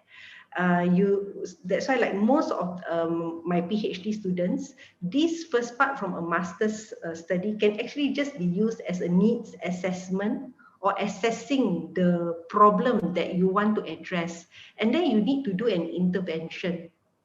And intervention, usually you will have development, development and implementation, and then evaluation of something to address that problem. So usually my students will develop a module, whether it's you know, face-to-face, or now they do a lot of mobile applications or website or whatever you want, and you need to validate this, and then you will have to implement it, and then you have to evaluate it. So it's actually almost double, you would even say triple of a master's, and if you see the thesis is definitely twice thicker, right? So it's very in-depth, and the literature review also, I would say that is more intensive and extensive. So yeah, so there is a big difference between a master's and a PhD, but this is in my field. I suppose in other fields there might be some differences lah for the master's and PhD level. Okay, I think we have covered most of what is supposed to in this very short time. I'm very sorry, Prof. We are we only have this session, but we would really appreciate if Prof could come in again for our MMMC to read through our journals and our presentations, which will be held in April. So thank you, Prof, for your participation and for your knowledge sharing. We really appreciate it. Thank you, Prof. Thank you very much, Dr. Aina. It's been a real privilege for me, and I feel very humbled and honored also to be called to give you all a talk. I really enjoyed this session, and I hope that you all at least gain something from it. Yes, okay, thank you. Definitely. We definitely gain a lot from your session, Prof. Okay. Thank you so much. And I'll be happy to answer any follow-up questions to this. You have my email and my contact. Okay? Yes. Thank you, Prof. Thank you. Okay. Salam. Okay, for participants, I will be giving out the emails for our speakers through the email that you have provided towards the end of the session, yeah? All right, okay, so we have come to our last speaker. The most, to me, the most important speaker, because as a supervisor to myself, I will introduce Brigadier General Dr. Fariza Harriman bin Muhammad Din to all of you. He is no stranger to the military as well as the alumni of the Public Health Fraternity in University Malaya. He was initially groomed into becoming a military personnel by the Royal Military College in 1989, further completed his MBBS from University of Dundee, Scotland in 1997, completed his doctorate of public health from University Malaya in 2016, and due to his devotion to the regimental duties, he has been tasked to handle multiple leadership roles in the military, including the senior medical officer, leading the first Malaysian contingent medical element in the United Nations Interim Force in Lebanon in 2006. Medical Battalion Commanding Officer responsible in providing field health support for the Malaysian Army 3rd Infantry Division in 2008, among others. With his outstanding reputation, he is currently the Army Field Command West Headquarters Health Director. He is greatly affiliated with the British Medical Council, Malaysian Medical Council, as well as the executive member of the Persatuan Pakar Perubatan Kesihatan Awam Malaysia. He is well known for his interest in academia with 6 published papers and over 13 citations, national and international, received. I personally take him as a mentor in my own academic journey and specially invited him to be the speaker for our session today. He is the most suitable person to deliver this topic of the bread and butter in military public health when things are important. With great honor, sir, the floor is yours. Assalamualaikum warahmatullahi wabarakatuh dan salam sejahtera. Thank you very much, Major Dr. Aina. It's too kindly of you for the citations just now.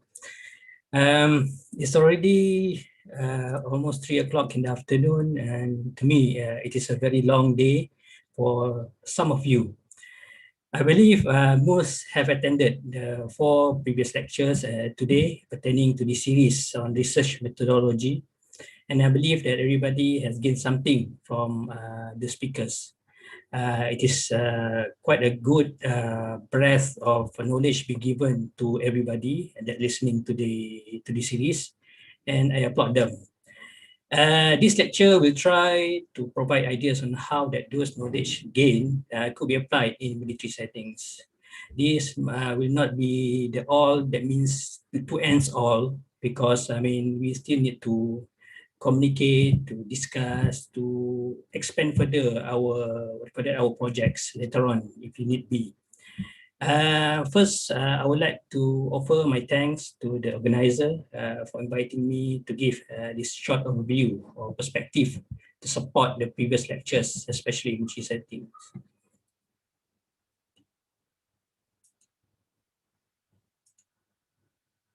Let me show you. Okay.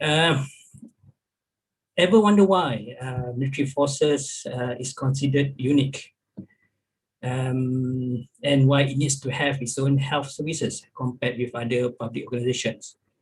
Most will agree that all points to the nature of the jobs that military forces personnel have to perform, and the need to be protected to maintain their health status. Okay, before I move forward, I'd just like to again to present myself. I'm Brigadier General Dr. Farizal Hariman bin Muhammadin. As stated earlier by the moderator, I'm a trained public health medicine specialist, obtained my degree in Doctor of Public Health in the University of Malaya in 2016.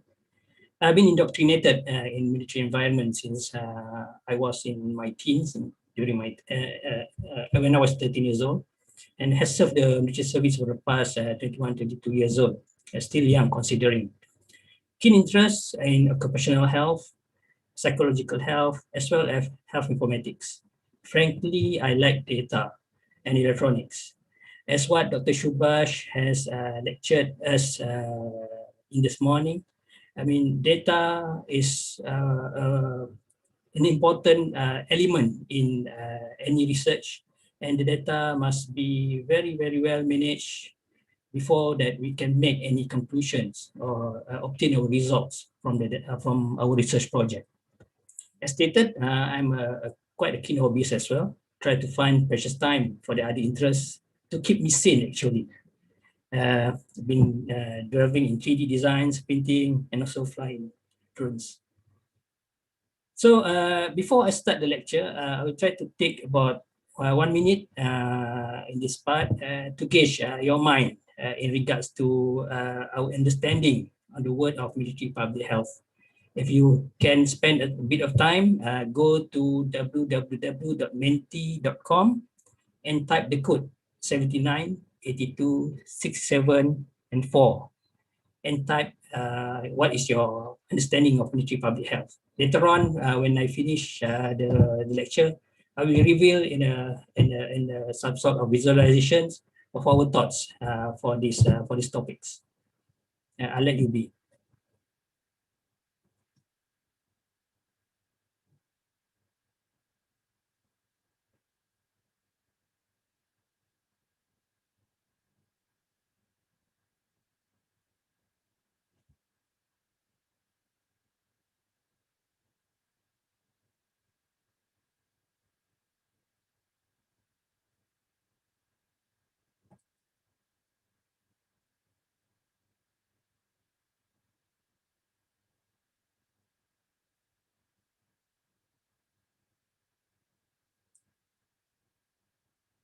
This is just a poll, not a research project, I tell you, just to see, to gauge your mind while waiting for the rest of the lectures to finish.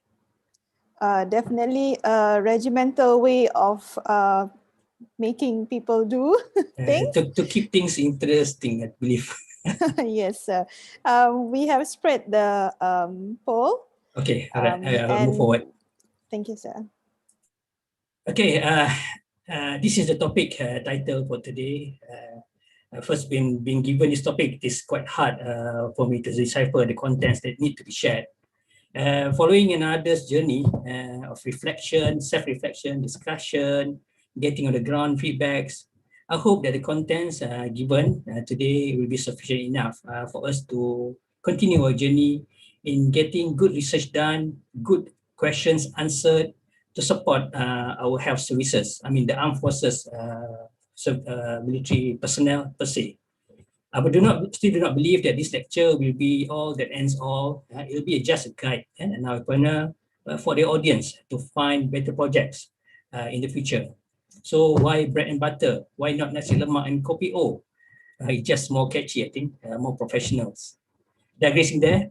Okay, public health has a vast area of disciplines. The core disciplines include the science of epidemiology, the study of diseases, determinants and distribution, the science of statistics in human subjects, the science of finance and economics, family health, child health, among others, and not to forget the occupational health. I believe that military has its place in each and every one of them, especially on its application. Okay, before I move forward, I would like to express a disclaimer here. All the contents and points laid out are on my own view and perspective. It does not reflect any policies, rules, or practices from my employer, the National Forces.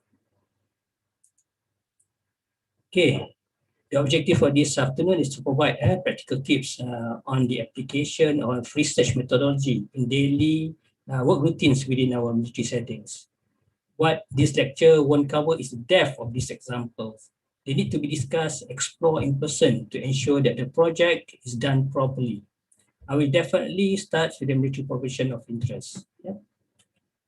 So these are the scopes of this afternoon lecture. I will touch and perhaps explore on the military organization itself. We need to know a bit on who that we need to protect. I cannot make any assumption that the audience is all from the military. Even so, I need to lay first how this organization functions. Next, it will be on health risks, followed by public health programs that are generally executed in military forces.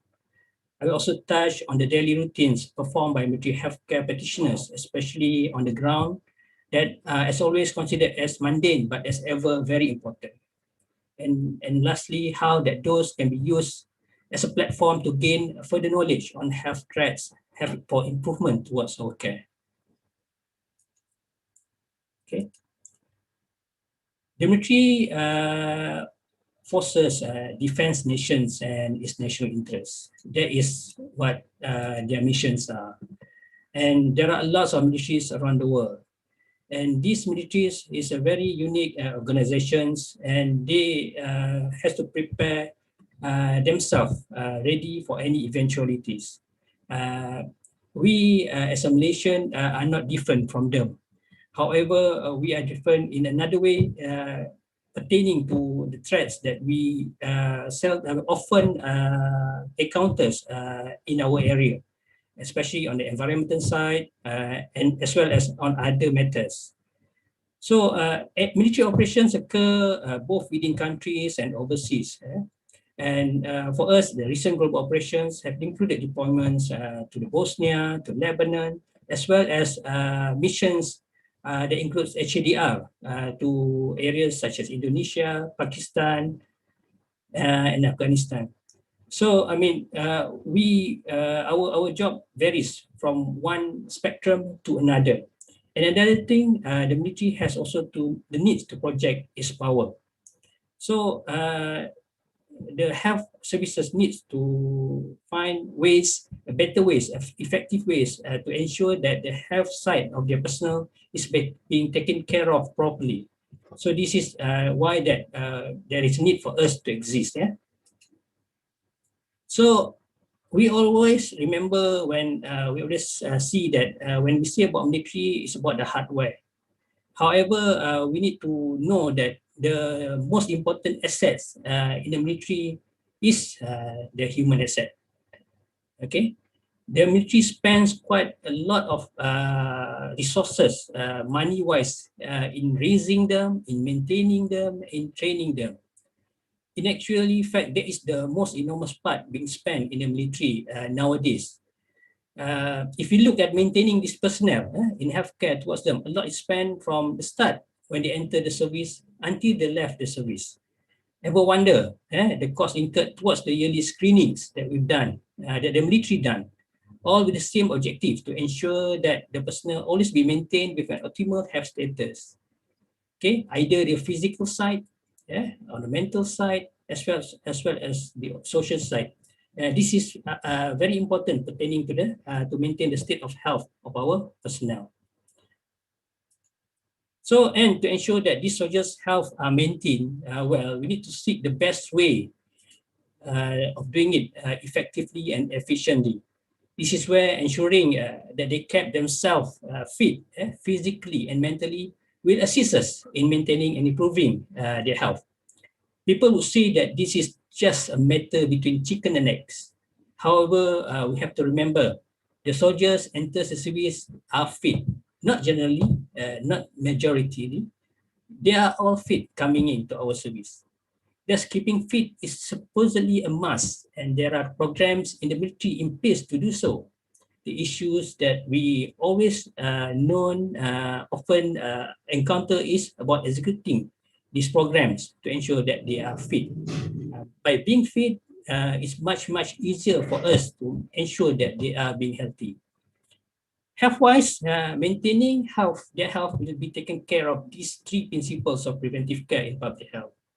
the primary prevention, intervening before health effects occur, which includes ensuring that when they comes in, their education level are at a better level than before. Nowadays, they comes in at what you call that SPM level and later on into the diploma level, so that this give them opportunity to be trained well, and also for their maintaining their health in the primary side. Primary preventive care is through opportunity in training as well, educating them in health promotion and education with specific intervention program also, such as vaccinations. The secondary preventive care includes screenings to identify diseases in the earlier stage. These are done quite a lot in any military. I believe every military every military forces in the world has this program put in place quite well. So this secondary preventive care includes what we call in Malaysia our PULHIMS screening. To me, quite dearly, this need to be done well, executed well, to make sure that our personnel are being taken care of, And this need to be extend the screening process with a specific parameters towards other specialized units, such as the divers, the aviators, the submariners. So this may be the bulk of our effort in the Malaysian Armed Forces or Armed Forces Health Services. And the third one, the tertiary preventive care, managing diseases, post-diagnosis. To me, this is the most expensive. If a soldier has the need to go through this part of their responsibility in maintaining health has failed to me.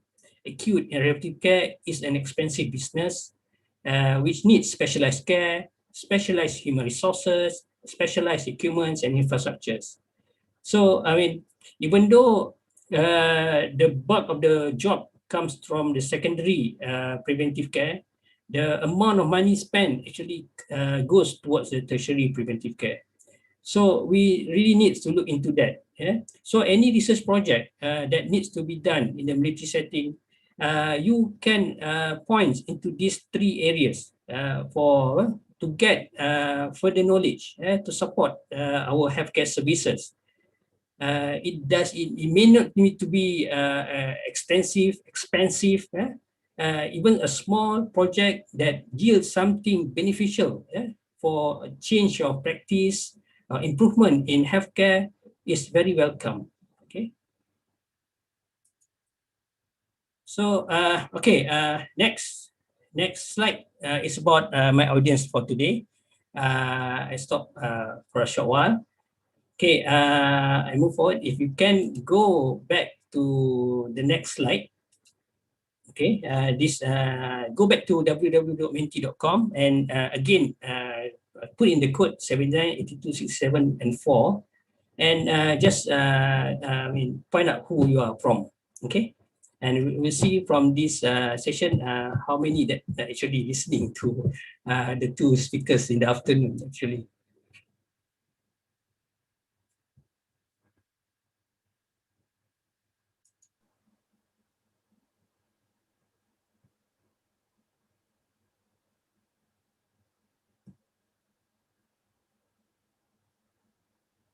Okay, can I move forward? Yes. Okay, now the next topic, the next section will be on health risks, touching on health hazards that military personnel often exposed to. As I come from the fraternity of occupational health, these are quite dear to me, okay? Other than other things lah. So, I mean, whenever we see diseases or illnesses, we need to go back and seek what is the cause of the problem. Okay, for occupational health, we often look at issues that can contribute to the ill health effect on the soldiers, and hazards plays a vital role in reducing the effectiveness of our soldiers in maintaining their health.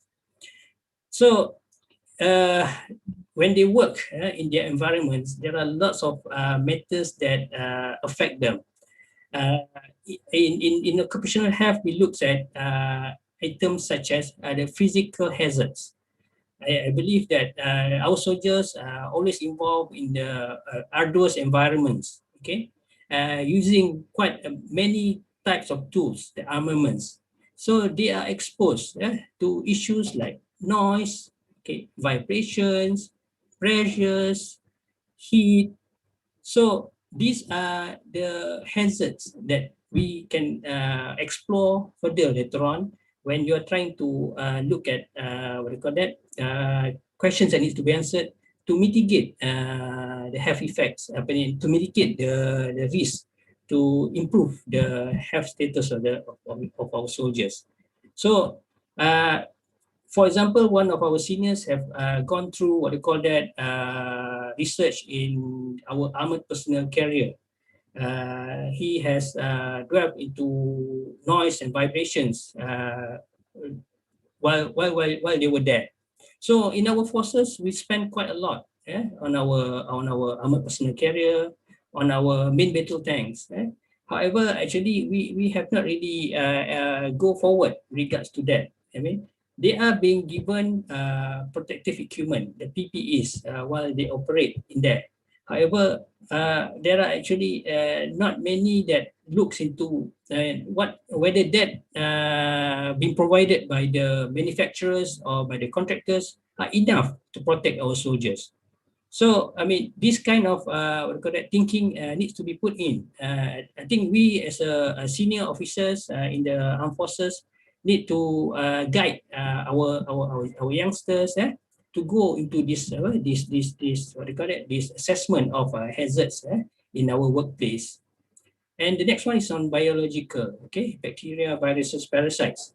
We've been through what do you call that, operational jungles, right? Coming back from our frontage, from our what do you call that, our not a sterile area on the front. And then when they come back, they are being exposed, leptospirosis, malaria. However, there is still a need to expand further our knowledge in regards to the exposure that they had while they were operating in those areas. These are the things that what do you call it, we need to explore further. Chemical wise, when we say about chemicals, we always thought of CBRNE threats. However, on a day-to-day job, while the soldiers, especially the ground crew, okay, the mechanics, our drivers, they are using quite a lot of chemicals in their workplace. This can be explored to see whether if we look at our surveillance, that whether there is a need to answer any questions with regard to their health, and then goes back to these health threats. The next one is ergonomics. Okay, something like repetitive movements or poor designs of the tools can contribute to ill health. What we come across, people with back pain. Okay, with back pain, musculoskeletal disorders may also comes back towards what we call that economic problem at the workplace. So this is another area that I mean our juniors, I mean ourselves needs to look further. Psychosocial is getting more pertinent in our settings with an ever reaching communication that we have at the moment. I believe that everybody has a problem maintaining their smartphones. I mean, maintaining not to see our smartphones while we are at home, and this creates stresses in our life, that later on will lead to ill health. So, I mean, these kind of small questions that somebody can explore will give further knowledge into our work settings. Yeah. So, while having the hazards, we need to assess the risk. Okay, in occupational health, right? It needs to be done either quantitatively or qualitatively. Okay, so to do that, we need to actually contribute with regards to teaching our juniors to do that appropriately, to do that properly, so that when we manage to quantify our hazards based on the job specification, we can what do you call that? We can and then do the exposure assessment with regards to time, cause and effect, and density. Then we can appreciate what are the risks that are involved what are the risks that are involved to lead to their ill health. So this is another matter that we can explore later on when we start to embark in research projects pertaining to our military healthcare. So these are the few examples of risk management that can be taken. Either we can, when we reach to a conclusion of that risk towards our soldiers, when we write reports to our commanders, we can start to delve into all these 5 hierarchy of risk controls to seek which one is the best that can be used to ensure that what we found that can be communicated to the commanders to ensure that the problem will not extend to affect the other personnel in our forces. So this is part of parcel of what supposed to be our job lah when we are at our workplace. So for public health programs, okay, I move forward with the lecture on public health programs. Previously, I've delved into the hazards, the risks, and now we look at what's next. Okay, because the lecture topics looks at the military public health programs. To me, when we say public health programs, I will start to look at our military healthcare system. Okay, to me, that is the topmost public health programs that we have. Sometimes we do not remember that as a public health programs. When having this system, we are ensuring that our personnel being taken care of from the start they enter the service until the end. So the healthcare system need to be effective and efficient in providing the care, and it needs to be ever ready to ensure that our forces to be ready all the time, siaga lah. And then to ensure that we know that what we've given them increase to maintain our population health. And now in this new era, our populations still, ever needs to have a good quality of care. Okay, when having a good care, they will have a better experience lah, and then it will lead to better improvement in their health.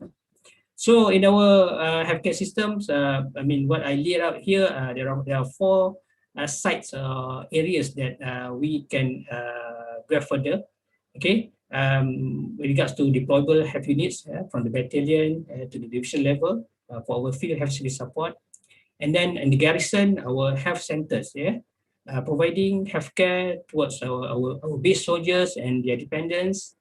And currently we're embarking on expanding our health centers into various polyclinics to provide multidisciplinary health centers, providing enhanced specialist level of healthcare.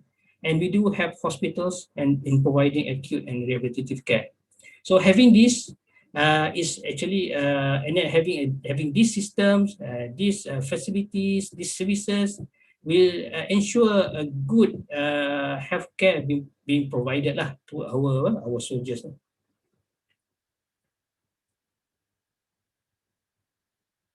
Following that, when I stated before, the cost of maintaining human resources are quite high, and they need to be maintained well with regard to their physical, mental, and social health. In the military, it needs to be expanded further. Yeah. There is a notion that we need to look at what we call a total force fitness. A soldier must have these parameters to ensure that by being fit, they will hopefully lead to a better health. Okay. For example, physical fitness. For them to be able to physically accomplish all aspects of tasks while avoiding injury. So being physically fit must have a program that improve their strength, flexibility, balance, and endurance, all working together. What we have, what the first speaker has stated in the morning, we have UGL, you have UKA. Actually, when we look at the science, they uh, they actually focus on this strength, flexibility, balance, and all. What UKA, UGL is just an ujian actually. It's just a test. For any soldiers to have that test, they need to prepare themselves. So what I experienced while being in the field West Command, okay, these are being taken care of quite well in the day-to-day basis with the maintaining of their physical health. In one of the headquarters, one innovation that the commander has put into is that the virtual run. Every soldier needs to clock in 50K in a certain amount of time. And these are being monitored quite extensively by the headquarters, by the commanders. And then the soldiers are being given awards when they reach that sasaran. And this innovation is quite a positive innovation to me. I mean, and this need to be expanded. However, I mean, I see that in our at the present moment, this type of innovation is getting traction. Try to get healthy, involving yourself in runs, in endurance, in what they call that, in marathons. So in bicycles activity. So I still believe that I mean, we are in the good path, okay?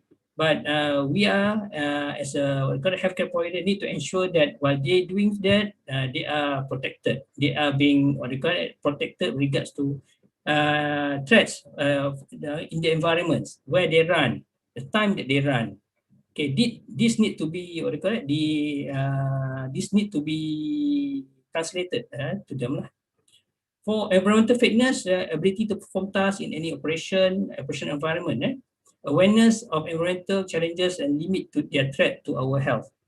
So this for the army regards to the environment is the heat, the humidity.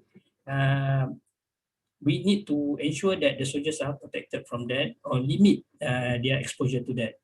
For the for the Air Force and the Navy, we do have issues with regards to the heights, the hyperbaric condition, and also for the Navy, the hyperbaric condition, especially working in a confined environment.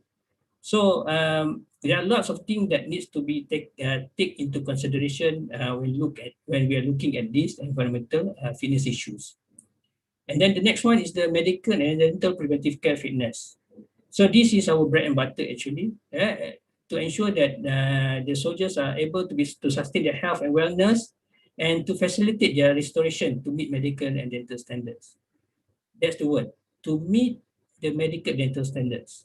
Okay, we've done quite a lot of medical boards, okay, but we are unable to ensure that they go beyond that. They improve further from that medical board status, right? So I mean, there are a lot needs to be done to convert them from being boarded into being physically fit with regards to their employment. The next one is psychological fitness, ability to integrate and improve cognitive, emotional, and behavioral practices. Staying mission ready means having a healthy and high functioning mind. Stresses at work is getting more and more towards us. So we need to have a good program, a dedicated program that tackle on this issue.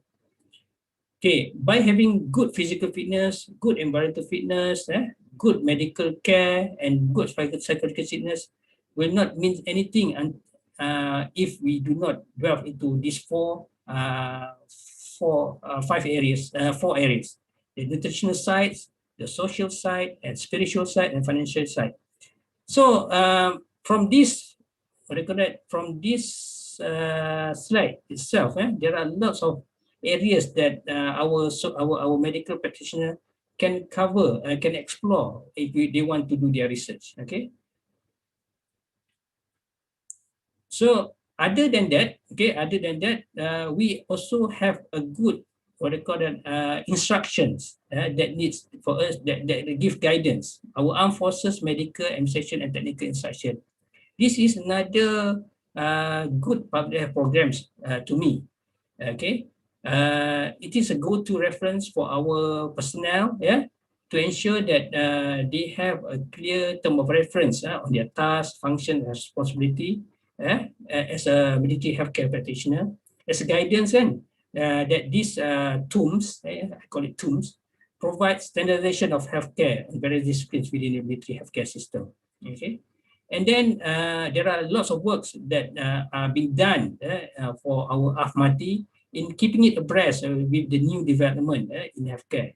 There's the need to maintain the reference as up to date as possible.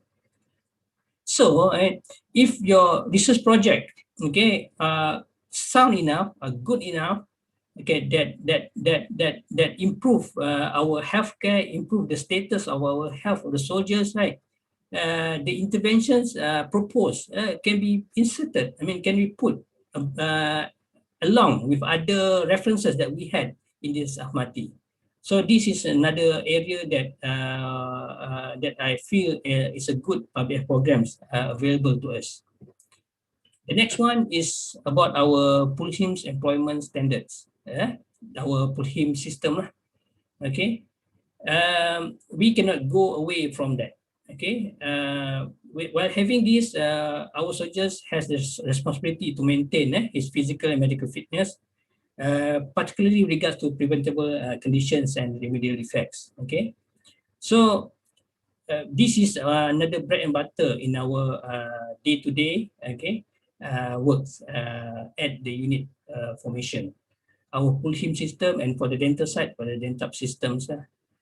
Okay, we need to take this seriously because the money spent providing this system is quite a lot. We when we work on the ground, we do not see that. Okay, the amount of monetary that is being spent allocated for the tests. Okay, the time spent to see them, right? Is quite enormous. Okay, so when we do our PULHIMs, we need to use our guidance, right? Our AFMEX. Okay. The AMEX needs to be read properly and needs to be used properly. And then when we do our PULHIMs, right, it needs to be done meticulously, and later on provide good advice and monitoring towards soldiers that we see that are having problems. Okay, so this system will not go away. Okay, but we need to improve that further with regards to our execution of doing our PULHIM system. So another extra efforts that been done in our healthcare settings is on cost spent per wearer. Okay, it's been quite a few years now. There is need for improvements, right? I believe everybody known about this initiative. It's an initiative to combat and reduce burden of NCDs in the community. And it is a whole of community approach by identifying agents to assist us in to assist the community in make them aware of their condition, to seek help early. Okay? And then it involves self-empowered health screenings. Okay, in the armed forces currently, the cost spent localities is quite minimal. Okay, we have only about 88 localities existed, and out of 280 planned. This is for the army, the Malaysian Army. So by having that localities itself, it will not be a success, in my opinion, because it needs to be supervised, it needs to be monitored, and it needs to be supported. That's an important part. Okay. Our healthcare workers, from the divisional part, from the brigade, the sergeant part, should actively support these localities to increase further their activities.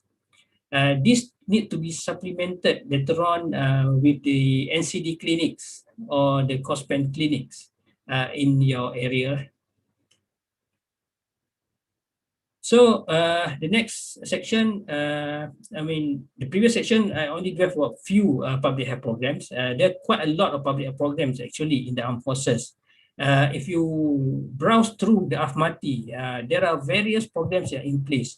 This is where us need to look into it with a good heart to explore what that we can do to what do you call that to give our efforts for the programs. So for the daily routines, I will explore the daily health activities that to be strengthened to support the programs. Okay.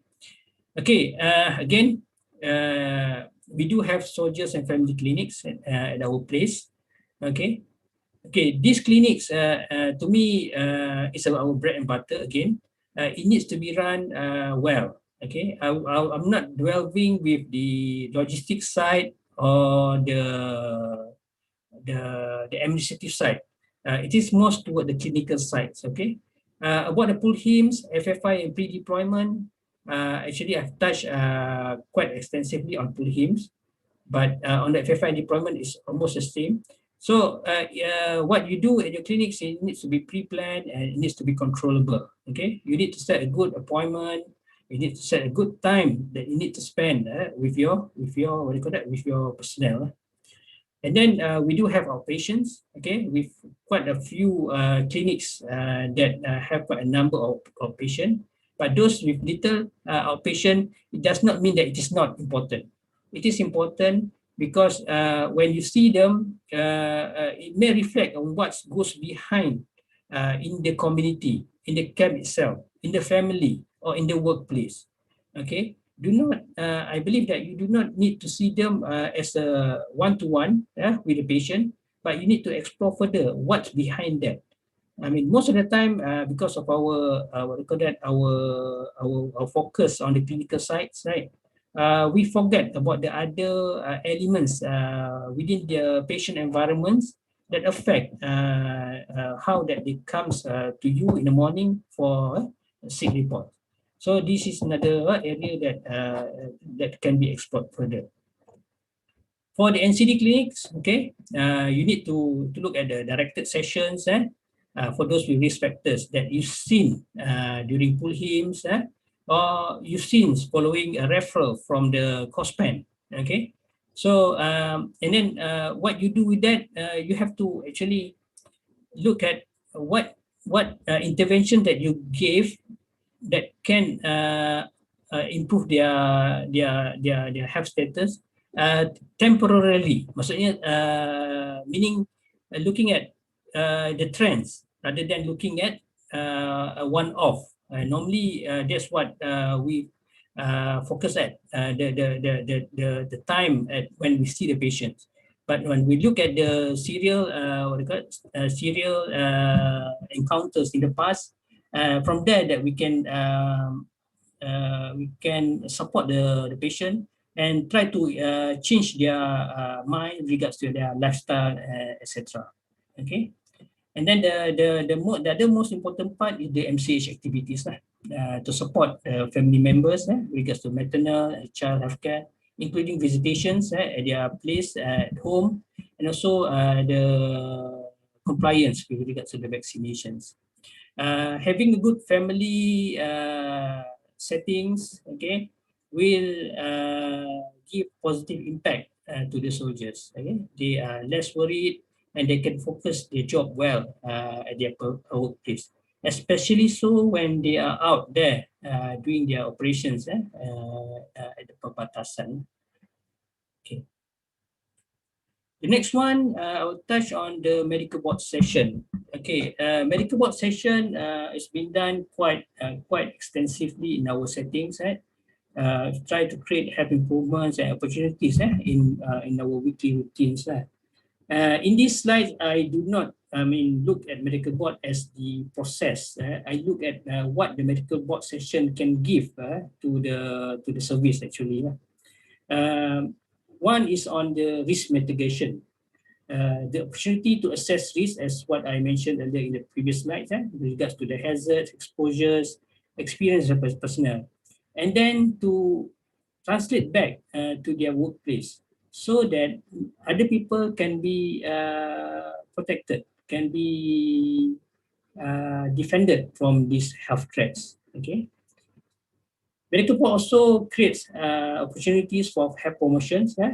You can start to devise programs or small project to improve those with a similar circumstances that lead to this medical board to prevent them from having the same ill effect of their job, their lifestyle. Okay. And then in the medical board session, you look also at your clinic performance. How that your interventions can improve the health of the soldiers. Okay, look at the effectiveness of the clinical care. Sometimes we fail to look at what we call that the treatment being given. Yes, they improve, but how about the whole of our populations that been treated with the same kind of treatment? So study needs to be done. Okay, study needs to look into that. This is not only for Resat and Papat. This needs also to be looked at in our hospital settings. Okay, for medical board, it gives another indicator for unit readiness. Assess the impact of those affected in the that leads to unit readiness level being pulled down.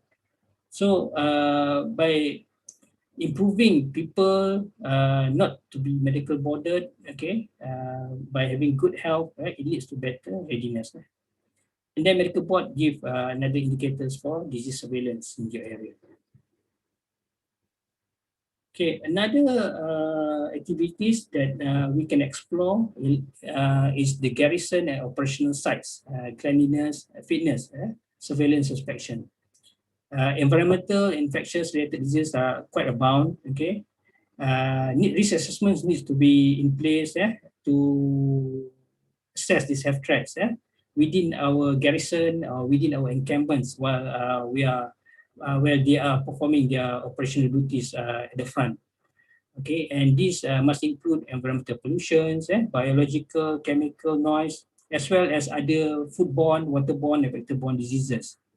So this surveillance inspection needs to be planned well, okay, accordingly, using a clear and specified protocols that leads to consistency and standardizations, and using the indicators as methods to put to the to put forward to the commanders.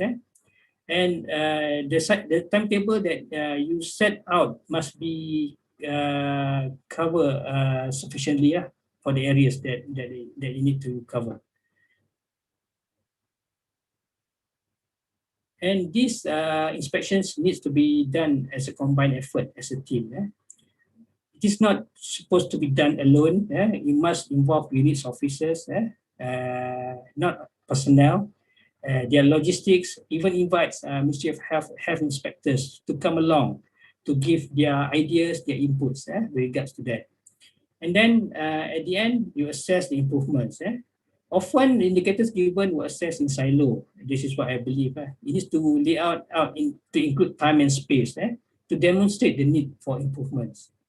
Yes, I know when we write our recommendation, sometimes the logistics limitation restricts the improvement. There are other things as I laid out earlier in the hierarchy of controls. Instead of eliminations or substitution, we can devise what we call that administrative controls. That's about it. Okay. The next topics will be on the research application itself. Okay, I think this will be the last area that I will cover. So we've listened to the four speakers from the morning until the afternoon. Okay, and these speakers has given knowledge regards to the practical side of trying to perform a research project. Okay. I do not think what I put up here differ from what they've said. For any research project in the military, we need to plan. Okay, we need to plan properly. However, if we just think about it only without planning, I mean, as what being said here, fail to plan and plan to fail.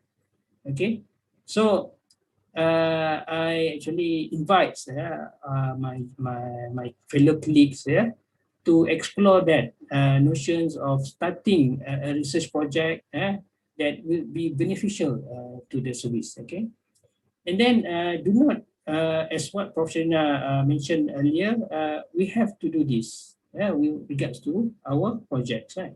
We have to plan, we have to do, we have to check, we have to act as what a prof said just now for the PhD side, right? To validate whatever we do. Okay, so our research project actually supplement what we call this plan to check act for any programs that are being instituted in our healthcare settings or in our military settings. Right? So by doing research project, the plus point is that you will gain knowledge, experience and satisfaction, some things that you will leave behind for others to apply. It's something that is, to me, it's a full feel-good factor. What the military will gain from the positive side of the research, improve readiness with better efficiency and lesser cost to maintain its workforce. Okay, lesser people to rawat, better people to do their job. And then what the society will gain, normally in other nations, okay, military type of health research contributes quite a lot in the civilian settings, especially during wartime. So to gain that reputation in the Malaysian side, we need to start from a small step first lah. Okay, getting our personnel, our healthcare personnel to embark on this good project lah. So where that you can it's not about publishing to me lah. I mean, publishing is another matter. It's good to publish, okay, but the hard part of doing research is trying to finish what you write. Okay, it's difficult to write. You have to be very focused. You have to give great effort in writing. So that is the last part. However, the initial part, to me, is easy because you have mentors, you have supervisors, you can find supervisors. I believe in our fraternity, there are many supervisors, potential supervisors that are approachable. Okay, they will help, but you need to see them. Okay, do not just lay low. Hopefully that you get what they call that spoon feeding type of teaching from us. We are very approachable. We can assist you. Okay, we can assist together, right? So that's another thing about research project. The next item is about surveillance activities. Okay, surveillance activities actually I should put in the public health programs. Okay, we feel that I feel that our junior and mid-level officers still having issues in understanding the importance of health or disease surveillance. Okay, everybody know about the monthly return. Okay, Dr. Aina has said earlier about this monthly return. Okay, however, I mean that returns is something that left to be desired lah. Okay, so we from our side, our level, I need to look that further at how that we can use, we can improve our juniors' understanding, knowledge and skill in using that as a tool for them to to advise their commanders. This is what I said earlier. And then go read on this item bluff, bottom line up front, and how that we create some recommendations that useful for the commanders. Okay, so this is another method that I mean I advise those that are listening today. So for health-related research project in the military, these are the few that I laid out. One that we can explore is the physical injuries. These affect readiness greatly. Many small-scale studies being done on factors, but I believe that none actually being explored quite extensively on the rehabilitation part. We have quite a lot of soldiers that having musculoskeletal disorders, having back pain, and on treatment at the level 4 or level 3 centers, okay, having doing their rehabilitations. So read on papers pertaining to this area, and then see whether we can find new knowledge on this rehabilitation on physical injuries, that we can give further input, expand the knowledge, especially so within our settings. On heat-related injuries, this is ever existing threats in our environments. Preventive protocols to limit injuries are there, but then research on effectiveness of the preventive of the present measures can be done, can be used, can be explored. Okay, but nowadays during this present threats on COVID, probably this need to be put back later on. On noise-related diseases, we have issues with people having NS-induced hearing loss, complaints when they were retiring from service. So how bad is the problem? What are the factors affect them? And then what can be done with regards to prevention side, at the shooting range side? Okay, look at I mean the protocols that whether they engage with the protocols, whether they are using the right PPEs. Definitely elimination substitution will not there, but then other things that can be done should be done, and then this can be worked further with regard to research on that. On service quality, yep, satisfaction leads to health. So we can look into innovation in service provision. Okay, that currently we are embarking on the e-Maklum Balas, and then see whether our headquarters can explore that into research on service quality. And then for NCDs, yep, it's getting higher and higher, the prevalence of NCDs among our forces. We can look into the cost spend just now, and also our medical boards. And then the disease outbreaks. Okay, I'll focus on COVID-19. Up to now, almost over a year, actually we do not have anything being written up on COVID-19. I'm not sure, okay, but I believe so. So I think there are lots of things that can be explored, whether at the unit side or at the brigade side or division side or at the hospital side. And this can be a good, what do you call that, but we need to also ensure that the security sensitiveness of the profession been taken care of before we embark into any of the COVID-19 type of research. So I believe this is my last slide. Okay. So on the practical side, okay, I think I may repeat what the previous lecturers, previous presenters tips given to you. To me, the most important part is finding the supervisor. To get someone to guide, find those with MPH as they have gone through the research rigors. Kacau mereka, this is what I normally say. Because if you do not kacau mereka, you do not gain anything. Okay? Because by kacauing mereka, if you are embarking on any research project, at the start, you will not get frustrated because sometimes you have a research question, okay, like this, being inquisitive, having questions, right? You have a burning question in your mind on a simple problem.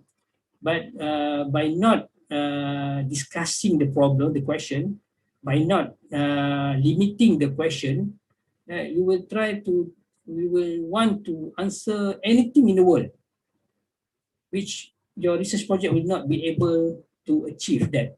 Okay, so this finding supervisor is very important. Okay, getting your mentor. Okay, however, you must persevere lah, because some mentors they have their own peculiarities. Some mentors are busy, but they are ever willing to help. Okay, especially so in the military lah. Okay, okay. The lower part, you have to join or create research groups. As what you said, as previous speakers here, you cannot do research just by reading, by watching YouTube. It's not like that. You need to do the works. Okay, you need to experience doing the designing the methodology, focusing on the questions. Okay, exploring the questions, the PCOT, the population, intervention, comparison, observation, or the time. Okay, you have to do that. Then you move forward. Okay, if not, when you start to move forward, then you have to come back again. It will create what they call it problems with you. I mean, problems. I mean, you spend quite a lot of time done, but not for something else. Okay, not for something that you want to do. So by joining a research group, a small research group, you will be in the right track. Another thing is to create a journal club, okay, to explore papers that been written, been published, to see how that the paper is written, to critically assess the paper, because when you know about the paper, you know that this is how a research been done. And you know that at a certain section of the paper, this is what they intend to have in the paper. That the journals editors, the reviewers, and we want to have a look at that. So by having journal club with a good supervisor leading that journal club, you will be in the right track. So create networks. Yeah, you cannot work alone. Many minds will give balance in your project, the pros and cons. Okay, so this work together and you communicate again.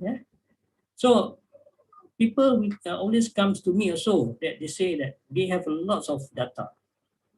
To me, it is yes, you have data, but it is rubbish because you have to go back to the research questions, because having data per se without any objective is nothing, because we're just trying to fish, as what my mentor previously say. You always try to fish for result. Okay, so no. I mean, go back to your questions. So I mean, that's about it for me in this afternoon. It's quite a long session for me. So I thank the organizer for giving me this opportunity. I might ramble quite a lot. The lecture might not to what as what you expected, right? but I'm open for question and then try to assist as much as possible lah. So before I leave, okay, I'll try to share again what we gather from the poll just now. Wait,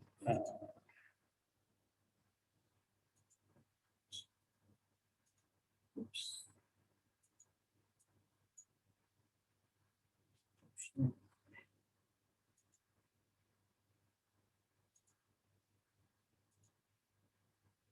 Bear with me just a while. Okay, so this is the word cloud that we gotten from the audience today, this afternoon. Okay, most put this as challenging. Okay, doing military public health is challenging. The rest are quite similar. Okay, clinical intervention, information for readiness, occupational health, facilitate the military, environmental support, citing discipline. So military public health still considered as a challenging endeavor.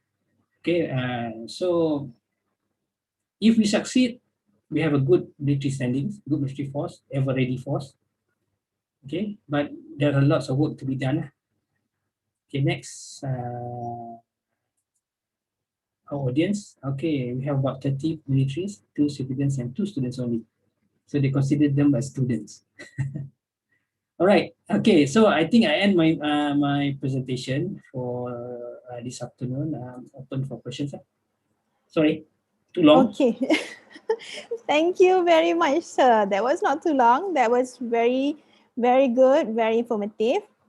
And we do have lots of questions. So I will start first. Some of the MO said that they don't know where the data are and whether they are able to get the data from. For example, the returns, the data from the patient. So where do they start? Where do they get their data from? Okay, as what I said in my last slide, it's not about the data. Okay, it's about the questions, the research questions, and the objectives. Okay, from there, right, when you explore into that matters, right, then you see from the designs that establish, okay, what data source that you need, whether it is a primary data or a secondary data. Okay, and then for the if needs to go for secondary data, okay, from the health records, the returns per se is more towards the trending. Okay, it's not about trying. I mean, getting the what you call it, the factors or something like that. Okay, so when you browse through our medical records, whether in the hospitals, right, or in the clinics, right, without a good pro forma, as what Prof. Sajili said previously, right, without a good pro forma, you won't get a good data from a secondary data. Okay, sharing my experience while doing research in the PUSASDA, musculoskeletal disorders and psychological effect of characteristics of the recruits, right? Knowing that, right, we devise a pro forma for in the clinical settings, so that the data is captured. While they comes for their sick report, they comes for their healthcare. So by having that, but then that comes from the rigor from the previous plan, okay, having that research questions done properly, right, properly discussed, properly not manipulate, properly gel, okay, and then getting the objectives done, and then getting the methodology methods done, then it comes to the what type of data that needs to be sought for. Okay. Okay. All right. We have a question from Jana Khairuddin. Should there be other updated versions of medical assessment since physical abilities are measured by Army, UKA, UJL? Okay. That is not. I mean, that is what the army is using the programs to assess fitness. Okay. Okay. For the individuals, we use the UKA. UKA is what we call ujian kecergasan asas, basic fitness test. Okay. So in that the three components, right, covers the upper body, the mid body, and the endurance lah, the 2.4 kilometers. Okay. At the present moment, from what my experience is, I do not see that there is an extension of that yet. However, in the US Army, they have actually moved forward to other APFT, what they call it, Army Physical Fitness Test. Okay, that includes other components in that test.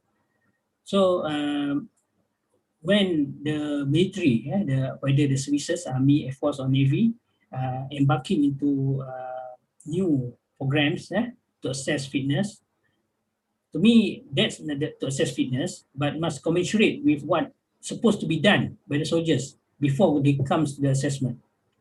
Okay, if they just run without a good prescribed what do you call that routines or regimes that they need to the treatment site that they need to go to. There's no use to have a good APFT or new APFT or new UKA with no other prior programs to supplement that. That's my view. Okay. Our MO commented that most of our resources focus on secondary and tertiary prevention, but the first part is the hardest thing to do. How do you advise to tackle this? Okay, the first part, the health promotions, right? The health educations, right? Yes, it is difficult, yeah, because sometimes we do not know that what we do actually comes in as the health promotion, health education. There are opportunities and while in clinics to do that, but we have to work hard for that. We have to spend time with our patient. This is why when recently BPJ has put out notions for Kuspan clinic to be put up, this actually is an opportunity. Okay, spend time with the patient any part of the week. Okay, not spending time to see the patient personally, one-to-one. Spend time in creating a program, creating an avenue for them to be together as a group. Okay, can be one-to-one, one-to-many, can be lectures, can be physicals, right? So from there, then you see the patient. So the patient, when it comes to this Cospen clinic, they have a additional benefit of being there rather than it's just a normal clinic as what they come before in the morning. Okay. Okay. So I think then okay, you can do some sort. You can comes to us and to explore what kind of interventions research that can be can be done among them. Okay. That's my input. All right. Okay. There's a question on Pulhim's employment standard, as you touched before. How relevant is the Pulhim employment standard now, when NCDs have become more prevalent and many more personnel have PES below FE? Pulhim's employment standard will always be relevant. Okay. However, as what I said earlier, UKA, PFT is a test. So Pulhim's also is a test, right? It's the end point of the journey. Okay, and then the journey can be 1 year or 2 years, betul? Correct, right? So for under 40s, it will be 2 years. Right? For above 40, it's 1 year. So there is a journey, 1 year journey, 2 years journey. So in order to achieve our destination, right, there are lots of factors affecting them. Okay, the lifestyle. Okay, the lifestyle include the smoking habit, the foods, right, the physical activities. So actually, after the last journey destination, what have been done following that by our side? Okay, if we know that these people, I mean, this our benefits beneficial and our soldiers, okay, at risk of NCDs, they need to be put aside, taken care of properly. Okay, sometimes they just need some sort of something to push, to convert them from getting bad, that will lead to this punishment. Sometimes they normally feel that being bothered is a punishment, right? There's something like that. And then current commanders are quite good at supporting us. Okay, current commanders are quite savvy with regards to new intervention, new healthcare intervention, lifestyle changes. These people need to be tapped. Okay, need to be supported. Okay, my next question is a bit sensitive. Honestly, sirs and madam, no offense to anybody, but there are some of us who fail to see Pulhim as a preventive tool. Sir, what is your opinion on the doctors or medical personnel who treat the penyata bulanan, penyata returns as asal siap, asal hantar, but not critically ensuring what is filled is right? For example, leaving blanks in the forms and just sending fake data, or, okay, not personally fake, but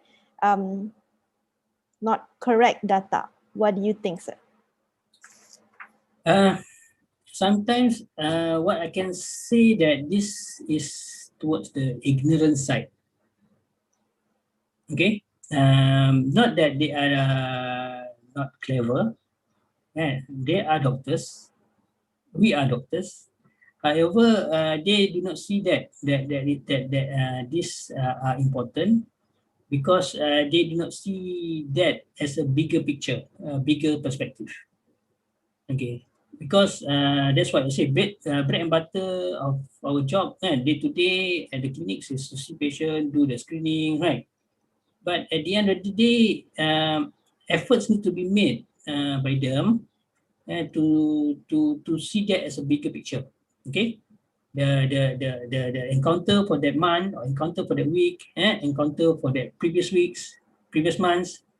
Okay, but with technologies, with new technology, that can be assisted lah. But we still need to reach that technology assistance.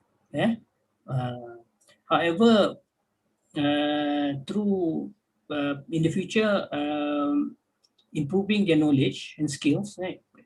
Perhaps in the venue of advanced model, okay, then this type of public health measures, public health skills can be imparted, okay, so that our SMOs, senior medical officers, quite worse into public health programs, public health activities, right? That they can assist our juniors, okay. Not that they have to go up to the channel to seek help, okay. So improving knowledge and skills of our mid-level managers, healthcare planners are important. And I believe that there is a need for us to have advanced KKD officers course, okay, to assist in this manner. Okay. It seems JPT is deemed as an institution for military medicine research and development, and it's said to be the way forward. What is your opinion, sir? Are we ready for it? It is supposed to be the center of excellence for military medicines. Correct, right? So, however, the current setup atau the current practice is more towards the clinical side. Okay, to jaga the number of people to concentrate on this public health programs, right? That are being led by them. There are lots of work needs to be done. Okay. Health promotion wise, I mean, JPT should be the arm of the cawangan kesihatan in BPK. Okay, so that the production of materials. Nowadays, people are going for these infographics, these very fast posters, okay, relevant to the armed forces, and it is quite disappointing that in MINDEF per se, all these social media infographics have been produced by our MINDEF G7 rather than us, the healthcare providers. Yeah. So what do you call that? Resources probably needs to be put in and then clear direction for GPTs to move forward. To become the center of excellence of predictive medicine. That's just on the health promotion. There are other things that needs to be done as well. Okay, so as the component for JPT, MLHR has been introduced for some time. What is your comment on the effectiveness of MLHR till date, in sense of data recording, collection, and what's its way forward towards data collection and recording in the whole for the whole of military armed forces? Okay, MLHR is a tool. Okay, it is a translation of what we do daily. Okay, with regards to our activities, healthcare provision activities. Okay, if the tools are used well, they will support us. Okay, so from the data collected from the clinical activities being done by the fellow units members. Okay, in the past, when we want to obtain some sort of surveys from what I call a survey because it's not going to be a census because the data is not 100% being utilized, input by because of issues on the ground. Okay, so using that, we are able to obtain some sort of pseudo prevalence of problems that are happening, especially when we conduct our PULHIMs, right? The pre-diabetics, the pre-hypertensive can be identified from there. Okay, for the next journey in MLHR, user experience of using the system needs to be improved. Okay, to me, user experience include the way that the patient itself able to access the system for them to see their status, okay, personally, and this must include security wise as well as for the our healthcare practitioners at the units, okay, to see whether their efforts commensurates, okay, to the improvements that obtained from and then be seen by the system okay. So MLHR for the past previous years is in development still, okay. So it is still in development, okay. Hopefully in the next few years it is getting matured, okay, and then will help us better. So we will not rely on daily return with monthly returns for our health surveillance.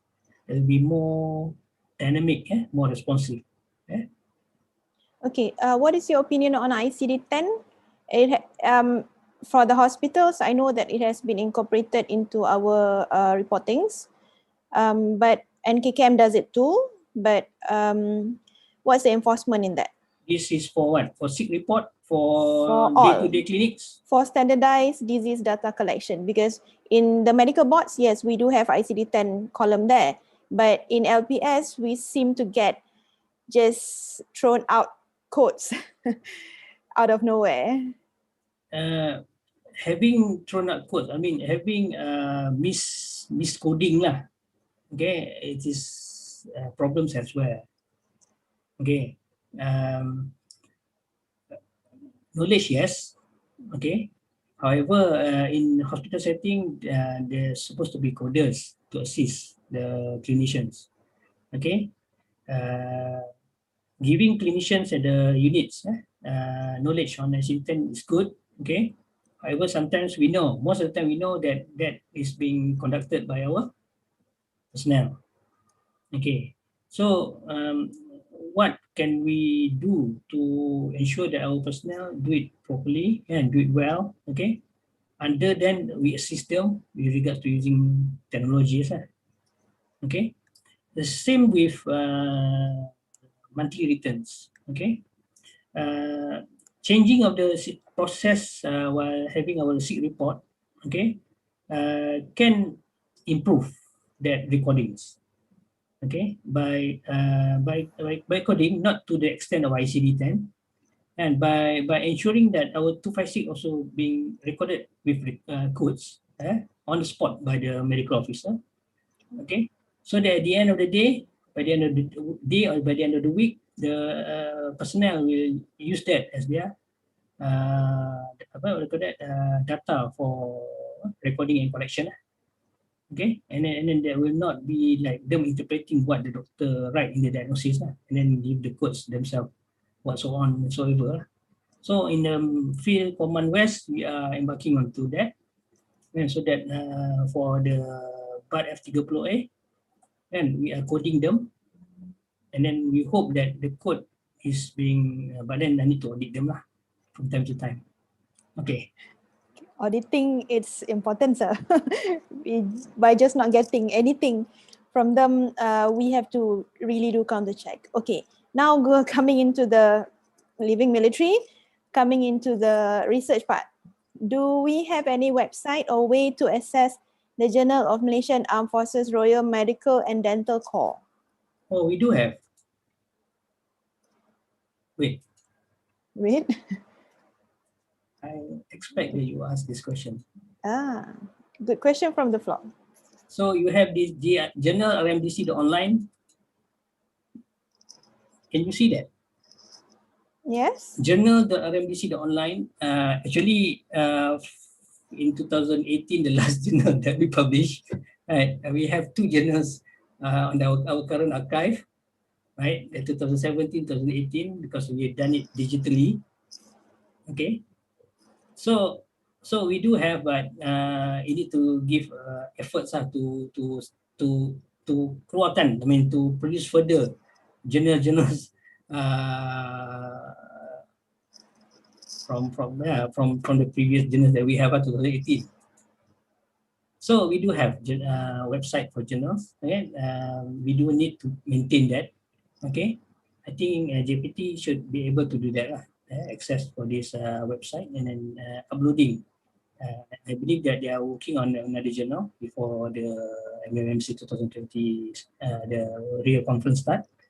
So that invites people to start writing, to start finishing writing, not to start writing, to start finishing writing, to share your work with our journal. Okay, there's a feedback from General Khairuddin. Daily sick report and routine PULHIM's return can be studied by the RMO to notice what medical problems exist among the unit personnel that can be used to come up with health intervention steps. Okay, with that note, sir, could you comment on the progress of the studies done in military? Is it improving? Is it stagnant? Do you notice an increase? Studies? What do you mean by studies? Any papers? Well, previously we have noted that the master students do use military population as their sample. But to date, there are more MOs interested and more MOs are doing papers and submitting them. Are they enough, or could you improve us better? I think at the present moment, everybody is in silo. No, I believe so. Okay, we don't have any central database or central regulators, okay, to record intent lah, not finish publish, finish papers, intent and stated by our colleagues, our junior colleagues.